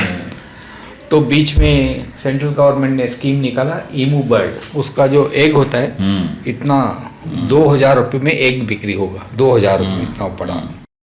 तो बस वो स्कीम आ गया, थाने जिले में स्कीम आ गया, कलेक्टर ने फ़ोन किया अभी दिवेकर ईमू स्कीम आया है, सो आप फटाफट खरीदी कर लो, ये इतना प्रोडक्शन है, ये इतना करें। उसका ऑफिसर आया, ये समझाया वो समझाया, चलो करते हैं। तो पहले बोला 2 एकड़ ज़मीन तैयार करो, वो सब तैयार किया। फिर बोला ईमू को रेस्ट लेने के लिए जगह तैयार करो, फीडिंग के लिए तैयार करो, ये करो वो करो, सब रेडी किया और 50 ईमू लेके आया। 50 ईमू लेके Where do they come from? It comes from UP somewhere. Okay. Because Maharashtra does not have the bird, no? Emu, about 15 years back, 20 years back, emu, there was a fad that emu eggs. You have heard of emu, no? I know the emu, but I never heard of this scheme. I mean, This scheme, that all. How did emu came to be? Now there are no emus anywhere. You don't see them. I was one of the buffaloes who got caught in that. तो ईमू लेके आया, सब किया। वो जबरदस्त खाते हैं वो एक ईमू, रोज 1.5 किलो खाते हैं। और अब बोलते हैं 6 महीने के बाद में अंडा देना शुरू कर देंगे। तो ईमू जो फार्म था, जो सरकारी ऑफिसर ने ईमू का फार्म मुझे दिया, बागल आजू बगल में 10-12 विलेज में, हर एक विलेज में 2-2 ईमू का फार्म दे दिया। सबके पास ईमू फार्म, सब पैसा भर के 3-3 लाख रुपए भर के हम लोग ईमू फार्म लिया। 1 साल के अंदर 10 लाख होगा उसका, कौन नहीं करेगा, सब करना। तो who was supposed to buy these eggs? The government?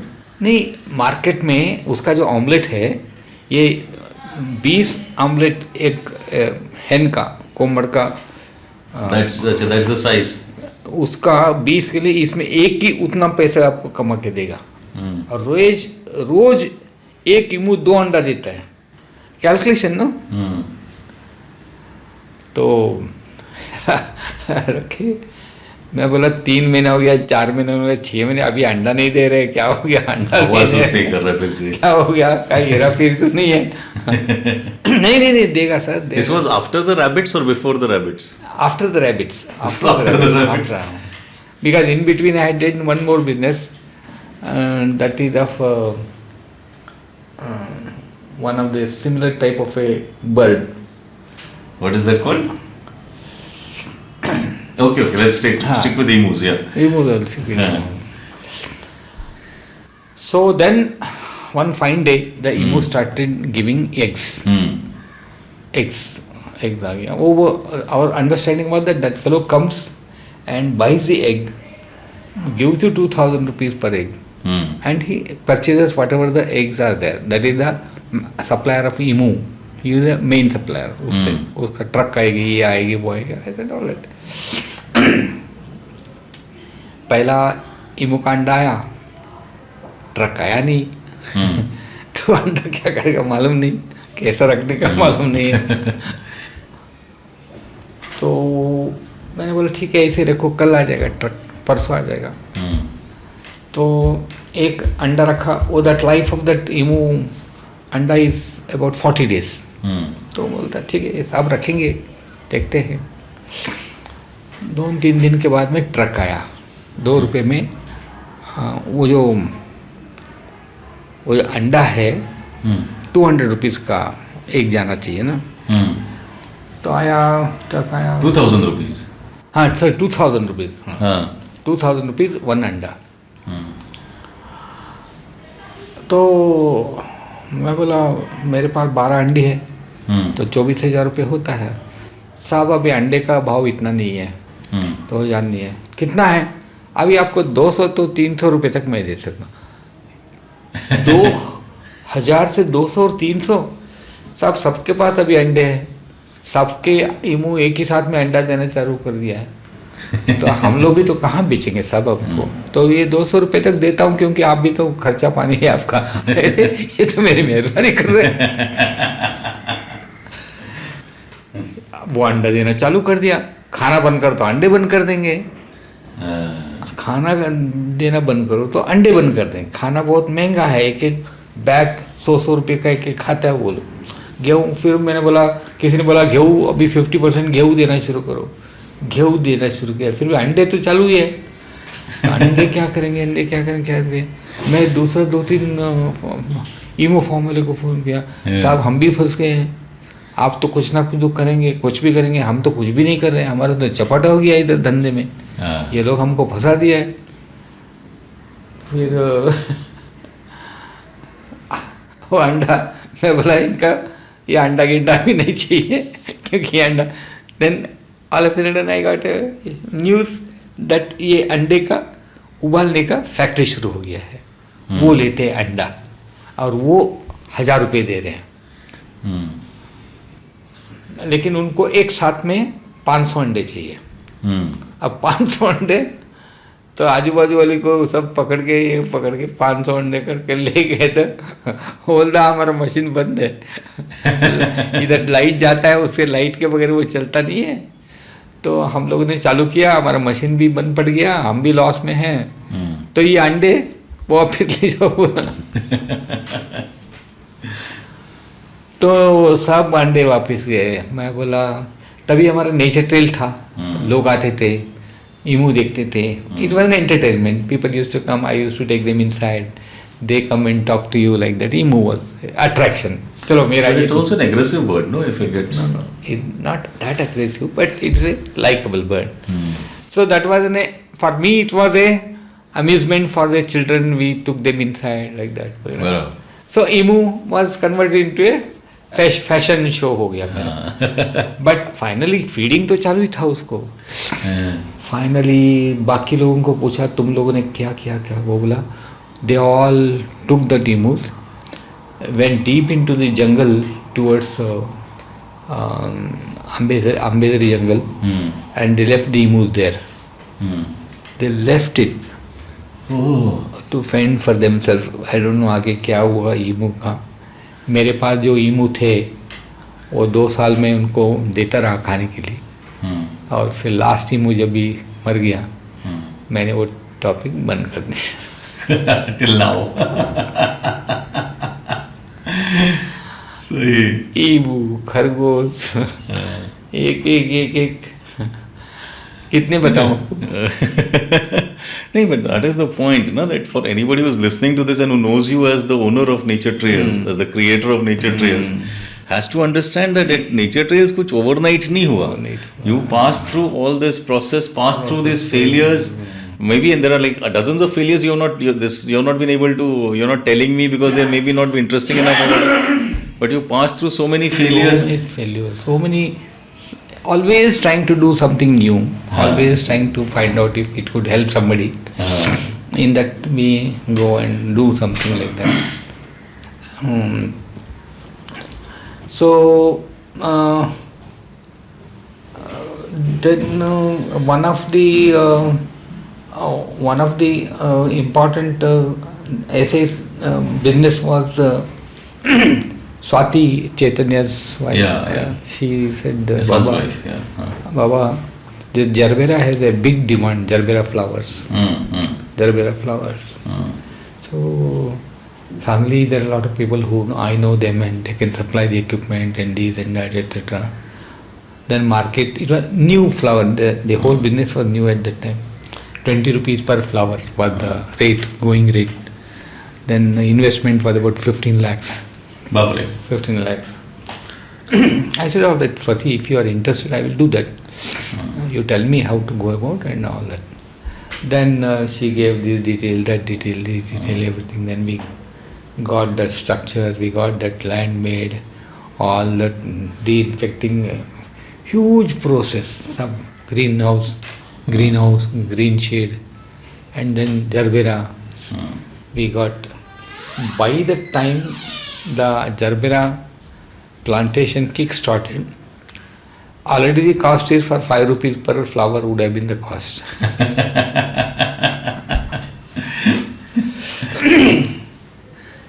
Then we kept on. I said kept on, okay. Then by the time my investment had gone to 20 lakhs. Then flowers started coming. It has to be plucked at a particular time, particular size, particular length, etc.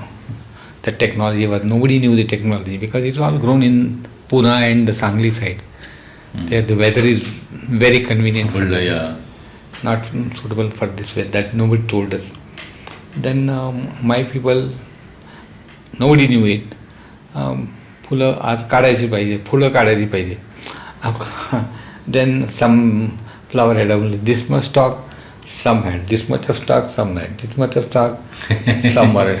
Before they were ripe, they were torn, and then we were told to make bundle of 20. So we made 20, each flower is varying from the other flower. Each is different. So then we took to the other market where it has to be sold. There's a big flower market. Right, at the station. Station. Yeah. Then he saw those flowers. He said, "No, you are making a mistake. Don't work like this. It has to be 9 inches stem, perfect 9 inches stem. This thickness. The flower size has to be this. One color, one bundle." So he gave me, see, this is how you have to make. So what do we this flower? Take them. So I gave training to my people. Now you make like this, correct? So, and when I took this flower, I asked him what is going rate now. He said it is about 6 rupees a flower. I said 20 rupees I was told when the project was given to me. नहीं अभी बहुत लोग बनाते हैं. सबको 20 रुपए दिखा.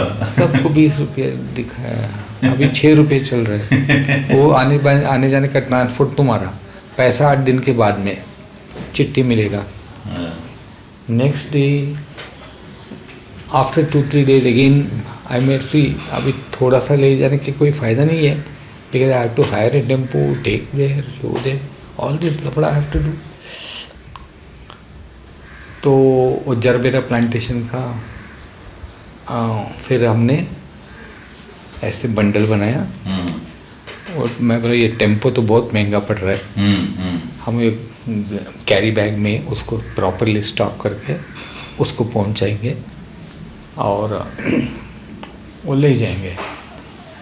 तो हमने कुछ 2000 फ्लावर्स कुछ पैक किया प्रॉपरली, सब वो ये करके पहुंचे उधर.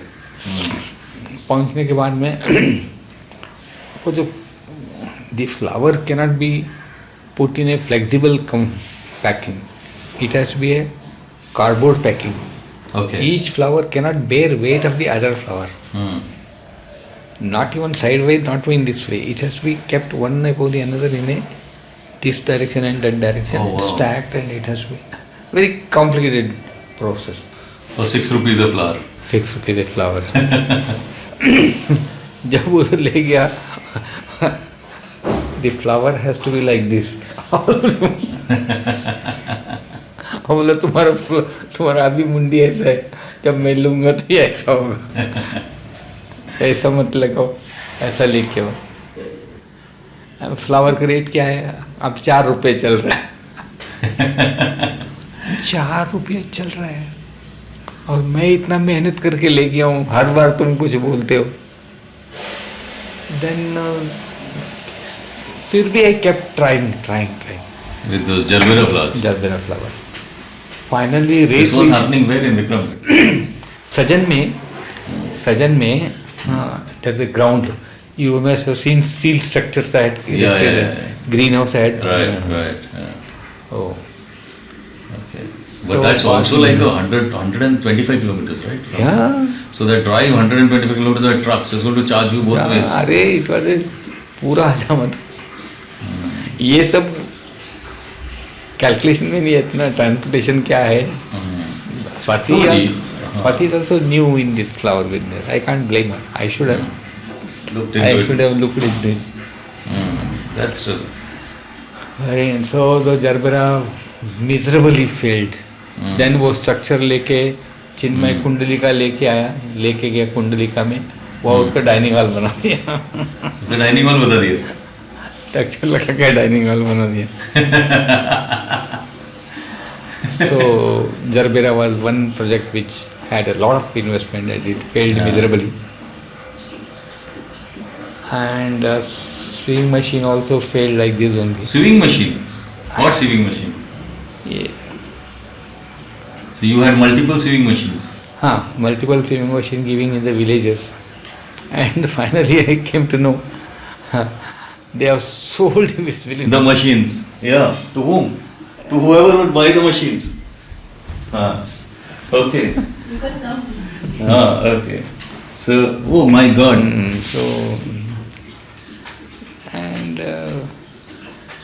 So that failed. But one of the biggest failure was recently, I would call it this way, that at Vikramgarh I set up Divekar Wadi marriage hall, function hall for marriages. Because prior to Corona, in those areas, people used to have huge marriage party, 1,000, 2,000, 3,000 people, big gathering, good spending. IT department fellows visit the marriage halls, देखते कितने लोग खा रहे हैं, कितने लोग हैं, कितने आए हैं, क्या है, रजिस्ट्रेशन में क्या बुक किया है, रेट क्या बुक किया है. Then they give you notice immediately.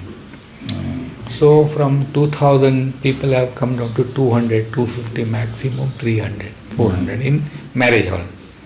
घर पे जो पेंडाल डाल के जो आदिवासी लोग करते हैं वो तो करते ही है, पॉलिटिशियन को कोई पूछता नहीं है. तो Vikramgarh I set up that marriage hall, good quality marriage hall, AC hall and this and that, stage, etc. Spent about 50 lakhs. Oh my God. उसके बाद में कोरोना आ गया. When my hall was ready, I did the opening. Then the corona came. In next 2 months, the entire corona lockdown started.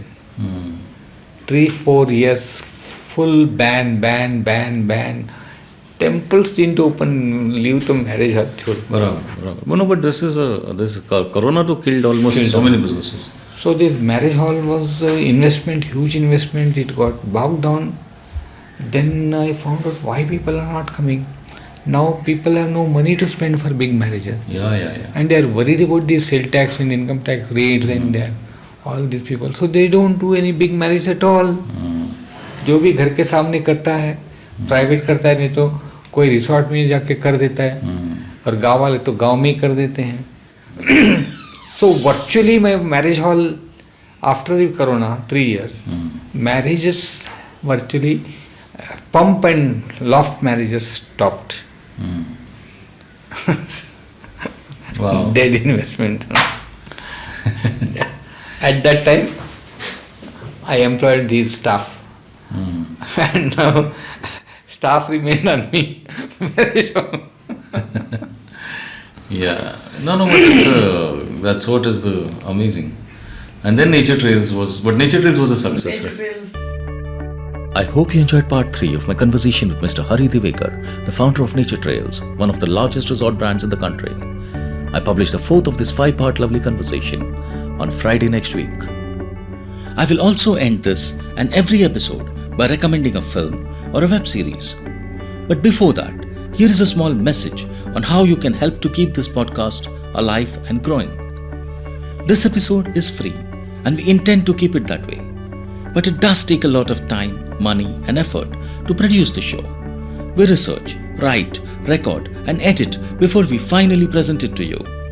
So if you wish to support our effort, you can help us produce the show by contributing any amount you wish on our website, conversationswithatul.com.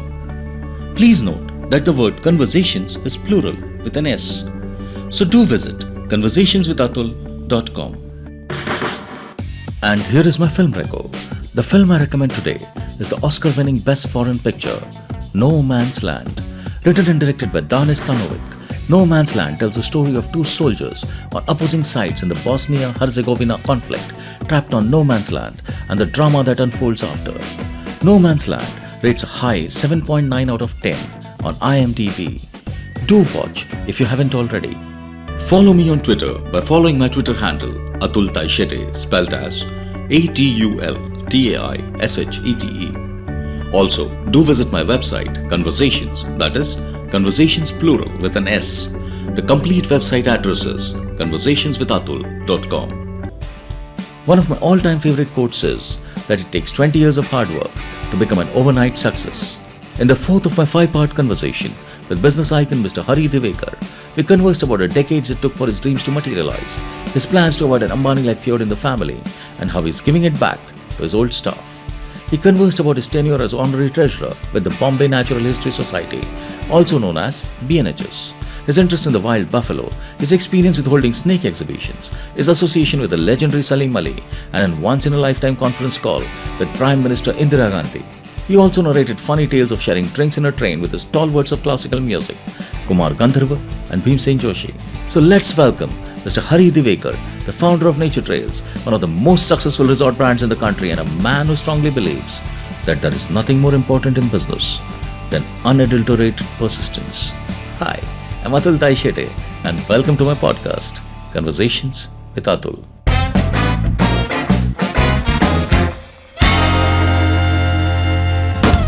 And then Nature Trails was a success. Nature Trails successful because Nature Trails had a different. That also you have, because you were there right from the beginning. You know. Yeah. People used to go to Lonavala, Khandala, Mathiran. These were the only known places. There were no other getaways. People were not traveling at all. Barabar. Once in a 6 months, कोई गया तो लोनावाला जाएगा बारिश में. That was the fun. But then, as and how the prosperity started increasing, money started flowing with lower class graduated to middle class. I think the liberalization of 1989 and 1990 that helped. So then they really kicked off. Then what I thought was that I had a tremendous knowledge of the natural history because I had purchased lands, I had purchased everything already. I had only to kickstart to suit customer requirements. Barabar. So I first started Vikramgarh. In a Vikramgarh property I had already. So I had put up a small 4 rooms and I started Divekar Wadi. And Chinmay started advertising that some in the Lok Sabha. That got very popular. Vikramgarh resort doing very well. It was good inquiries. Then I put up Sajan with a first time idea. Tree houses. Which one of my friends, Biju Kutti, I think he was involved in that. Yeah. Biju Kutti. Yeah. I only introduced him to you, I think. Yeah. So Biju Kutti was involved. Then so that idea of the tree houses got very well. Sajan, because there were no such getaways. There were nothing, not available. Lonavala mein jo hi bangla le ye everything Lonavala, Khandala, Mathiran. Beyond that there was nothing. Sajan tree house became very popular, and there the concept became so successful. In Lonavala, when you go there, then you take a call which hotel we'll go today for lunch. Barabar. You have multiple choices. But in this location, specific location, here there is no other, nothing is there. You have to have everything at my campus only. Barabar. That's where the concept clicked. And it was also paid for. No, it was a part of your package. Package is paid for. Yeah. So Sajan Tree House kicked up. Then I had to build so many adjacent things. Then Durshet had already purchased the land. Then I started Durshet. By the time Chinmay got graduated, his another friend was there, Bakul. Bakul Haria. I think so. Yeah. So I told him, okay, Durshet, now I got everything planned, everything is sanctioned now. You run the project. So they both started running the Durshet project. That kicked off. Then I had Dabosa. which is in waterfall. You have seen the house? Yeah, I've been to the house. Yeah. So that I started. Then Kundalika, then Tapula. So, by the time the tourism has picked up, marriage is one time life. Marriage is, you get married only once. But every year you go to trip. Right. But what really kicked was that the leisure is only on Saturday, Sundays. So I told myself that if I have to survive, I have to do throughout the year. And I know what is throughout the year business. That is school trips. Then I first introduced Saraswati Marathi medium to come to Vikramgarh for one day trip for the school children. There it picked up. That picked up. School business. Then I came to know school business is such a vast business. Yeah. Then we had to hire David Motor buses. Then all schools started asking for location. All schools wanted to go, but the specific period in December here. I mean specifically, not March. Nobody will come. So school business we specialized. Then school from Dhirubhai Ambani school. You name the school and they have visited us. Everything. That is how nature trails become so popular. Across the board it become very popular. And nature trail become a home name everywhere. And multiple... Everybody knows nature trails. Even everybody knows nature trail. And because that is why since I had purchased land, sufficient land across for unknown reason now, 1982 American visit, that all materialized in terms of 20 years later. Resorts came up everywhere because you had the land. I had the land, I had water, I had highway, I had approach, I had everything. You had a river just besides it, so that makes it more scenic. So all that you thought then, it all manifested like around I think 15 years later. I mean, so that's... In terms of... And that business also took off, I think in 20 years later that business took off. Because you cannot do that business, purchasing a land you can't do it. Yeah. So that's how the nature trails business combined with my hobby of purchasing land, greenery, forest, river. It became hobby to business, business to hobby, hobby to business, business to hobby. Right. And why, this was running pretty smoothly, I understand. Then why this thing of selling it off finally? I mean, did it break your heart when you sold it? No, I'll tell you.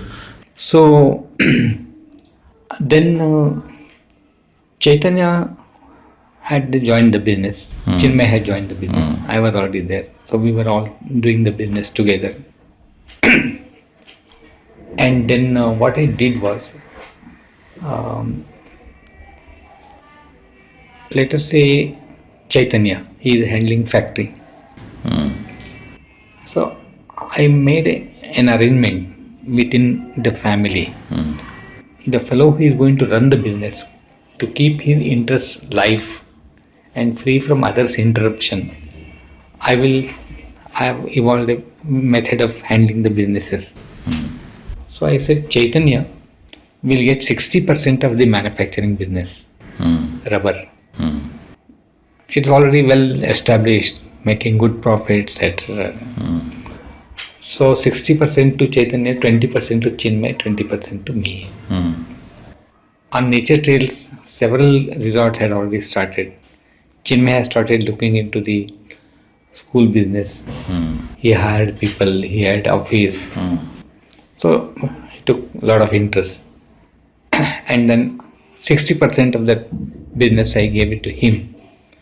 20% to me and 20% to Chaitanya. So once Chinmay knew that he is going to, his sustenance, his profits, he can grow to the whatever extent he wants, etc. And then Chinmay is big-hearted. He believes you. Like it's nature trail is like a counter business. It's a counter business. Yeah, absolutely. It's a retail business. It is like this. there is a huge kitchen. You purchase a lot of things, correct? Now, how do you know if there is if let us say oil dabba, oil dabba. If one tin misses, that week's profit is gone. Yeah. I told Chinmay, look, now in Durshed alone I know thing. I was always trying to control the cost.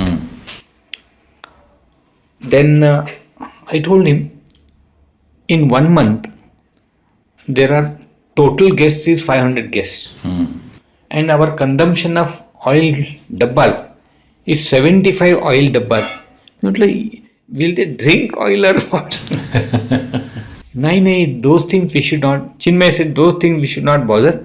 We should leave it to the manager. You leave it to the manager, but if oil is being consumed, if ghee is consumed and fruits are consumed, shrikhand, how much shrikhand one should buy? 10 लोगों के लिए 10 kilo shrikhand थोड़े लगता है. This sort of a total belief on the managers, total belief on the purchase department, and then we started taking loans, and then the loan servicing started. Then, unless the business was very good, business was coming, but on the bottom line, The micromanagement was missing. totally missing, because he had just no time to do that. And he didn't want to. He was saying these are very smaller things. We should not look into that, because I said that is the only thing where the leakage takes place. Yeah. And leakage start 24 hours. It's not 1 hour leakage. Yeah. It's a systemic thing also, I think. It's So finally, it has to be taken a call what to do. By that time, we were not in a mood to sell anything. We were still trying to control how to do, what to do. We are thinking. In the meantime, what happened? Sterling Holidays, which is a brand, Sterling is the big brand. They don't have a property in the Western India. They are very strong in North, East, South, Goa. Everywhere they have got property. Here they didn't have the property. So somebody said that Nature Trail is a very good name, good brand. People believe in Nature Trail brand, and that is where that if you are able to buy that property, that's a good one. So Sterling Holidays approached us that we want to buy. We told them, okay, we'll give you, but we'll keep 25% stake. Yes, no. Finally they said no. We are a corporate business. We can't have partnership like that. We want to buy 100% stake. So the process of converting into private limited, making the shares, because I have to transfer all the shares, that took, and then there are do's and do not, and lot of had formalities because it's a corporate. Finally it is settled, and finally we gave the Nature Trails to them. But they kept the Nature Trails name brand as it is. Even the Nature Trail brand, it runs on the Nature Trail brand.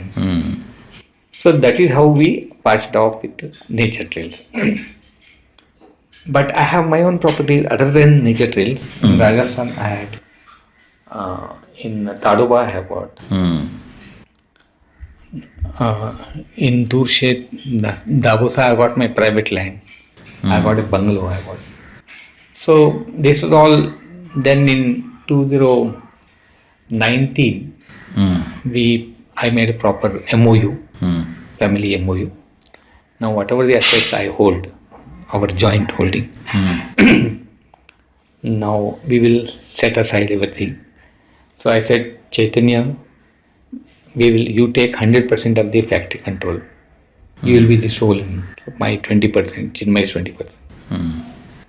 Pugmark, Chinmay said, you take full Pugmark, plus some Pune office, that office, you take 100%. Then Koina property, Kundlika property. Then I said, I will take such property which are sticky. You are not even seen the property. You have not gone there. Rajasthan, Tadoba, MP, we are not even visited. Those properties I will take over. I will Now we had a clear understanding. Now once this MOU and done, each one has to look after it, grow it, or maintain it, or sell it off. It's their baby. You didn't want the Ambani kind of a feud happening in your house. No. Absolutely clear cut. Clear cut, everything. Everything. And my property, whatever there, I can give it away Share free it, of whatever. cost. Whatever you want.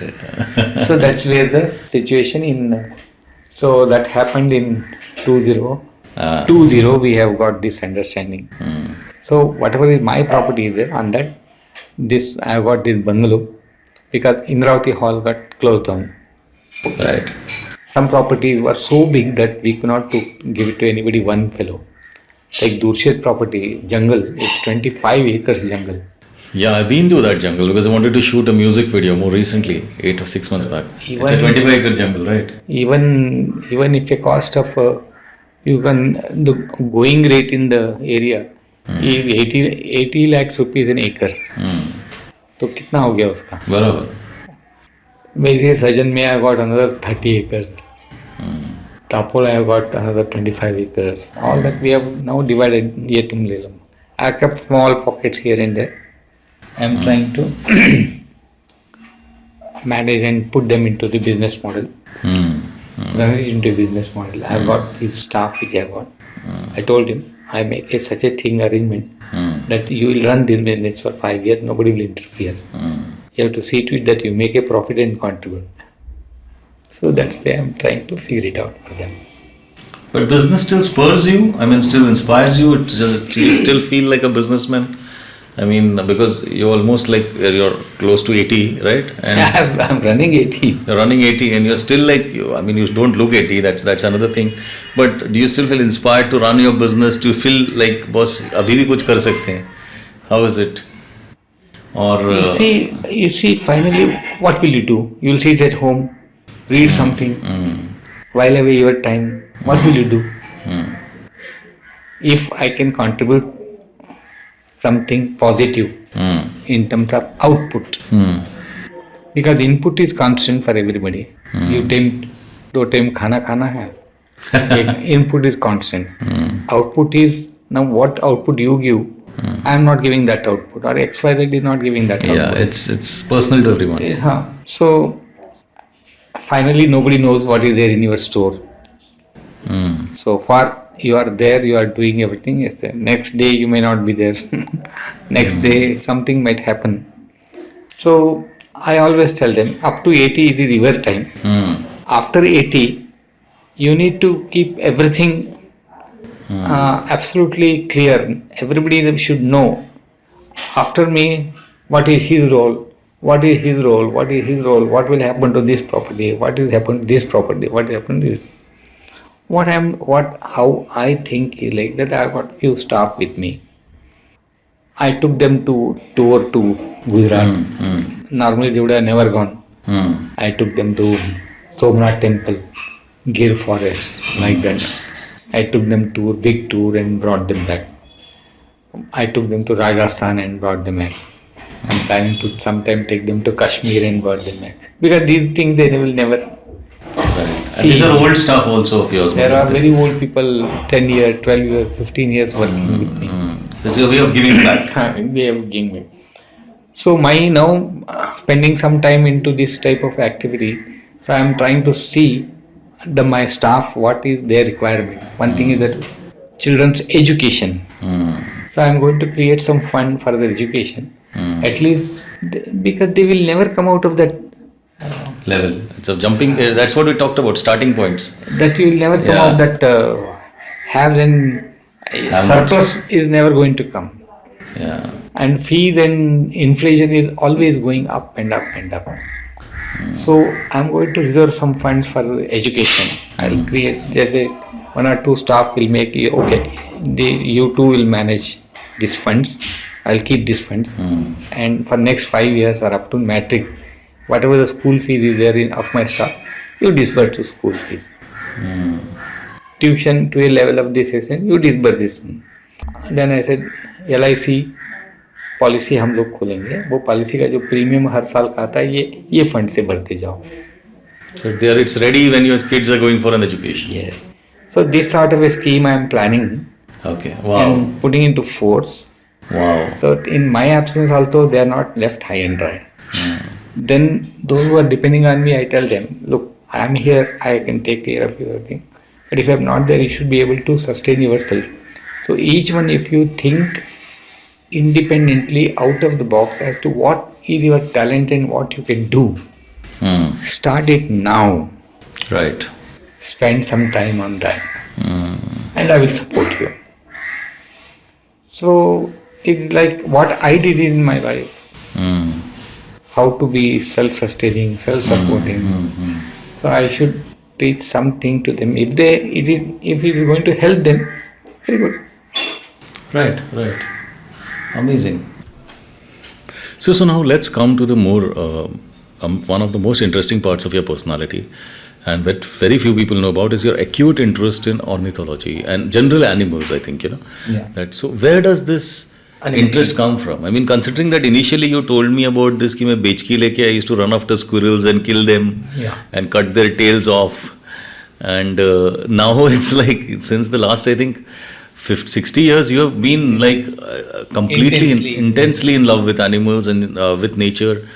Where does that come from? Atul, it's like this.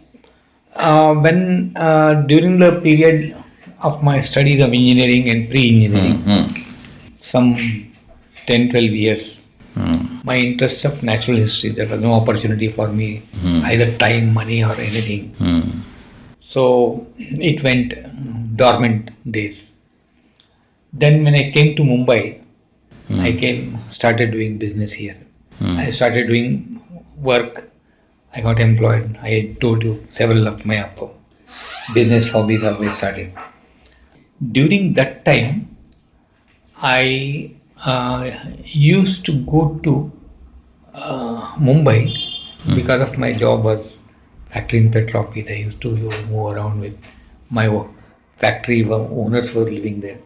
So I used to go to Central Library and other libraries, large bookstores, and I started referring what type of books are available.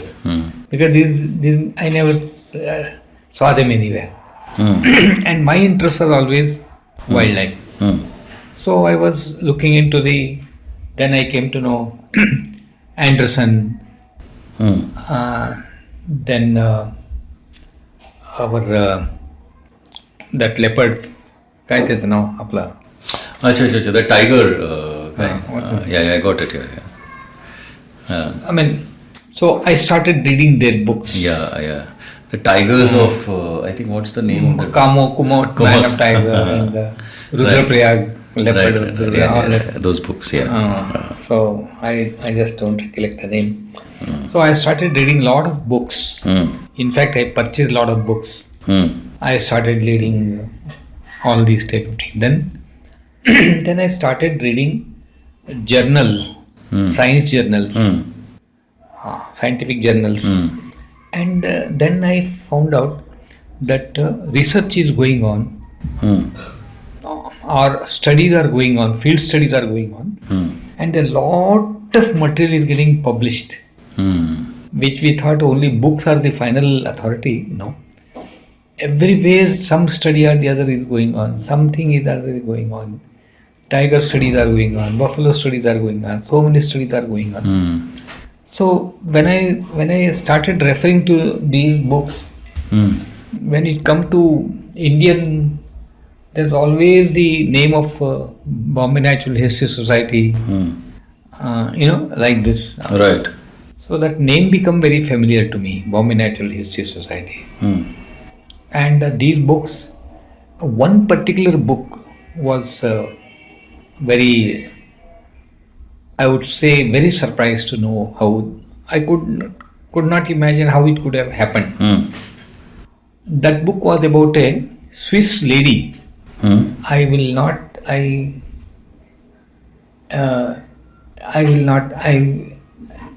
give you the name if I get hold of it. She came to India with a team of 20 to 30 people, film making people. And her objective was filming the tribal Gond life in Bastar district. So that was the book about. Okay. And then in the book, she published many things, many other things, I don't know, which didn't come to my notice. But one book I read, that book's name is called Tiger in Sight. It is Tiger in Sight. Published about 50 years back. Now, it was pictorial coffee table book. I purchased it, went through that, and that team was here for 3 months. Within 3 months, she shot about 12 to 15 tigers in Bastar area alone. And every time it was declared a man-eater, every time it was after declaring it a man-eater, one after the other tiger is declared a man-eater, and all were Killed. Specifically by this lady only. Oh. So then I said, how can it happen? I mean, in one area, so many man-eaters. So I decided to explore myself within that area, actually go to those places and find out what it is. It was a tough job. This was in what year? It was in 76. Okay. 1976. There were no roads, nothing. So then, though when I started reading that, I came to know that where she was shooting all this film and tigers was Bastar. I didn't know where the Bastar is, how to go, nothing I knew. Then Bombay Natural History had a big natural history library that I came to know. Somebody in the museum by the side of Bombay Natural History. They told me, if you are interested more in the natural history, you go to BNHS, they got only books on the nature, wildlife, etc. I came to here. Then I regularly visited library and started looking into the books. And then after looking into the books, then I came to know Dr. Scheller, Dr. Robert Grubb, Dr. Salim Ali, all of them had visited the same area where this lady had shot the tigers, Bastar. Because I read their articles. No? I decided, I went to Bombay Natural History Society, I talked to Dr. Robert Grubb and said, then look, this is what it is and I want to study how they are stopped. And specifically, then I said that if I am going to a particular area, what is so specific wildlife there? Then it came to me, I came out with a pinpointed animal, that is wild buffalo. That was wild buffalo. That was very specific to Bastar. Yeah. It is span of the horn, this is bison. Buffalo horn is like this, 6 feet tip to tip. Baapre. Huge. It is half elephant. It is half elephant size. And BNHS team had specifically gone to study the buffaloes, endangered buffalo there. In 65 they had made this survey. Then I asked BNHS, now I would like to go and study what is the status of the buffalo now. Then I came in touch with Dr. Salim Ali. And then I came with the other team members and they said, oh, Mr. Divekar, it's a very tough area, how you will go alone, you are very short people. I said, I will go, I will do something. People who don't know Salim Ali, I think you need to introduce Mr. Salim Ali, Dr. Salim Ali. Dr. Salim Ali, I will introduce. This, 2 minutes. Yeah, please, after that. Yeah. So with this background, I went to find out Bastar. Then I came to know that in connivance with the department and locals and all. So she was just a hunter. She was just looking for She was just game. a hunter. She had brought rifles with her. Several rifles and several automatic rifles. And every time she used, on book she has shot the number of tigers, some 20. Beyond that, how many other animals she has, and had nothing on the record. So I studied the whole Bastar on foot. I walked in jungles. Hours together I have walked in jungles. That is a total different experience. All alone? All alone, sometime with a forest guard, sometime with local fellows. So, village after village, searching for the wild buffalo. Indravati river, that is how Indravati name has come. So when you went there, that is when your interest in wild buffaloes was Buffalo. peaked? In that area, I went to find out why this tiger was shot. And I wanted to know the status of the wild buffalo. They were, when they published in 1965, only some 250 buffaloes have been left in the wild. Okay. Rest are all gone. So now I wanted to establish what is the, whether they are there, whether they are completely finished or Right. So that is how I studied wild buffaloes in a greater, then several years I have been studying them. Then my papers were published, scientific papers were published in BNHR journals. And then wild buffalo, when I published, last I published, the count was not more than 50 animals were left with all my team and thorough searching. So that is the Bastar buffalo and my going to Bastar area for study, and that is where the Zimli came out. So after Making your business your hobby. Making your hobby your business. Then my interest in natural history, my interest in books, my interest in talking. So BNHS, I used to be there. Then Salim Ali was there. I used to meet him. I used to meet Humayun Abdul Ali. I used to talk with them. So many things. Dr. Robert Grubb was there. And then they thought that I'm really interested and I'm a qualified engineer and doing good business, good everything. So Salim Ali and Daniel was the secretary. He recommended Dr. Salim Ali that now just coming election is there for committee members. So we should ask Mr. Divekar to Stand for committee. He has got a lot of resources in terms of business he can bring. So I said, all right, I didn't know the structure of BNHR, how it was run. I know it was Salim Ali's business, it was not Salim Ali's business. So automatically I got elected. Then along with me there were one Bittu cycle, Sanctuary Asia.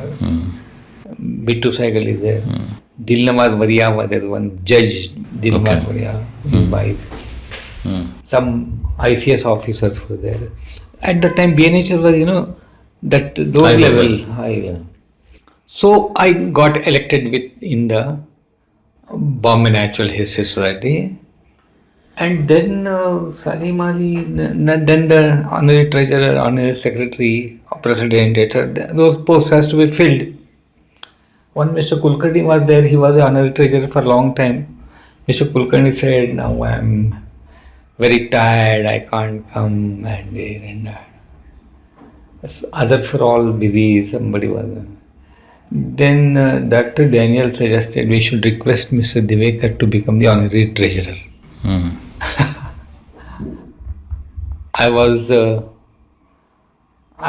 in 75, I was about 35 years. I was the youngest treasurer for Bombay Natural Society.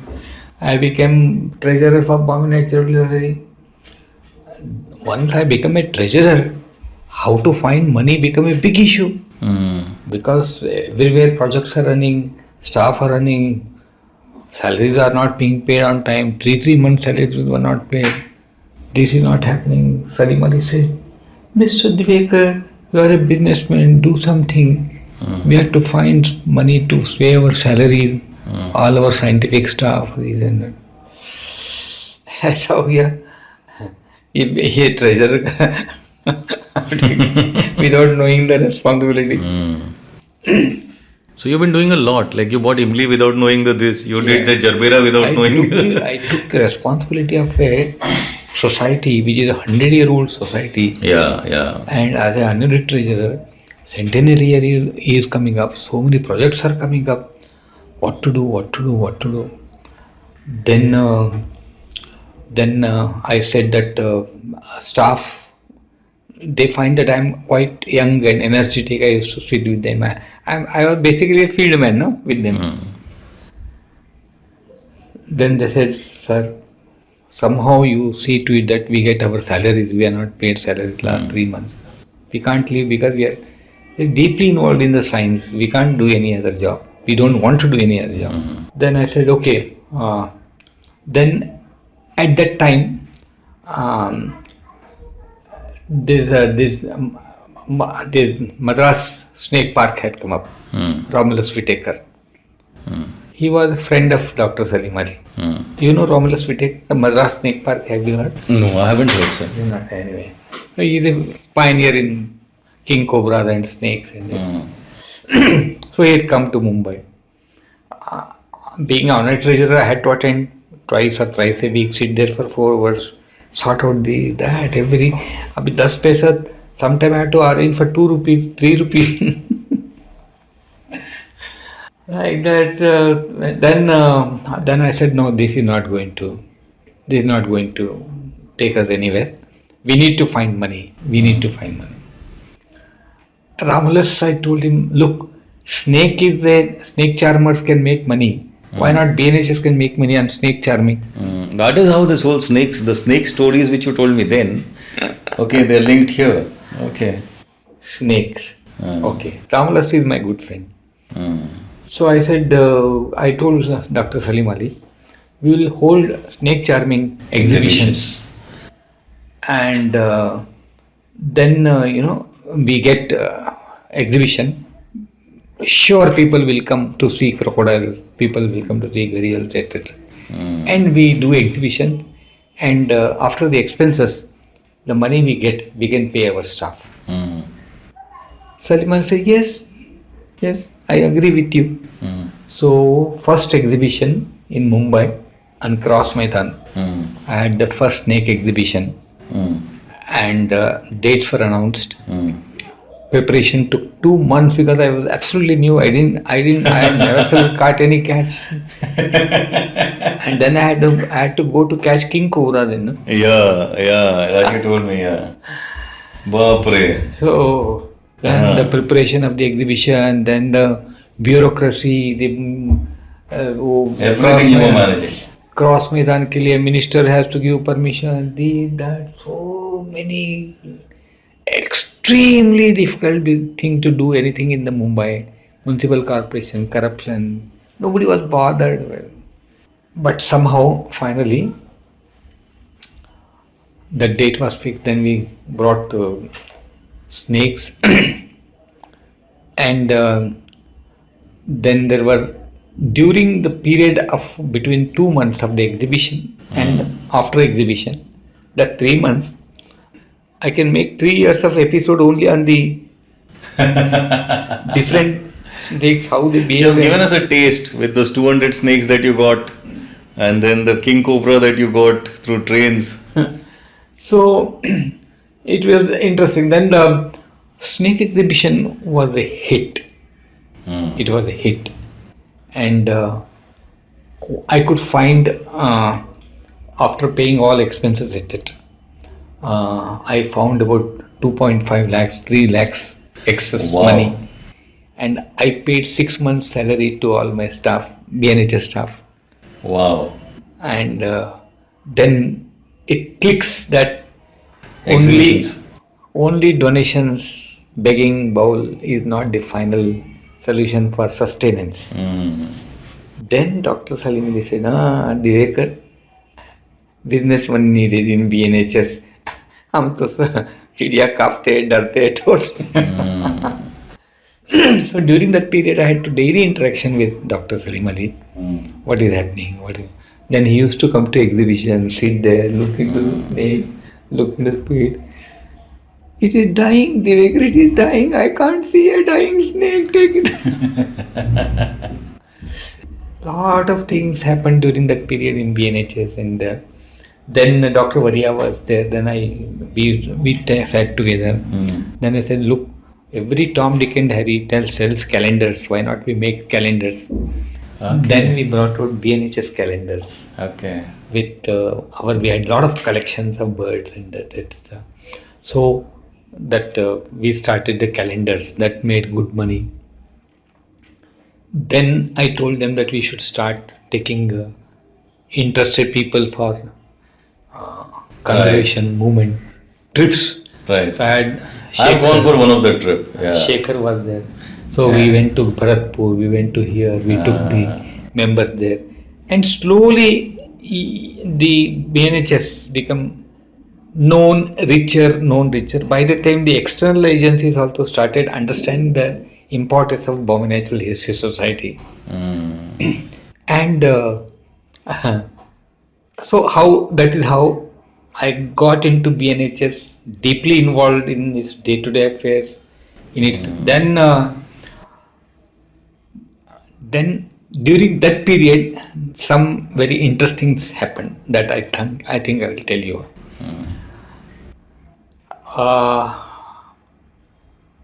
During the centenary period, I was a treasurer. So it's a big BNHS centenary is big because first up to independence it was all run by Britishers. They are all Smithsonian. Now they are Smithsonian Dean, Smithsonian Director, this zoo, Frankfurt Zoo, such people. They were all BNHS members, international members. So then he said that centenary celebration we will do.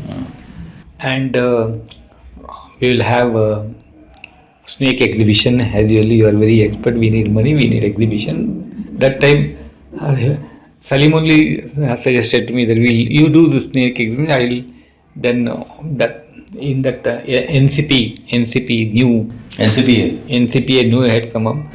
Then one of my member was Kishori Amankar's son, so she agreed to give a recital. Okay. And then chief guest kisko bulana hai. Then we were all sitting, 10-12 of us members all. They were all 65 plus and I was only 35 plus. Then Salim Ali said, how about calling Indira Gandhi? Shall I call Indira Gandhi? This man talked so eagerly of Indira Gandhi. His secretary was some R.K. Dhawan or something. Yeah. Her secretary, R.K. Dhawan was Indira Gandhi's secretary, right? Indira Gandhi's secretary. Yeah. And here that chief minister was one some Sangli, some politician from Sangli. Okay. It was a Congress government. She was the kingmaker ना. वो उंगली से बात करती थी, इसको हटाओ इसको. That was her power. It was Congress was in her grip like this. After the chief minister appointed, 2 साल हो गया महाराष्ट्र में. He was calling her to come for this function, that function. She had never come to Mumbai. She never came. And Salim Ali said, for the centenary, we'll call Indira Gandhi. I said, all right, I said, if you are confident. Whether she will come or not.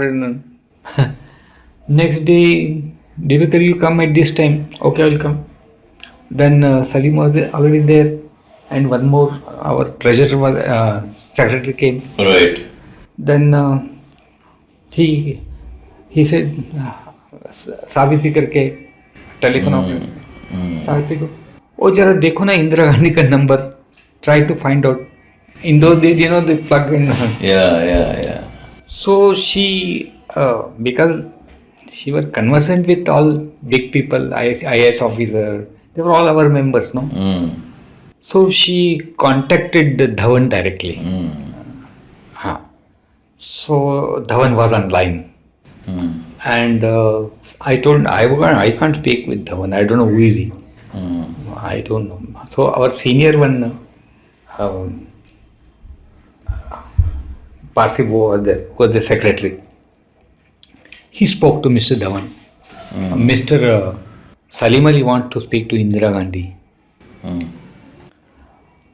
Dhawan knew who was Dr. Salim Ali. Probably they all at that level they know the. Yes, I will just check whether she has time. Then he said, ask Mr. Salim Ali to be there wherever he is. Within half an hour, Indira Gandhi will call back. Indira Gandhi will call back. We were all sitting there. Waiting for Indira Gandhi's call. What was going through your mind? See, I can't even imagine that I can speak to Indira Gandhi. वो ये लोग chief minister 2-2 दिन बैठते थे, उसका appointment नहीं देता था वो. She was a very very ruthless politician. अरे उसको अपॉइंटमेंट मिलना बात देखने का तो छोड़ो. It was such a big, and she said within half an hour Indira Gandhi is giving a call and speaking to whom? Dr. Salim Ali. All right, we were all waiting. In about half an hour or 45 minutes, the call came from Dhawan. Okay. Dhawan का call आ गया directly to BNHS. And then how are you? Salim, how are you? How are you doing? We are not met for a long time. This is on speakerphone. On the speaker phone, big. तभी तो ये सब ऐसे plug in type था ना, उसको कम hearing में आता था ना. So they had made some arrangement where we can all hear one thing. Because we didn't want to miss anything. So yes, Dr. Salim Ali. We are not spoken. You are not come to Delhi for a long time. I never knew he used to meet Nehru and Indira. How do I know about it? Yes, just tell me. What do you want me to do? You want some funds? No. Look, my society 100 years celebration is there. So I want you to come as a chief guest for one of the functions, important function, as we read the society. Then they talked some, how are you, what is your health? Then she said, give me dates, my secretary will get back to you. So it was 1-2 months were there when the date was fixed, and the date was celebration was fixed, and the NCPA. And she confirmed that she is coming for the centenary celebration of Bombay Natural History. Indira Gandhi is coming. Now that secretariat, central secretariat, all Congress government. Indira Gandhi never goes anywhere. These fellows have to go and do salam. She is coming, and she never informed any of the dignitaries in the ministry, nor the even chief minister. She is never told. At that time, Ribeiro was the one. Mr. Ribeiro is the Julius Ribeiro was the commissioner, police commissioner. Security was a big security all arrangement. When Indira Gandhi is coming, the security to where? Then security arrangements flashed out that 2 months Indira Gandhi is coming. Road work has to start. This has to start. Where is the BNHS? Who is the Dr. Salim Ali? Who is Mr. Divekar? Very interesting things started happening. And the chief minister, he never knew what is BNHS, what is. One day, after all the dates were fixed, time was fixed, she was coming, her program, etc. Then the secretariat informed Maharashtra government, these are the, you have to do these security, these security. Chief minister came to know because of the security arrangement he has to make. He never invited. He was not invited only. She did not invited anybody. And then Ribeiro, he came. I was the honorary treasurer. There were a lot of sugarcane fellow, this fellow, that fellow in front of BNHS. All lafra. Road was dug up. I told several times to BNH society, the BMC, written complaint, repair karo, kuch nahi. Overnight everything is gone. Next day, bulldozer, this, they road gate, chaka chak. One team came and painted all the bomb at BNHL building also. They painted the BNHS building. Free.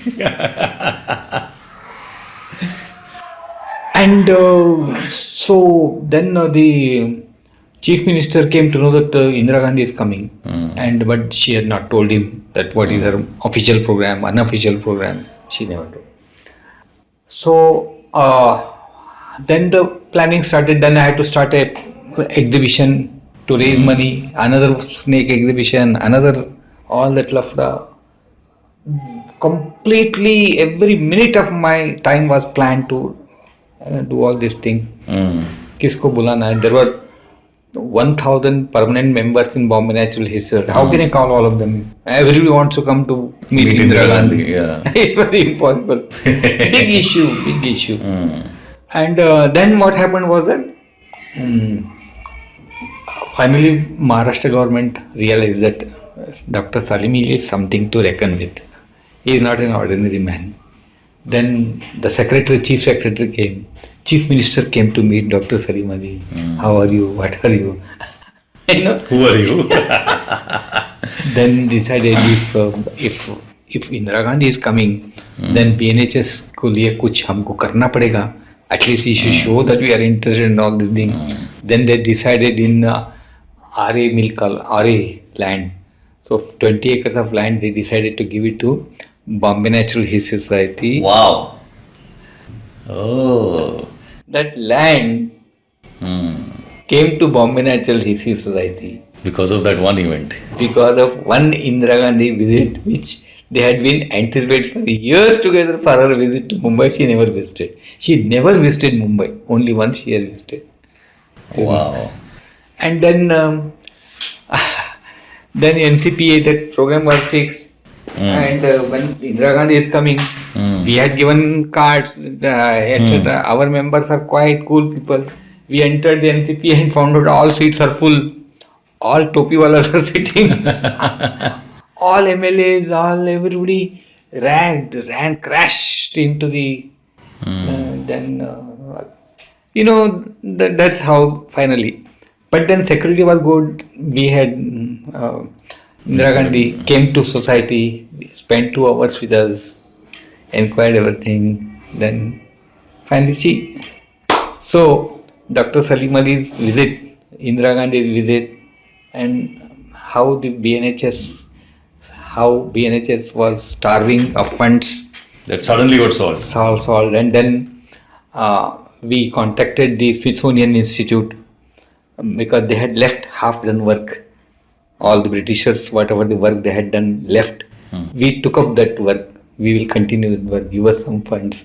And that funds is another story.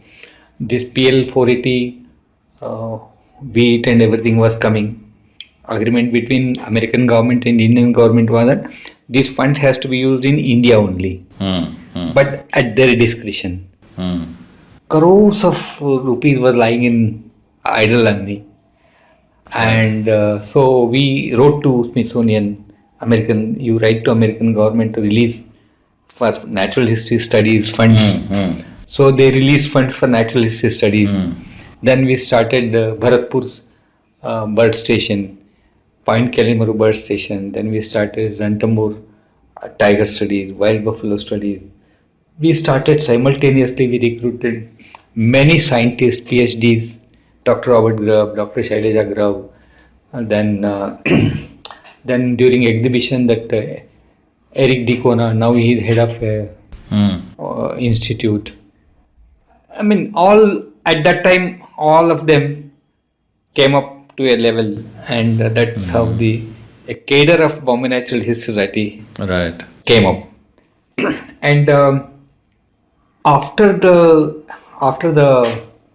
all this exhibition, then suddenly central government and other state governments, they realized that here is an institution which does base work. Then all government agencies started. By that time we had initiated, several things we had initiated. Silent Valley project was there. They were putting up a hydroelectric project that we have through BNHR we studied and stopped them. I personally stopped eucalyptus plantation in Madhya Pradesh. Some these paper factories have decided to destroy 200 acres of virgin forest and plant eucalyptus.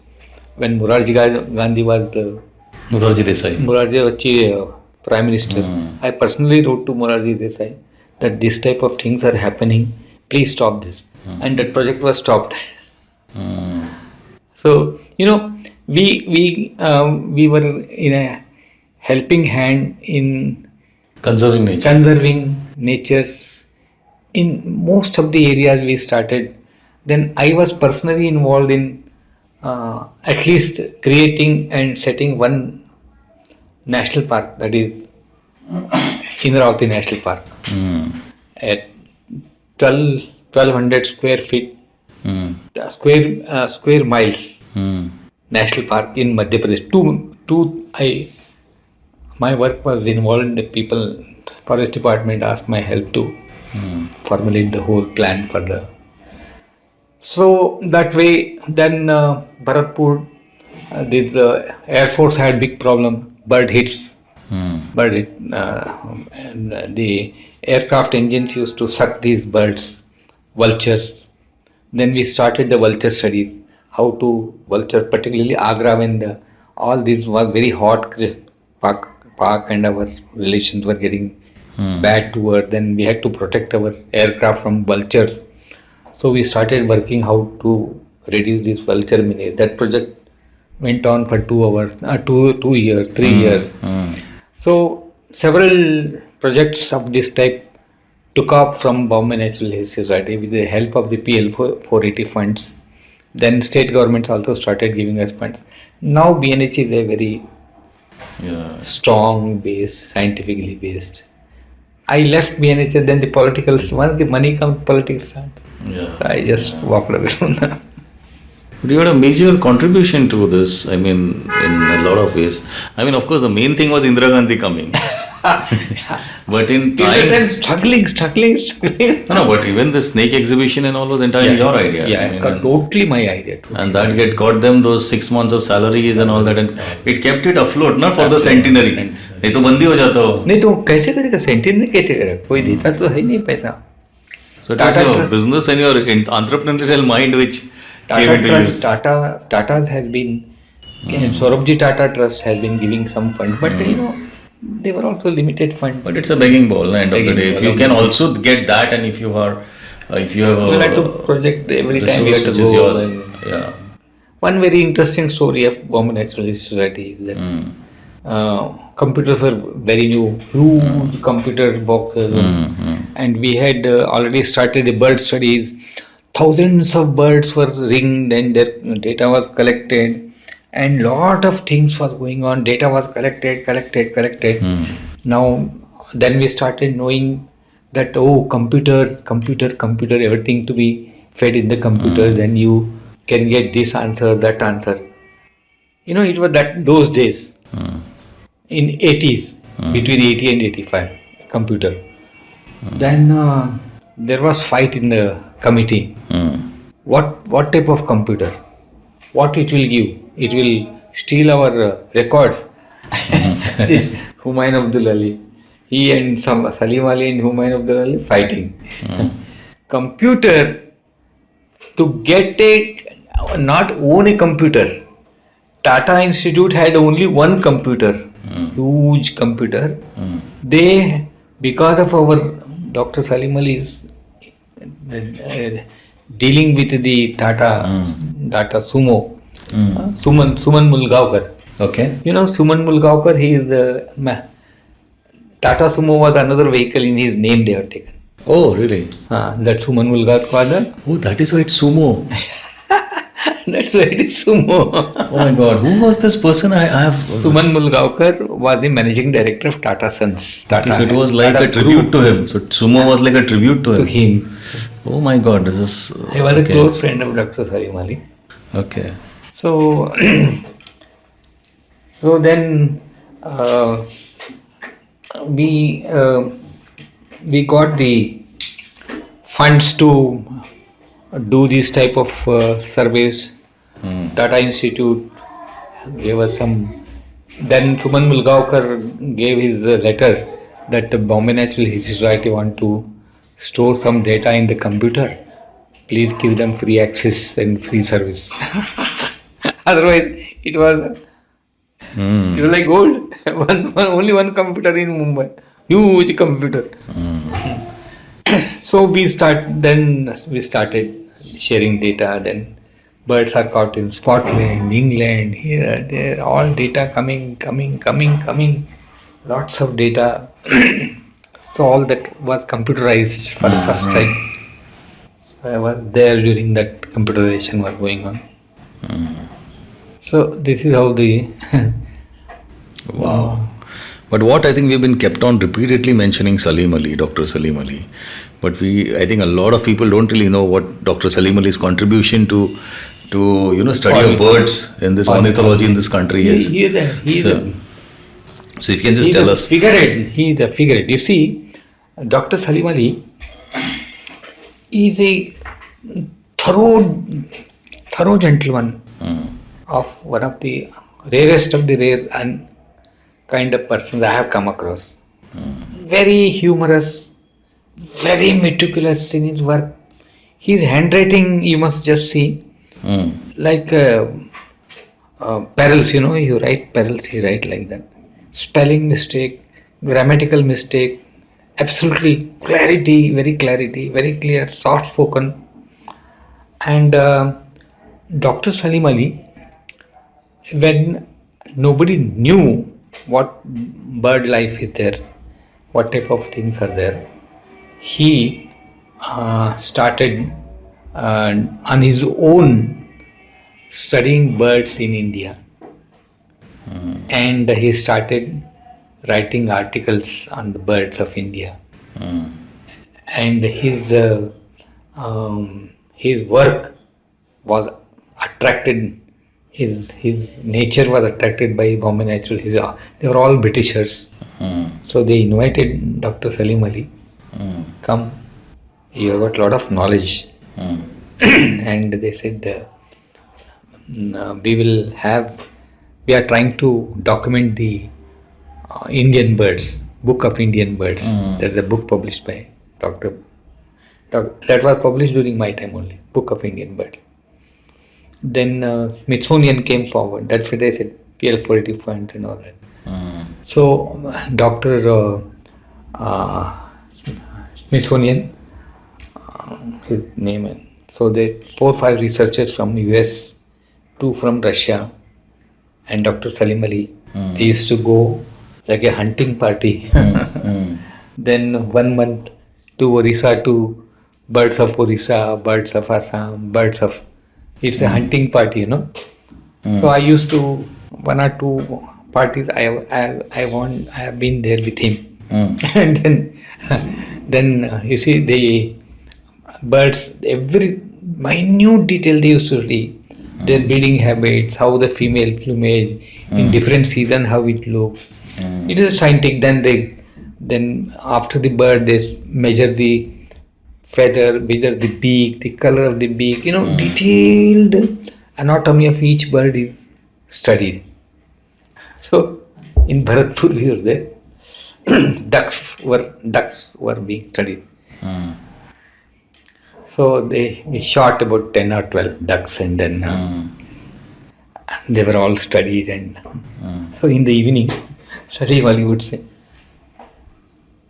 Mr. Divekar, there are a lot of table birds today. Table birds? So, as in food? What do you think we will relish more today?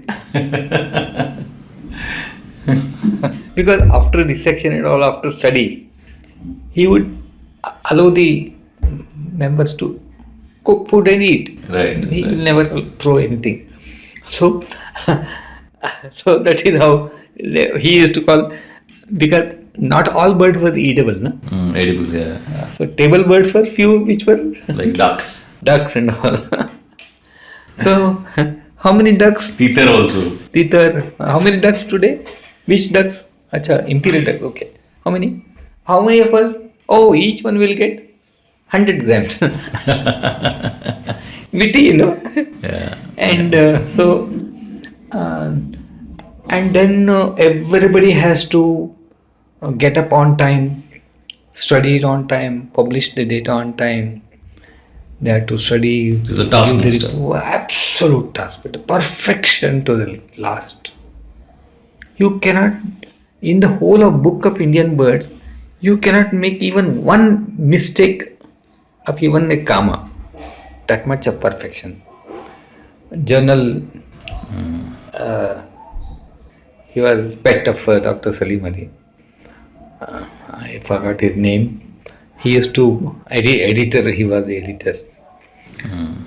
So, when I used to go for study, I used to publish. I have to publish something. So first Dr. Grubb will go through that. This is not the way you have to write. I never wrote anything. So I again rewrite. Then it will go to Dr. Salim Ali. Then he said, "Oh, treasurer's article. Oh, acha. Mr. Divekar, you know what is the difference between a comma and a full stop?"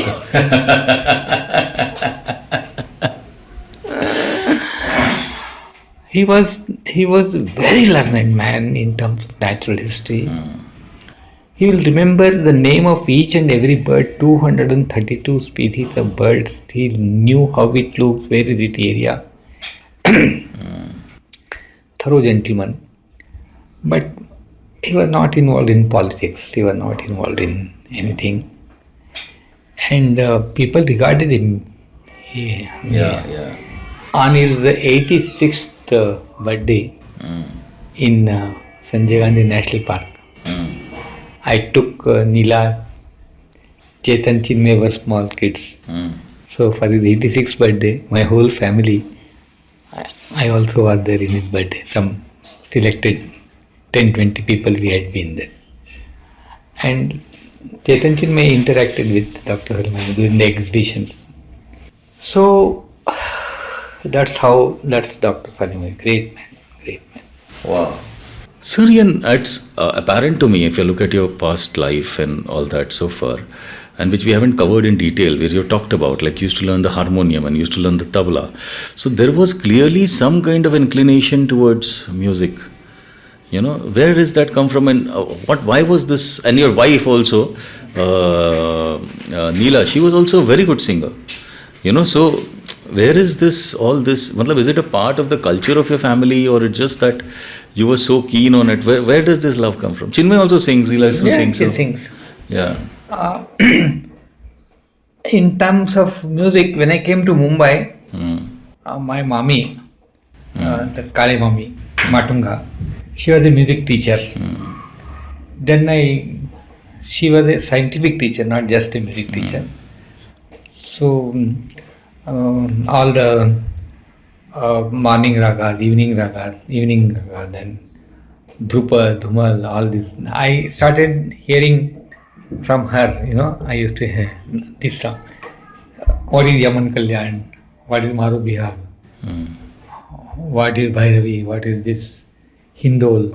So many things I started learning these names which are so Greek and Latin to me. Then I started understanding what is this, etc. Then what happened in those days, we used to go for musical concerts. They were all in the school mein ye log sab gaate the. There were no big auditoriums like that. I have heard Kumar Gandharv, I have heard Bhimsen Joshi, I have heard Kishore Amandkar. You name any big singers, I have heard in schools, just sitting just in front of me, I have heard all these people like Bhimsen Joshi and Kumar Gandharv. So, that's how my interest in learning something, I did tabla because theka, if you have to sing, you have to have a theka. You have to understand the beat. Da, din, da, da, din, da. thin, thin, taka thin, thin. It has to go precisely second by second. So I used to do that because Mami was singing, Hari, thoda theka dar re. I used to theka. So that's how I got into tabla. Harmonium also like that only. हा स्वर धरून ठेव, पंचम धरून ठेव, सप्तम धरून ठेव. So like that. And because of my learning music, I got into music hearing.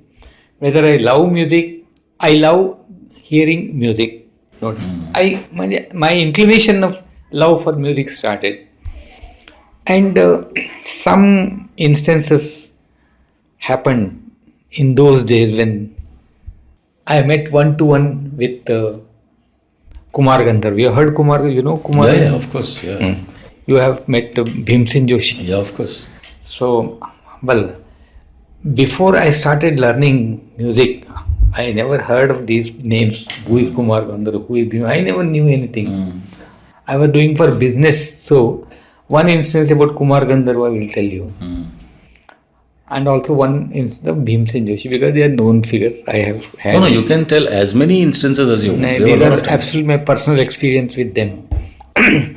So I was going to Indore from Mumbai, and business again, my business of cylinder liner, casting, etc., etc. So, but I used to travel with luxury. You know? I used to travel with luxury. I used to always travel in first class, always, and I used to take drinks with me. In those days, these different days were there, you know, first class. No? So invariably, I used to meet some politician, some chief minister, some big reside, जैसे कुमार गंधर्व वगैरह. I used to meet, and most of the time I was busy in myself. Sometime I used to talk and etc.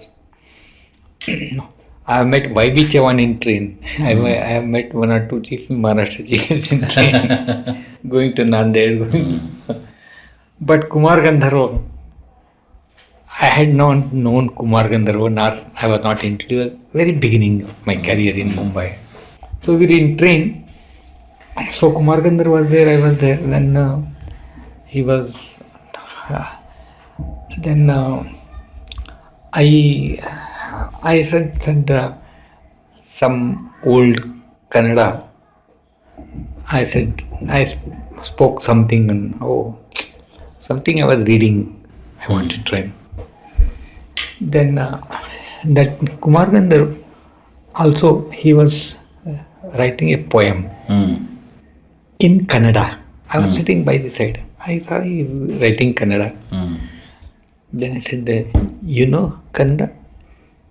He said, yes, I know Kannada. He said, I also know Kannada. Oh, acha. I said, where are you going?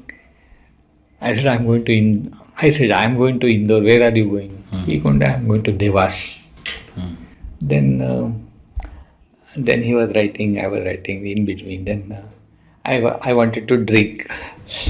So I said, do you mind if I will have some drink? Is it okay? जब लेके घूम रहे थे मैं हमेशा लेके ही घूमता था खाना गिना लेके घूमता था खाना पीना मैं एकदम आराम से चिकन गिकन लेके जाता था I asked Kumar Gandharv, would you also have little? He was Kumar Gandharv, I didn't know. Person sitting just by. तो आप थोड़ा सा लेंगे मेरे साथ में? हाँ लेंगे बोले. Then at that time I was only drinking good quality whiskeys which are available. बहुत महंगा था फिर भी. तो we drank, then he ate something, then we talked something, this and that, etc. Then हो गया टाइम, सो गए हम लोग. Then morning Devas comes. So he got up, I also got up, then I brushed, he brushed. First class we were only two in that compartment. Actually sitting for four but we were only two. So I called, चाय लेके उसको दिया, मैं दिया, सब दिया. And then Devas station came.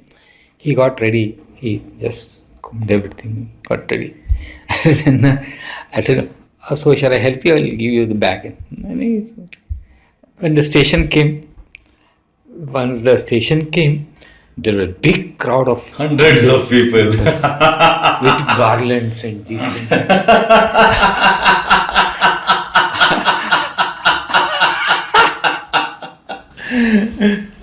They received him. Oh God. I didn't dare to. The guard came to see him. The driver came to Wow. see him. Wow. These people were traveling with me, talking with me, drinking with me. I asked the person, who is this कौन है ये? fellow? He said, he is the Kumar Gandharv.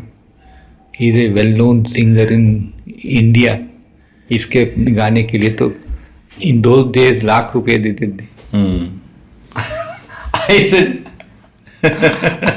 what an apple. But you knew the name Kumar Gandharva, right? No, I never asked his name. I never knew who is Kumar Gandharv. Okay. Hey, Kumar Gandharv I knew. That's what I'm saying. Because Mami has been telling that Kumar Gandharva, I never asked him, are you a singer? Why you will tell me he's a singer? No, but that my point was that you knew who Kumar Gandharva. If you knew Kumar Gandharva name, Once they told he is Kumar Gandharva, it hit you. then he hit me like a stone.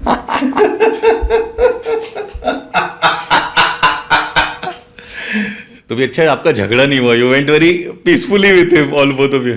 Very sober, very silent person. I never understand he was such a big person. Very simple. He drank with me. We ate. Okay, I will sleep now. Then he was. Superb. That is Kumar Gandharv. I travelled with him. Whole night and day I travelled and I didn't understand who was he. Right. And same case with Bhimsen Joshi. Okay. I was travelling from Pune to Dharwad. Travelling from Pune to Dharwad. Again in first class, he was Bhimsen Joshi was there. And another some Anglo-Indian was there. Myself was there. We were there. Then In the first class compartment. first class compartment. I used to travel in first class only. Then evening, then I opened my. Then Bhimsen Joshi. I asked him, "Will you take drinks?" Okay. Then I opened. Then he also opened one bottle. He also had a bottle. So we all drank. We said this and that. Then where I am working, I never asked him what he is doing. That Anglo-Indian was not considered in any case, but we offered him some drink. He also drank. And I never asked what his name is. Bhimsen Joshi. He never told me. And he was dhoti and kurta and simple man. Drink and इधर उधर देखता था, ही करता था. But one thing I noticed, when train come to a station, people used to peep and see. Okay. I said, why people are peeping into the train? Which normally doesn't happen. Normally doesn't happen, no? Yeah. And why on first class they peep? Yeah. Somebody must have told Bhimsen Joshi is moving in that. Yeah. Already he has received Bharat Ratna, so he was a very big man, no? Yeah. Then Dharwad station, 8 o'clock in the morning. Yeah. Then I said, he was also speaking Kannada. I also, we'll meet again sometime in the train. Aram se piyenge, khayenge. This I told him. He said like that. And then the crowd I saw, I asked him, who is this person? He said, Bhimsen Joshi. Oh God. Amazing. Once in a flight, some actress, Hindi actress was there. And I was sitting by her side. People used to take the autograph. So I said, okay, give me one autograph also. मुझे क्या जाता है बाजू में ही बैठे मैं दे दूँ. Then I said, why don't you take my autograph also? I told her. She said, Who are you? who are you to my autograph? She took out her diary and signed and gave it. So who was that heroine? I will. Very famous heroine was there in the flight. Yeah. Sadhana. Okay, Or something. Sadhana or something. This was in the 80s. 80s. He was in very limelight at that time. Sadhana cut, they used to say, I remember. Something like Yeah, that. that same. As if it's sadhana, then it's that. I gave my signature. Once I was in a bus, night bus, traveling in a night bus to Kolhapur, and Marathi film directors were there. Some people, film directors were there. So I was traveling with them. I was going to Kolhapur, they were also coming to Kolhapur, and we talked, stopped, drank, baat karte gaye. And then when I went there, next day the paper में उनका photograph देखा आया, big photograph and some heading with I said, why they are that photograph? I just saw them in that bus today. They were telling me in the bus. They were directors, Marathi picture director. So they are in Kolhapur for 15 days to shoot a Marathi picture. So that was there in the front page in the Kolhapur. But Marathi actors, directors used to do that a lot because the budgets were not there and they were not really that well off comparatively. Yeah. They used to travel in bus. When I know particular hotel they used to stay there. I have encountered with them. But in the very beginning, I was just new in the Mumbai. I never knew any of these things. I never heard of their names. My exposure was very limited. Great. I hope you enjoyed part 4 of my conversation with Mr. Hari Divekar, the founder of Nature Trails, one of the largest resort brands in the country. I published the 5th and final part of this lovely conversation on Friday next week. I will also end this and every episode by recommending a film or a web series.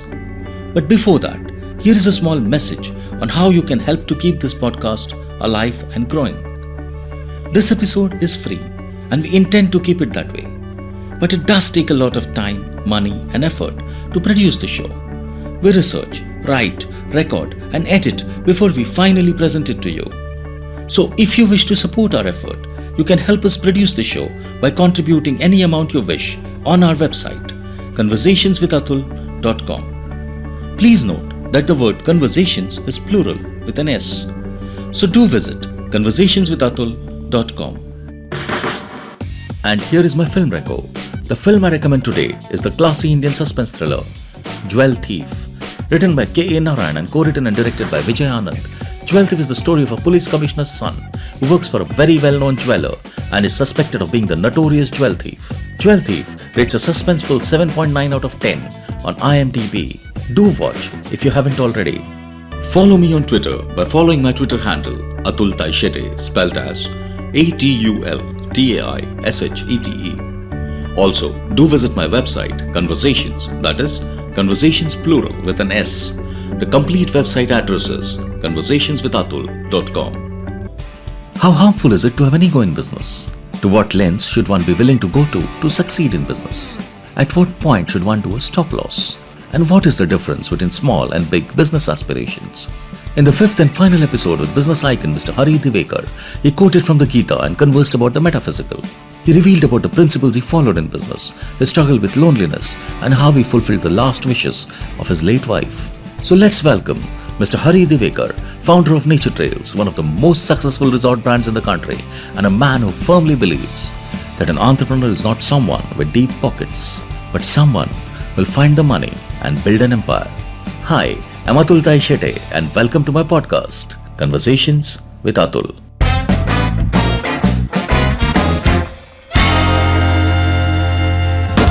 There's one thing which you mentioned to me earlier on is that you have by hearted the Gita. And then Yaneshwari and also read the Quran.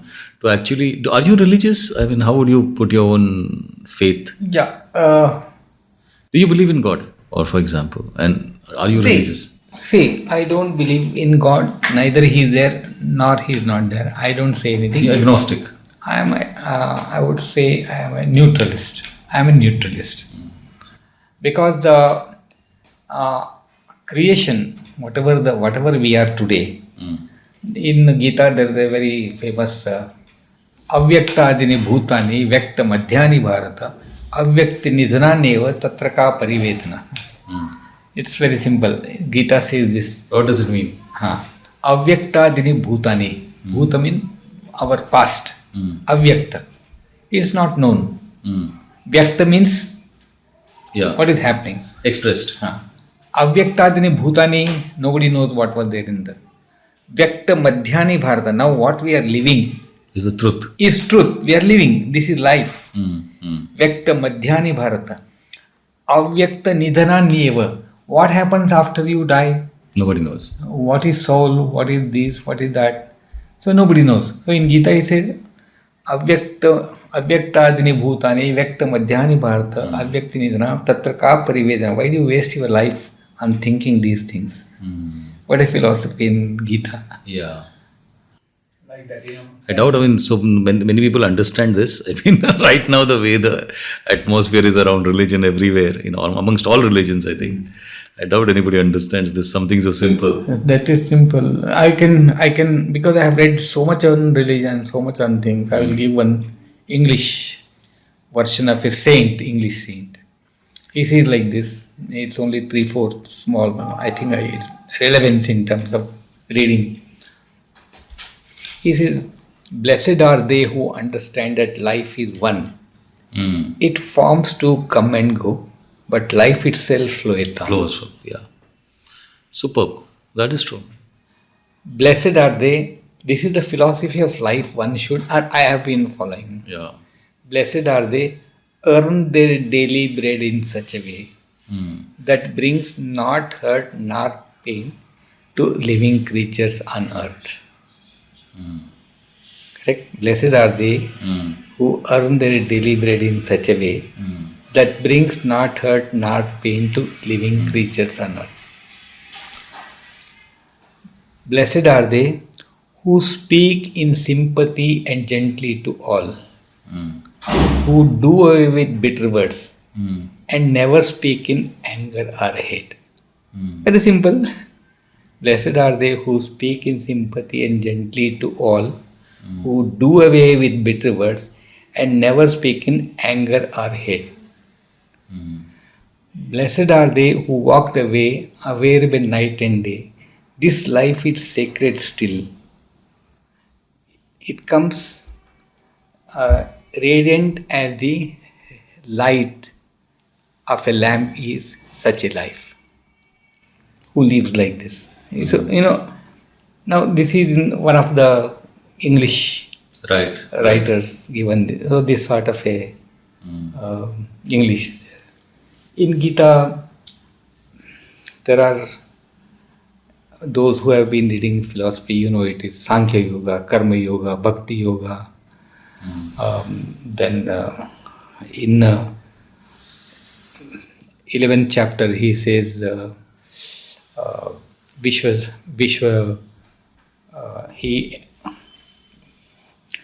Krishna shows his real self, big avatara, that's called. Then 12th chapter, Bhakti Yoga.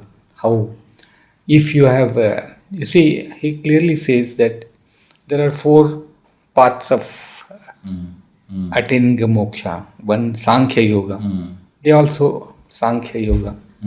Karma Yoga, you do your work. Bhakti Yoga. So these are the ways to reach the goal, correct? But finally, he says, Sahasra Yuga Paryantat, it is Sahasra Yuga. One Yuga is so much, and Sahasra Yuga. Hundreds of yugas. That is his one day. Is one day. And Sahasra Yuga, night is Sahasra Yuga Paryantat. That gives the philosophy of what we talk of today, astrophysics. How old is this universe? What is this, that, etc., etc. In Gita, it gives you a total insight of today's technology, today's things, and it gives then what after birth. You see, you read we are all concerned. How do we die? What happens to our soul? All these things are interesting that we don't know. But soul by itself is also a human construct. No? I mean, who knows what? Like, you know what a heart is, you know what a kidney is and a liver.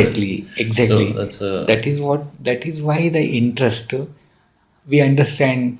As we created something like a soul, which is eternal. Soul? What is the soul? How do you understand the soul? You have to read, understand the soul. Correct. So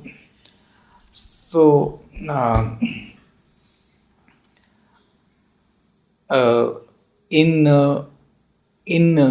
Gita, they have an answer for every situation in the life we go through.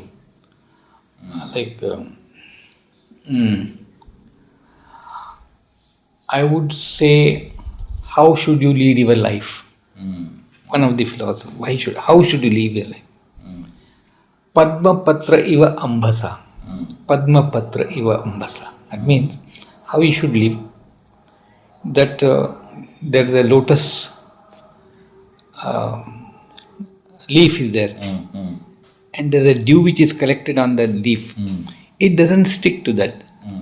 That dew is there, it glows, it is there, you can see that, but it never stick to the leaf. So your life you should lead in such a way that you are not attached to anything at all, but still you are there. Yeah.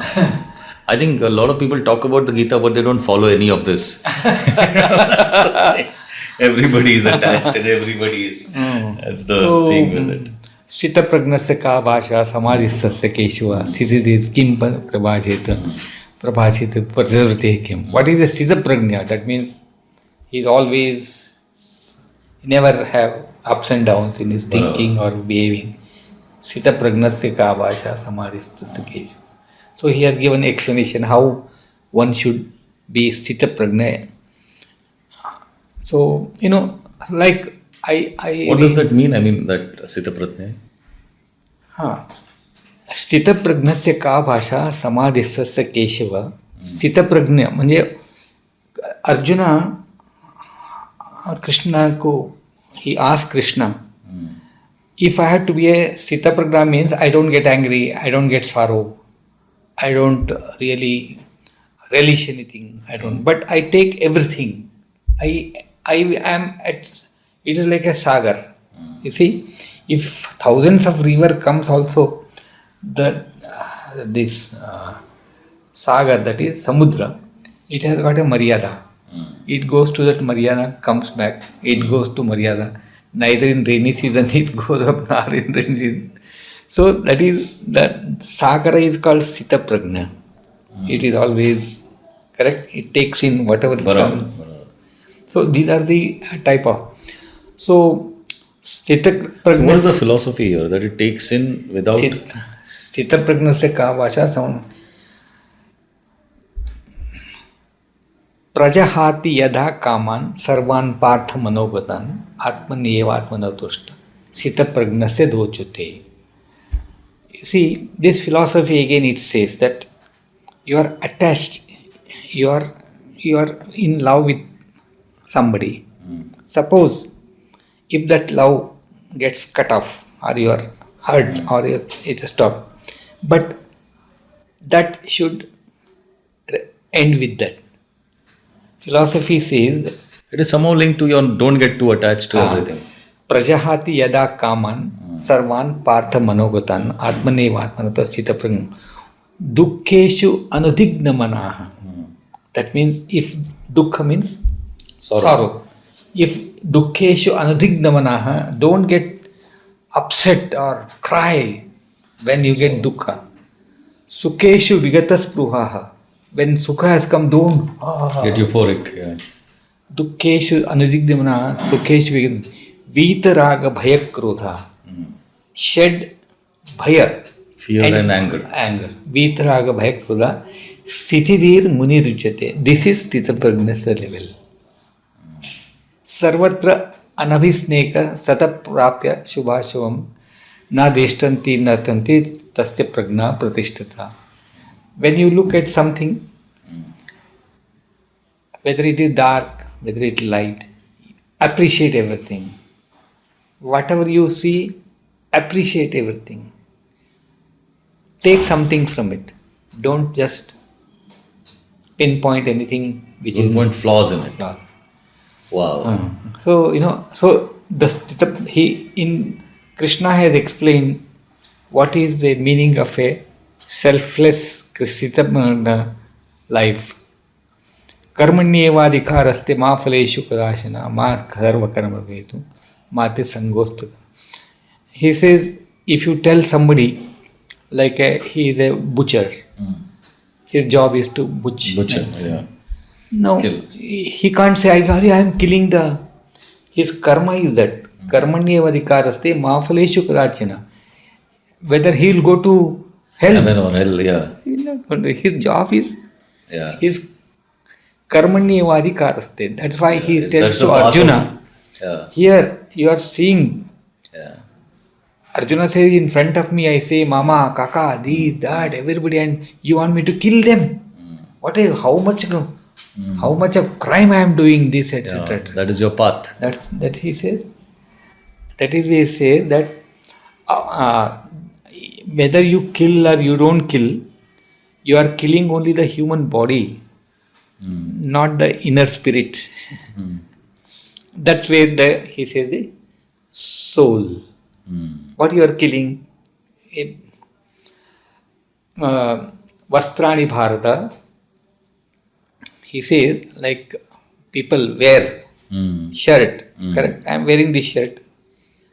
This body is soul. This sharira is along with the vastra is a entity, physical entity. It is soul is inside. What he says is now this shirt is worn out. So I discard this shirt and put a new shirt. Correct? So the poem that stanza says that when the soul has completed his work in this body, it leaves and goes into another soul and it takes birth there. So this is shed like a old shirt. It's a deep philosophy. Then Arjuna asks whether tarka. You know what you mean tarka? Yeah, rational. What is rational? What is God? They are the tarkas. Mundan Mitra, who was in the courtyard of kings, they used to converse on the philosophy, what one who knows, what is Vedas, etc. So that is Tarka Shastra. Now, Bhakti Yoga, Karma Yoga, they are different things. So each one, what is the importance? Who will reach better? So like that That you can't say. That's what. he explains each one when he will reach, how he will reach. Wow. That's so finally it says that is how Sthita Prajna. Example very interesting. I was very deeply concerned. What you should eat, what you should not eat. Natyashnatastu yogosti nachaikantam anashnataha nachati swapna shilasya jagruto naiva charjuna. He says in Gita, Natyashnatastu yogosti nachaikantam anashnataha. He says, never ever go hungry. Never ever eat too much. नाश्ता बोलते हैं ना नाश्ता ये nashta is Sanskrit word नाट्यस्नतस्तु नचैकातम अनश्नता अनश्नता mean don't not eating nashta so nashta is that Sanskrit word नाट्यस्तु योगति नचैकांत नताति स्वप्नशीलस्त जागृत नैव चार्जुना don't keep 24 hours awake because I am alive, I am active, no, wrong. You have to sleep, but in a limited, everything is limited. Don't go hungry. Don't eat little. Yuktahara viharasya. Yukta testasya karmatu. Yukta swapnavadhodasya. Yogo bhavati dukkhaha. He said, Yuktahara viharasya. Yuktahara. Eat little what you want. Yuktahara. Viharasya. Enjoy life. Go with your family, friends. Go sightseeing. Go. Vihara. That is.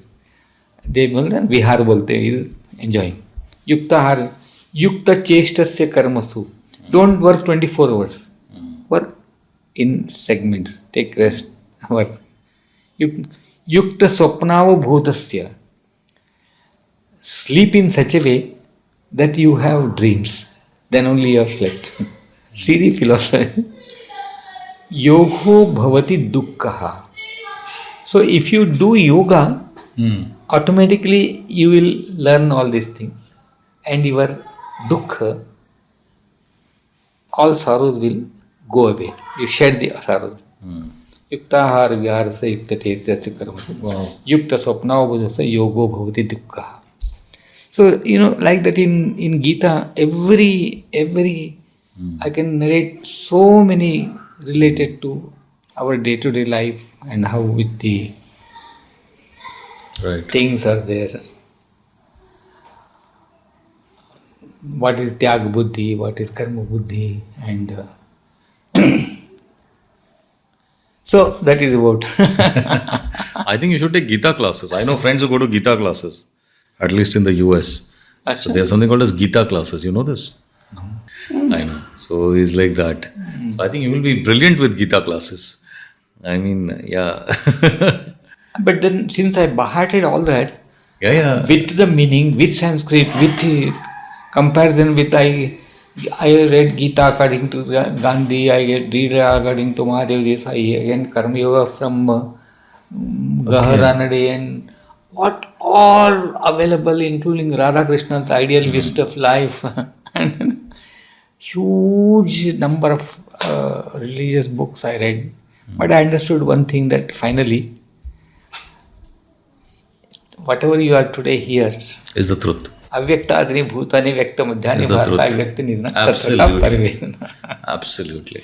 I think, but a lot of things, ये कोई ना समझा के कुछ समझता नहीं है. My view has always been that if you have that kind of a personality, if you understand things by yourself, those are the things that people generally stay with you, and people understand the same thing differently. कितना भी अब गीता में बोलो, कुरान में बोलो, Bible में बोलो, उससे कुछ समझता नहीं है. मतलब जिसको समझने वाला आदमी ऐसे ही समझ जाता है. That's what my understanding has been. Like for like what you're talking about, this, what is the present right now. I did this because when I was with 26 and I was with ABN AMRO Bank, and I said I always wanted to make films. I thought वो पहले ICAA किया, फिर MBA किया, and I was like, why am I doing all this? I don't enjoy this. I want to do something creative. So I was 26 and I said I was in the bank. I was an investment banker in a bank, and in a foreign bank, and I was like, boss, ये नहीं करने का है मेरे को. So it did not take me like 2 minutes to figure out कि boss, I have only 50 years to live, and those 50 years are important. These 26 years are not important, what you're telling me about right now. So for me, these 26 years were completely irrelevant in my life. I said, these 50 years are left, I have to live them. This is the truth is, today I don't enjoy this. And these 50 years, I don't want to go another 10 years and say, I wasted another 10 years of my life. So it didn't take me. So people keep on asking, how could you quit? I said, boss, because it doesn't make sense to me. But it does not, what I did is not making sense to you. But what I did is making complete sense to me. So it is, that's what I'm saying, that the same thing works differently for different people, and somehow the answers are all material for a lot of people. It's all in the material that is there, that the answers are. But I think the answers are not in the material most of the times.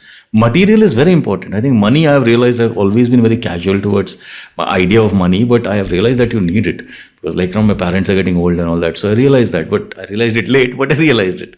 But I feel the answers are not in the true satisfaction is not really in the material. Material obviously gives you a lot of satisfaction and it's very important. But that little bit which is there to make it complete, that does not come from the material. I mean, that's my view. I'm sorry. You see, because this all comes out of the your inner feeling to learn something about what it is. If you don't have that, why will you talk of this? You never talk of Barabar. And I just now want to come to, a kind of wrapping up of your life and how it has been. And would you consider yourself, because I feel that it's a lot of people who think business, why they succeed is also, I feel, is like why, what I do, for example, is because I am driven by a legacy. I'm driven by leaving behind what people might watch for hundreds of years. At least at the beginning I was. Now I feel that as long as I'm alive, maja aa raha hai, theek hai. But when I started off, that is how it was. That if I make a film, hopefully people are going to. If I'm going to make that kind of a film, that people are going to watch hundred of years later. Like Sholay, people still watch, whatever the amount of number of people that might be. So I'm saying that is what I was driven by. A lot of business people, I feel, are driven by money. A lot of business people are driven by money, and their whole idea and focus in life is only money.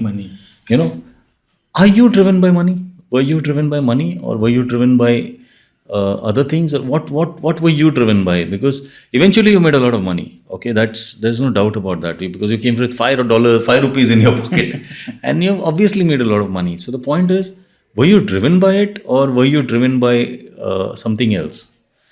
It is like a coin. Coin has Two sides. Two sides of the coin.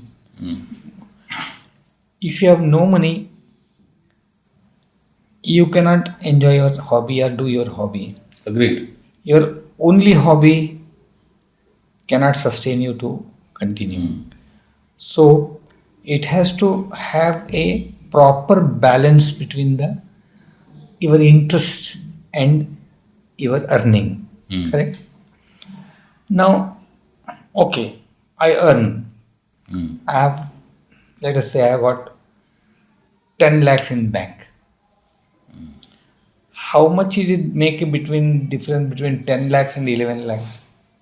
What does it make a difference? Exactly. If a fellow has 100 crores and it is 110 crores, how does it make difference? Right. It doesn't make any much difference. But suppose tomorrow you have no money for breakfast. Then 10 or 30 में भी बहुत फर्क है.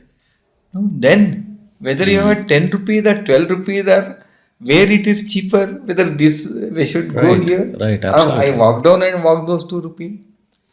So when things are scarce, They have value. it has a value. Simple economics, basic economics. When things are in abundant, घर की मुर्गी दाल बराबर. Correct, na? Yeah, that's basic economics. Now, Demand supply principle. Yeah. demand supply. What is a luxurious life? Do you think living in a 5-star hotel for years together is a luxurious life? Those people living in 5-star, they are fed up of this. Foreigners come with such a high standard of living. They come to Banaras and they go move in the gullies and go into the ghat, and they are so happy to see this vibrant life. What a life they live here. They have fully got up in the materialistic life. They want to come out of that materialistic life. They want to get out of this bloody business. So, and those who are they don't have, they aspire, आज मेरे पास cycle है, मुझे scooter आएगा तो अच्छा रहेगा, अगर scooter है तो गाड़ी आएगी तो हवाई जहाज, I should move some. So there is never ever a full stop for how much one has to have. Ambani want to be number one, or Adani wants to be number one, or Musk wants to be number one. That's the difference between them. But they are fighting only, trying to add something, then losing something. And a fellow who is earning on a railway station, a porter, आज कितना मिला? आज 200, 300 मिला, 100 रुपया ज़्यादा मिला, आज ज़्यादा पी जाऊंगा. So it is relative. Your happiness is not earning.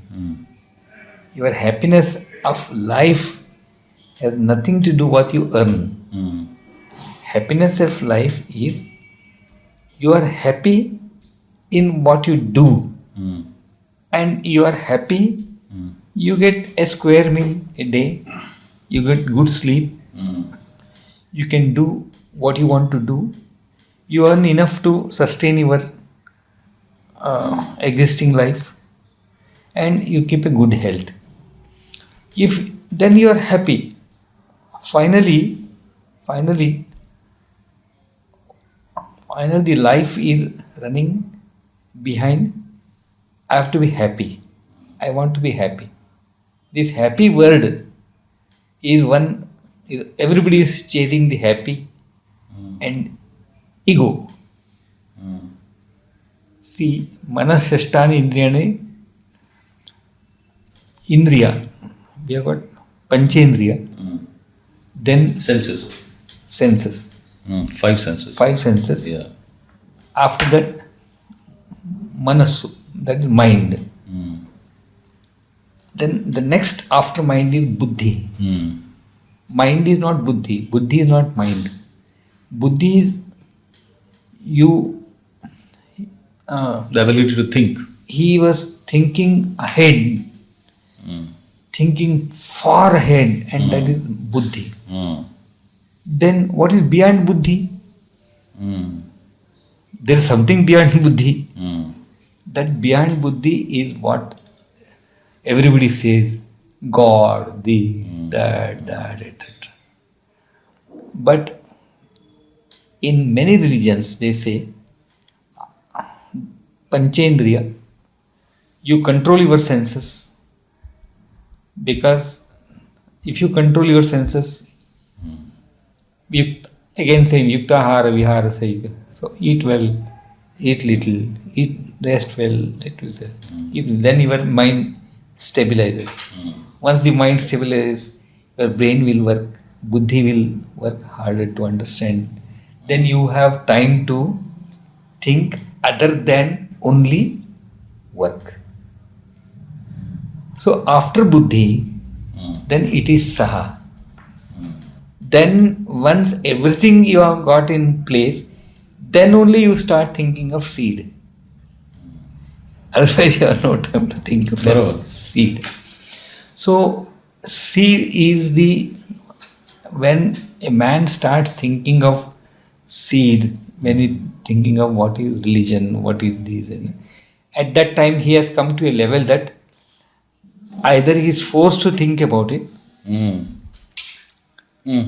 either he is forced to think about it, or he has come to level that he has stabilized. He has stabilized his life. Then he start thinking of beyond life. So this is how the No, but my question was a little different actually. What I meant was that I think a lot of people who are who find money, who get money, who are businessmen largely. I mean, I think a lot of people who are like maybe certain communities like Marwadis and all that, who are business people largely. I find a lot of them being very money driven. ये सब ठीक है, but their whole focus in life is throughout is only money. With you, we know the answer, but I'm saying I generally wanted you to understand and analyze it for yourself. Were you money driven when you were younger? never. That's what I was. You were driven by other things, and then money came as a part of Money, I need money because to fulfill my ambitions, fulfill my absolutely. hobbies, to fulfill my Agreed. Yeah. my wife, I should fulfill her requirements. Then I need money. Otherwise, she has got some. I want this. I want good house. If she wants to say, I want to live in Vasant Lawn, the rent was 40,000 rupees in those days. I used to pay 40,000. But where will this 40,000 Come from? So I need to earn. Yeah. So it is need based. The journey, one's own journey, is need based. Then what is your need? Sometimes it is your ego. Sometimes it is your power struggle. Sometimes it is greed. Sometimes it is I don't want anything at all. That is also a need based. So it is a different each human being is driven by Different a things. different need, Right. Right. and that need, for that he will knowingly, unknowingly, always keep moving in that direction. Direction. Right. Right. Right. Ego, I am the superior, I am the dada, I am this, I am ego. So he will always go, and he is driven by that. If ego, he wants money, he will, for that ego purpose, he will kill, he will earn money, he will do anything to fulfill that ego. Correct? If somebody was he want to read.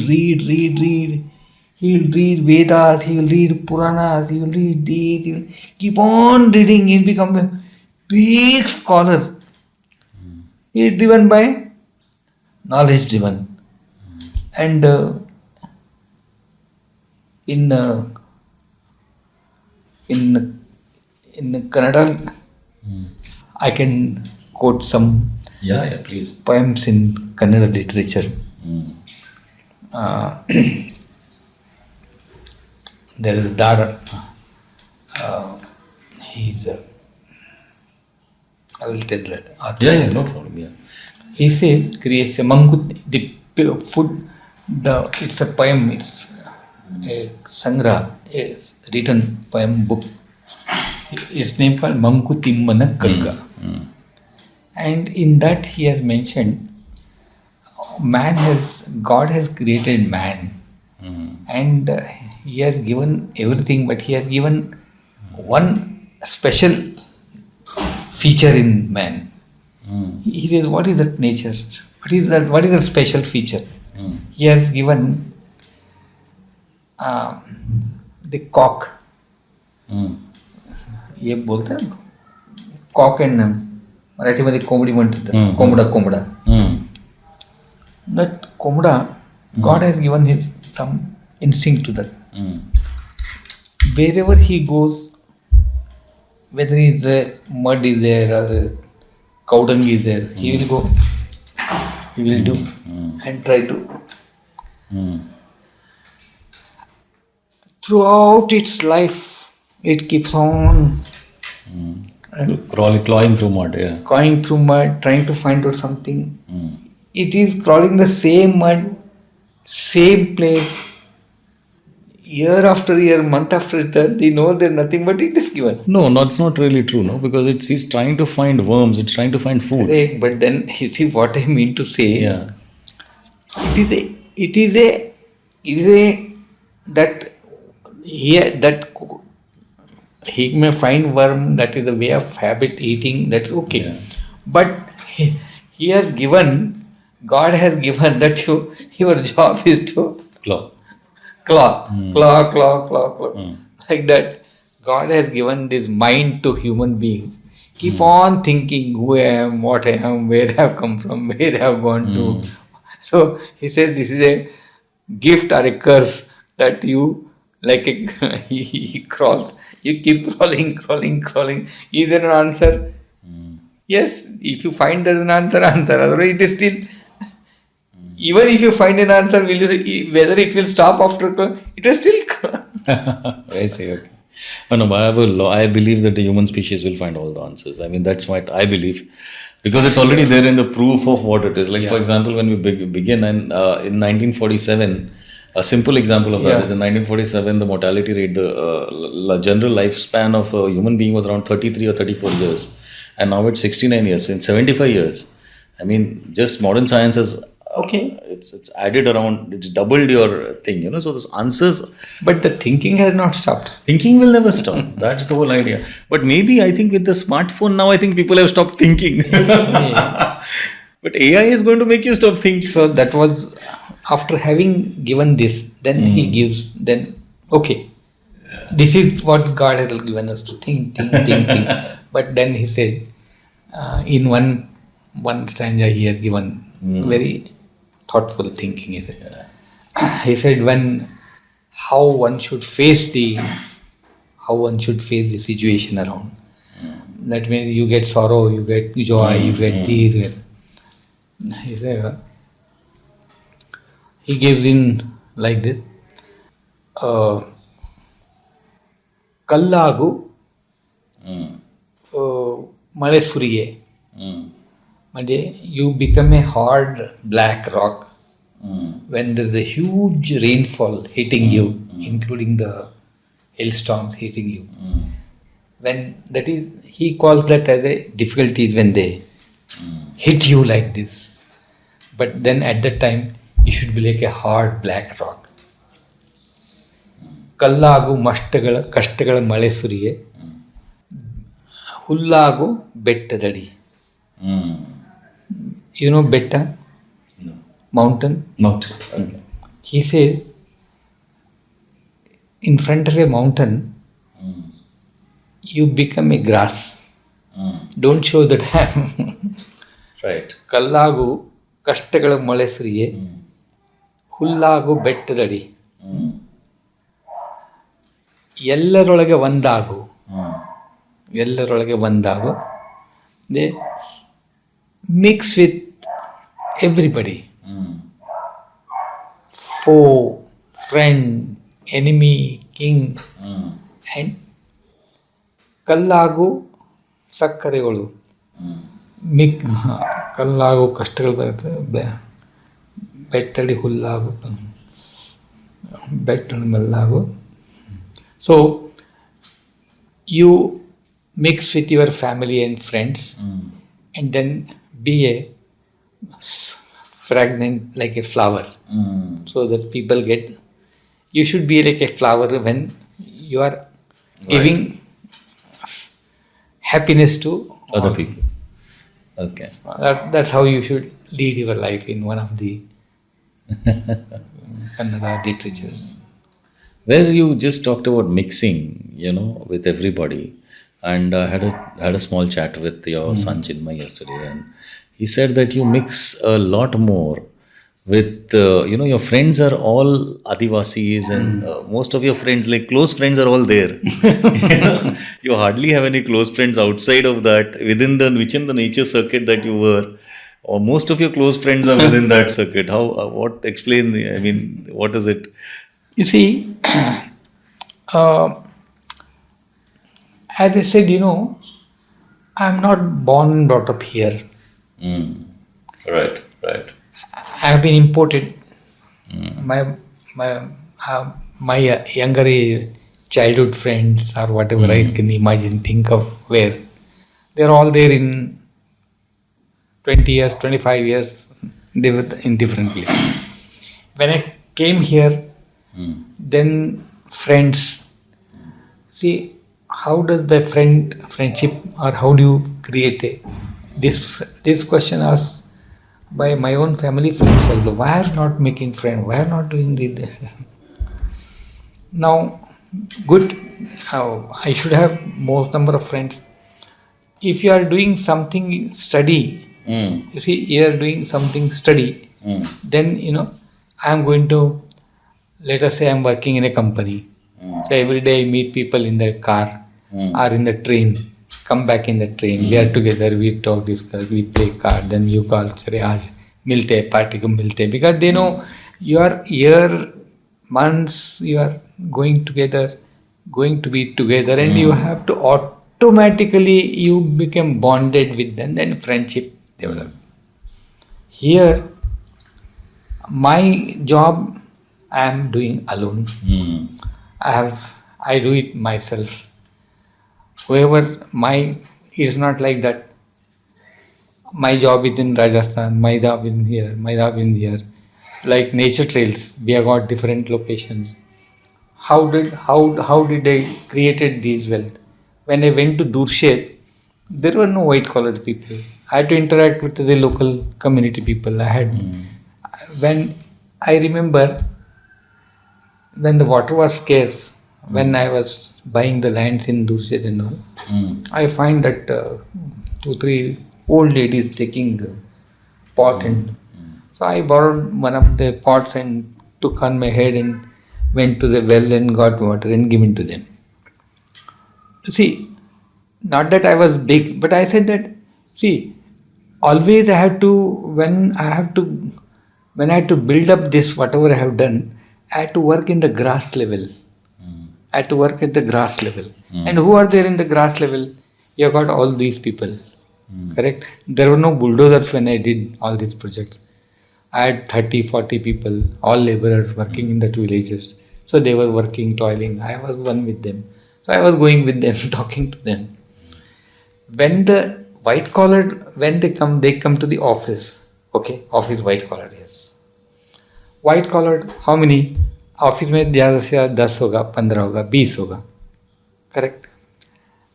Now, they have their own life. They have their own surrounding. You have your own surrounding. You have your own friend circle. You have got a big window to the world. Towards the look.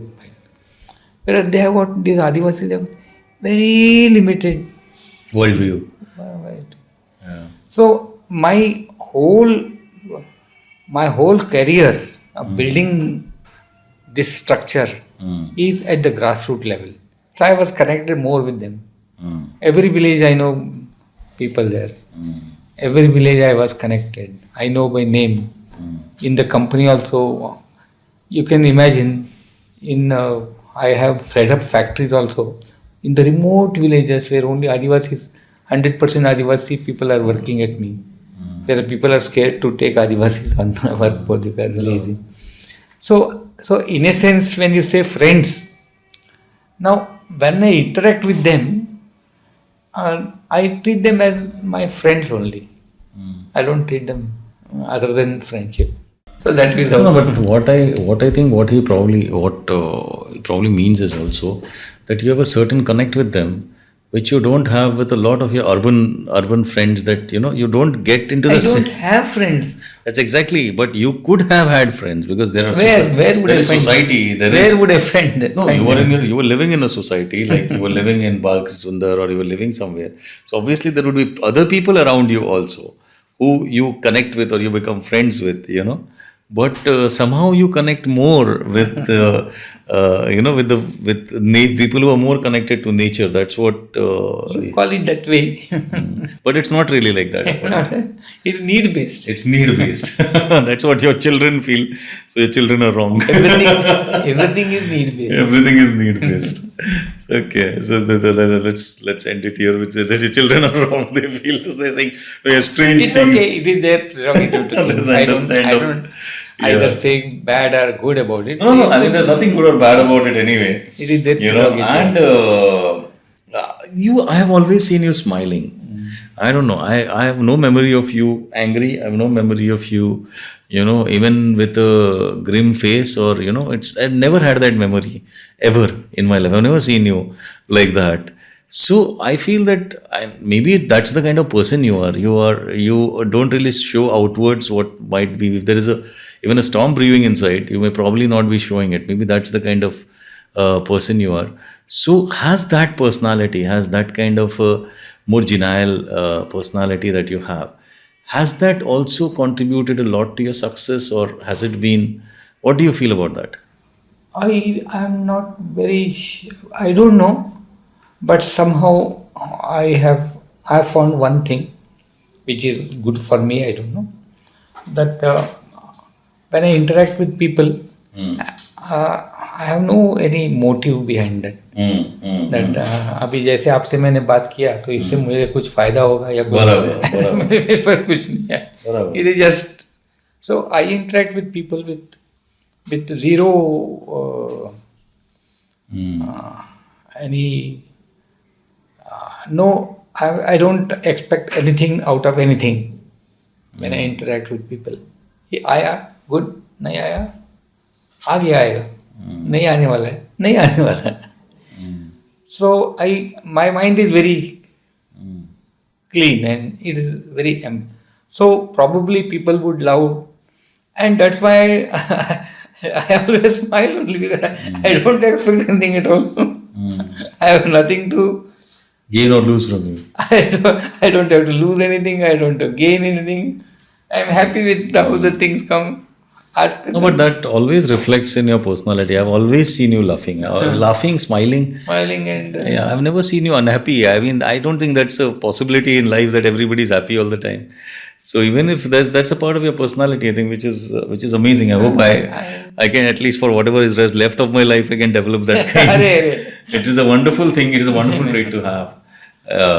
You know, Probably that is one reason people would interact with me and Have take happy me into memories. confidence and give me more support in my business. It would be helping me. but also. it's definitely not intended. It's just you. That is the kind of person you are, It is just it and is. you've always been like this. I've been because there's no other reason. No, I'm just asking you because have you always been like this, like from Dharwad to? Yeah. Always Always happy. Always happy. Always happy. It is such a lovely trait to have, honestly.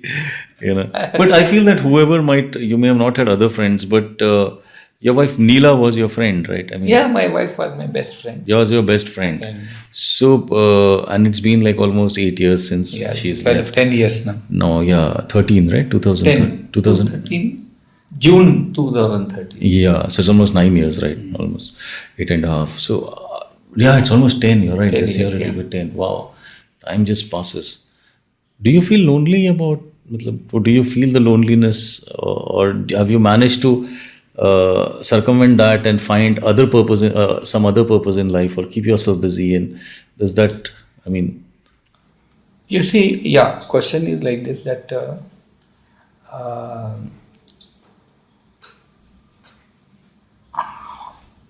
it is, I have been living a sort of a, I don't know myself, but I have a detached, attached life. Like I'm attached, you take the Gita seriously. whether I'm attached or I'm detached. With you, I'm whether attached or detached, I don't know. So the attachment and detachment, you see, it's for me, everything is attachment or everything is detachment. So there's nothing like I'm losing something, I'm gaining something. Correct. Now she was with me for such a long period. Correct. So I cherish what good time we had. What good time we had. But then it is certain that you have to go one day. So I feel that we have together such a long period of happy and successful married life, because I see people, I see families, I see husband and wife lived 50 years and out of that 40 years they are fighting. So I said, we had a happy life, she was very happy, and whatever her thoughts, her values she wanted to do, I completed all that to the last of her wish. So I say, you had a good life. I don't know what is in store with me. So whenever my end comes, I will go like you. She went peacefully. I also. So this how I have taken that life. Otherwise, I would be lonely. Then I will. Instead of that, I look at her as a personality. How she lived happily. She will mix with people, talk to people, love people. So I took on my, till Neela was there, I was not going to I was not speaking much with anybody. I was busy in nature history, that. After her, now the responsibility is in me. My daughter-in-law are there, my sons are there, my other people who are surrounding are there. Then I have started more and more interacting with me, which she used to do. Now I have taken her mental. So that's how I have filled that time gap. Oh my God, that's so lovely. Yeah. So I'm just wrapping up now. Yeah. I mean, I'm actually wrapping up, sir. Okay, because we had almost like a 7-hour session, So I mean, 7 hour of recording actually. And let me tell everybody that even had a nap in the middle, like Mr. Divekar said, okay, now it's lunch, now let's just sleep for some time. So I slept, he slept, then we woke up. And then we again started talking. What has life taught you? I mean, what is that one lesson or five lessons that you think that life has taught you? It does not have to be business related. I mean, general, what you feel. Anything that you have not mentioned here so far. See, the one I do not know how to explain that thing is that health is wealth and wealth is health. One must understand health is wealth and wealth is health. I keep myself fit because if my health is not good, I am troubling so many people around me. And how my health, I can spoil my own health by way of irregular way of living. So if I have to be as much less trouble to others, the first and foremost principle is that your health has to be a wealthy. Now, to that end, whatever is needed daily, even if it is boring, laborious, sometimes time consuming, still you need to do that not because for yourself but for others. So I have been consistently trying to innovate things as the my aging is going on. As you said, I am already 80. I am talking for 4 hours. I can talk another 4 hours. You're talking for 7 hours. I can talk 7 hours. No, you've already finished 7 hours. I never talked so long, but still I have got. And I can walk 6 kilometers in a stretch without any problem. I travel alone in bus, I travel alone in trains, I travel alone in jungles even now. So if I have to do all these things and if I have to keep others, because now everybody will be thinking only. Now I am already 80, so they will all let me go slow. Now slow down, keep fit, etc. etc. Correct. So I was having knee pain, leg pain. I had got a lot of health issues was there because I was reckless. I was admitted to ICU, and I was ICU in 1.5 months. I was in ICU. 3 months in 2014, because in jungle I used to drink any water. I used to eat anything. I mean, you cannot imagine how I used to live in when I'm in, because nothing was available. So what would? Then I fell ill because of the amoebic infection from water. I never drank filtered water or boiled water. I always drank from the tap or the well directly. Then I used to get continuous fever for month and a half. Then I went admitted, got out. Then it was not diagnosed, etc. Then they finally find out there was a big pus formation here of infection that was circulating in my whole body. All that. Then I took 4 months to recover. And then my weight had come down to 40 kilos. I was admitted. This was in 14. So then I realized that I need to be healthy, because otherwise my family, my surrounding people, my business, they'll all get scared. Arey, kya hoga, kya hoga, kya hoga. So then I planned that no, this is time I should concentrate on health in a way that I keep fit. Not that I want to be 200 years and there's nothing. So I now, since you have asked this question, I can explain to you. 5 days in a week I climb 100 steps. I walk 5 days in a week, minimum 5 kilometers. I do yoga. All this trying to do not because I want to live 100 years, but I want to keep fit as long as I live. Of course.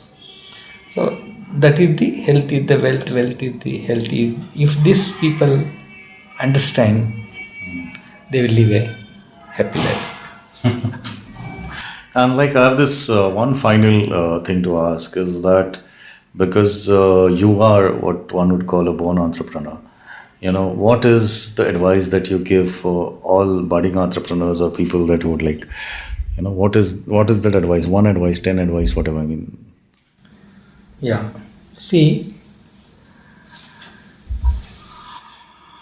people say if you have a deep pocket, you can be a good entrepreneur.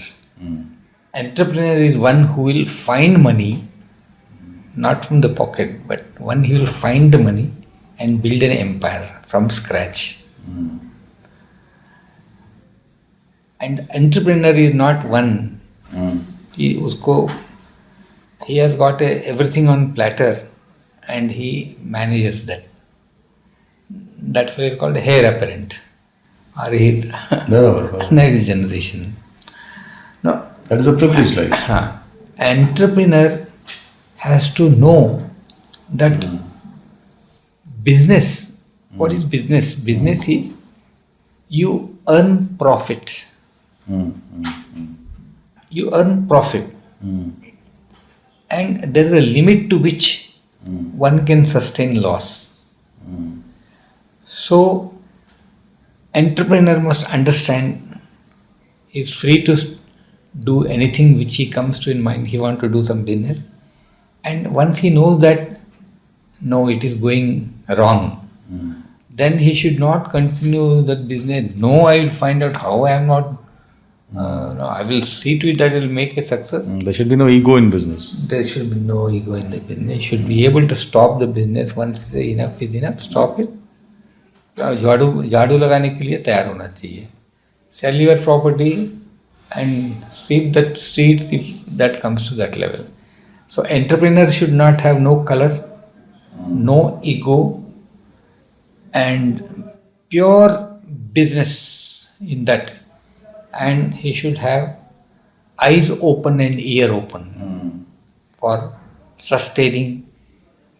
Sustaining can only come if you understand what others are doing, what you are doing. Are you in the competition? So entrepreneur is one who does not necessarily say he has got money. Dhirubhai Ambani didn't have money. Nobody didn't have. They don't come with money in their pocket. And those who have come with money in pocket, they have lost also. So entrepreneur is his eyes, ears, brain is always alert to an opportunity. To an opportunity. Where the opportunity is. Is the opportunity still existing? Right. Or that window is closed, whether he has to be an alert man. And to understand when that opportunity is gone and not have any ego about it. He has to walk the way very carefully, where are peace, where are lightning. And that is also, but that I think is also a learning experience like you had with the imli and the watermelon, and so that everybody will have to learn their own, find their own way. Big aspirations have big falls. Small aspirations have small falls. So start small. Nice. So, sir, thank you so much for this. I think this is a really long podcast. I think we've gone at least 7 hours plus easily. And it was wonderful because I've known you for decades, I think. And we've never really had a chat like this. And I'm so grateful to myself for starting this podcast because sometimes I get wisdom which, I mean, even I think I can't preempt. So it is wonderful. You have not lived up to my age. No, I mean, even if I live up to you, I think wisdom is something, but I can gather wisdom from you and still feel like 80 for free. So, this is, it is an amazing experience talking with you. And I think the other thing which I've learned is how which I've also felt, which I've also realized about myself, is that a lot of people think that everything is an overnight success. Nothing is an overnight success. It's exactly what we talked earlier, that it takes 20 years of hard work to become an overnight success. And you are a prime example of that. And it was so lovely that you shared your personal life, your personal travails, your personal stuff, and then also about the way, the kind of falls that you had before you found your path, which was Nature Trails, which was one of the biggest brands and resorts in this country, and how you reached there. It was an amazing experience for me to go through your personal journey. And thank you so much, sir, for conversing with us, and for this lovely conversation. Thank you very much, sir. Atul, thank you. I'll tighten my collar. That you should do. You deserve to, sir. Yeah, thank you very much. Great. Thank you. Thank you. I hope you enjoyed this episode.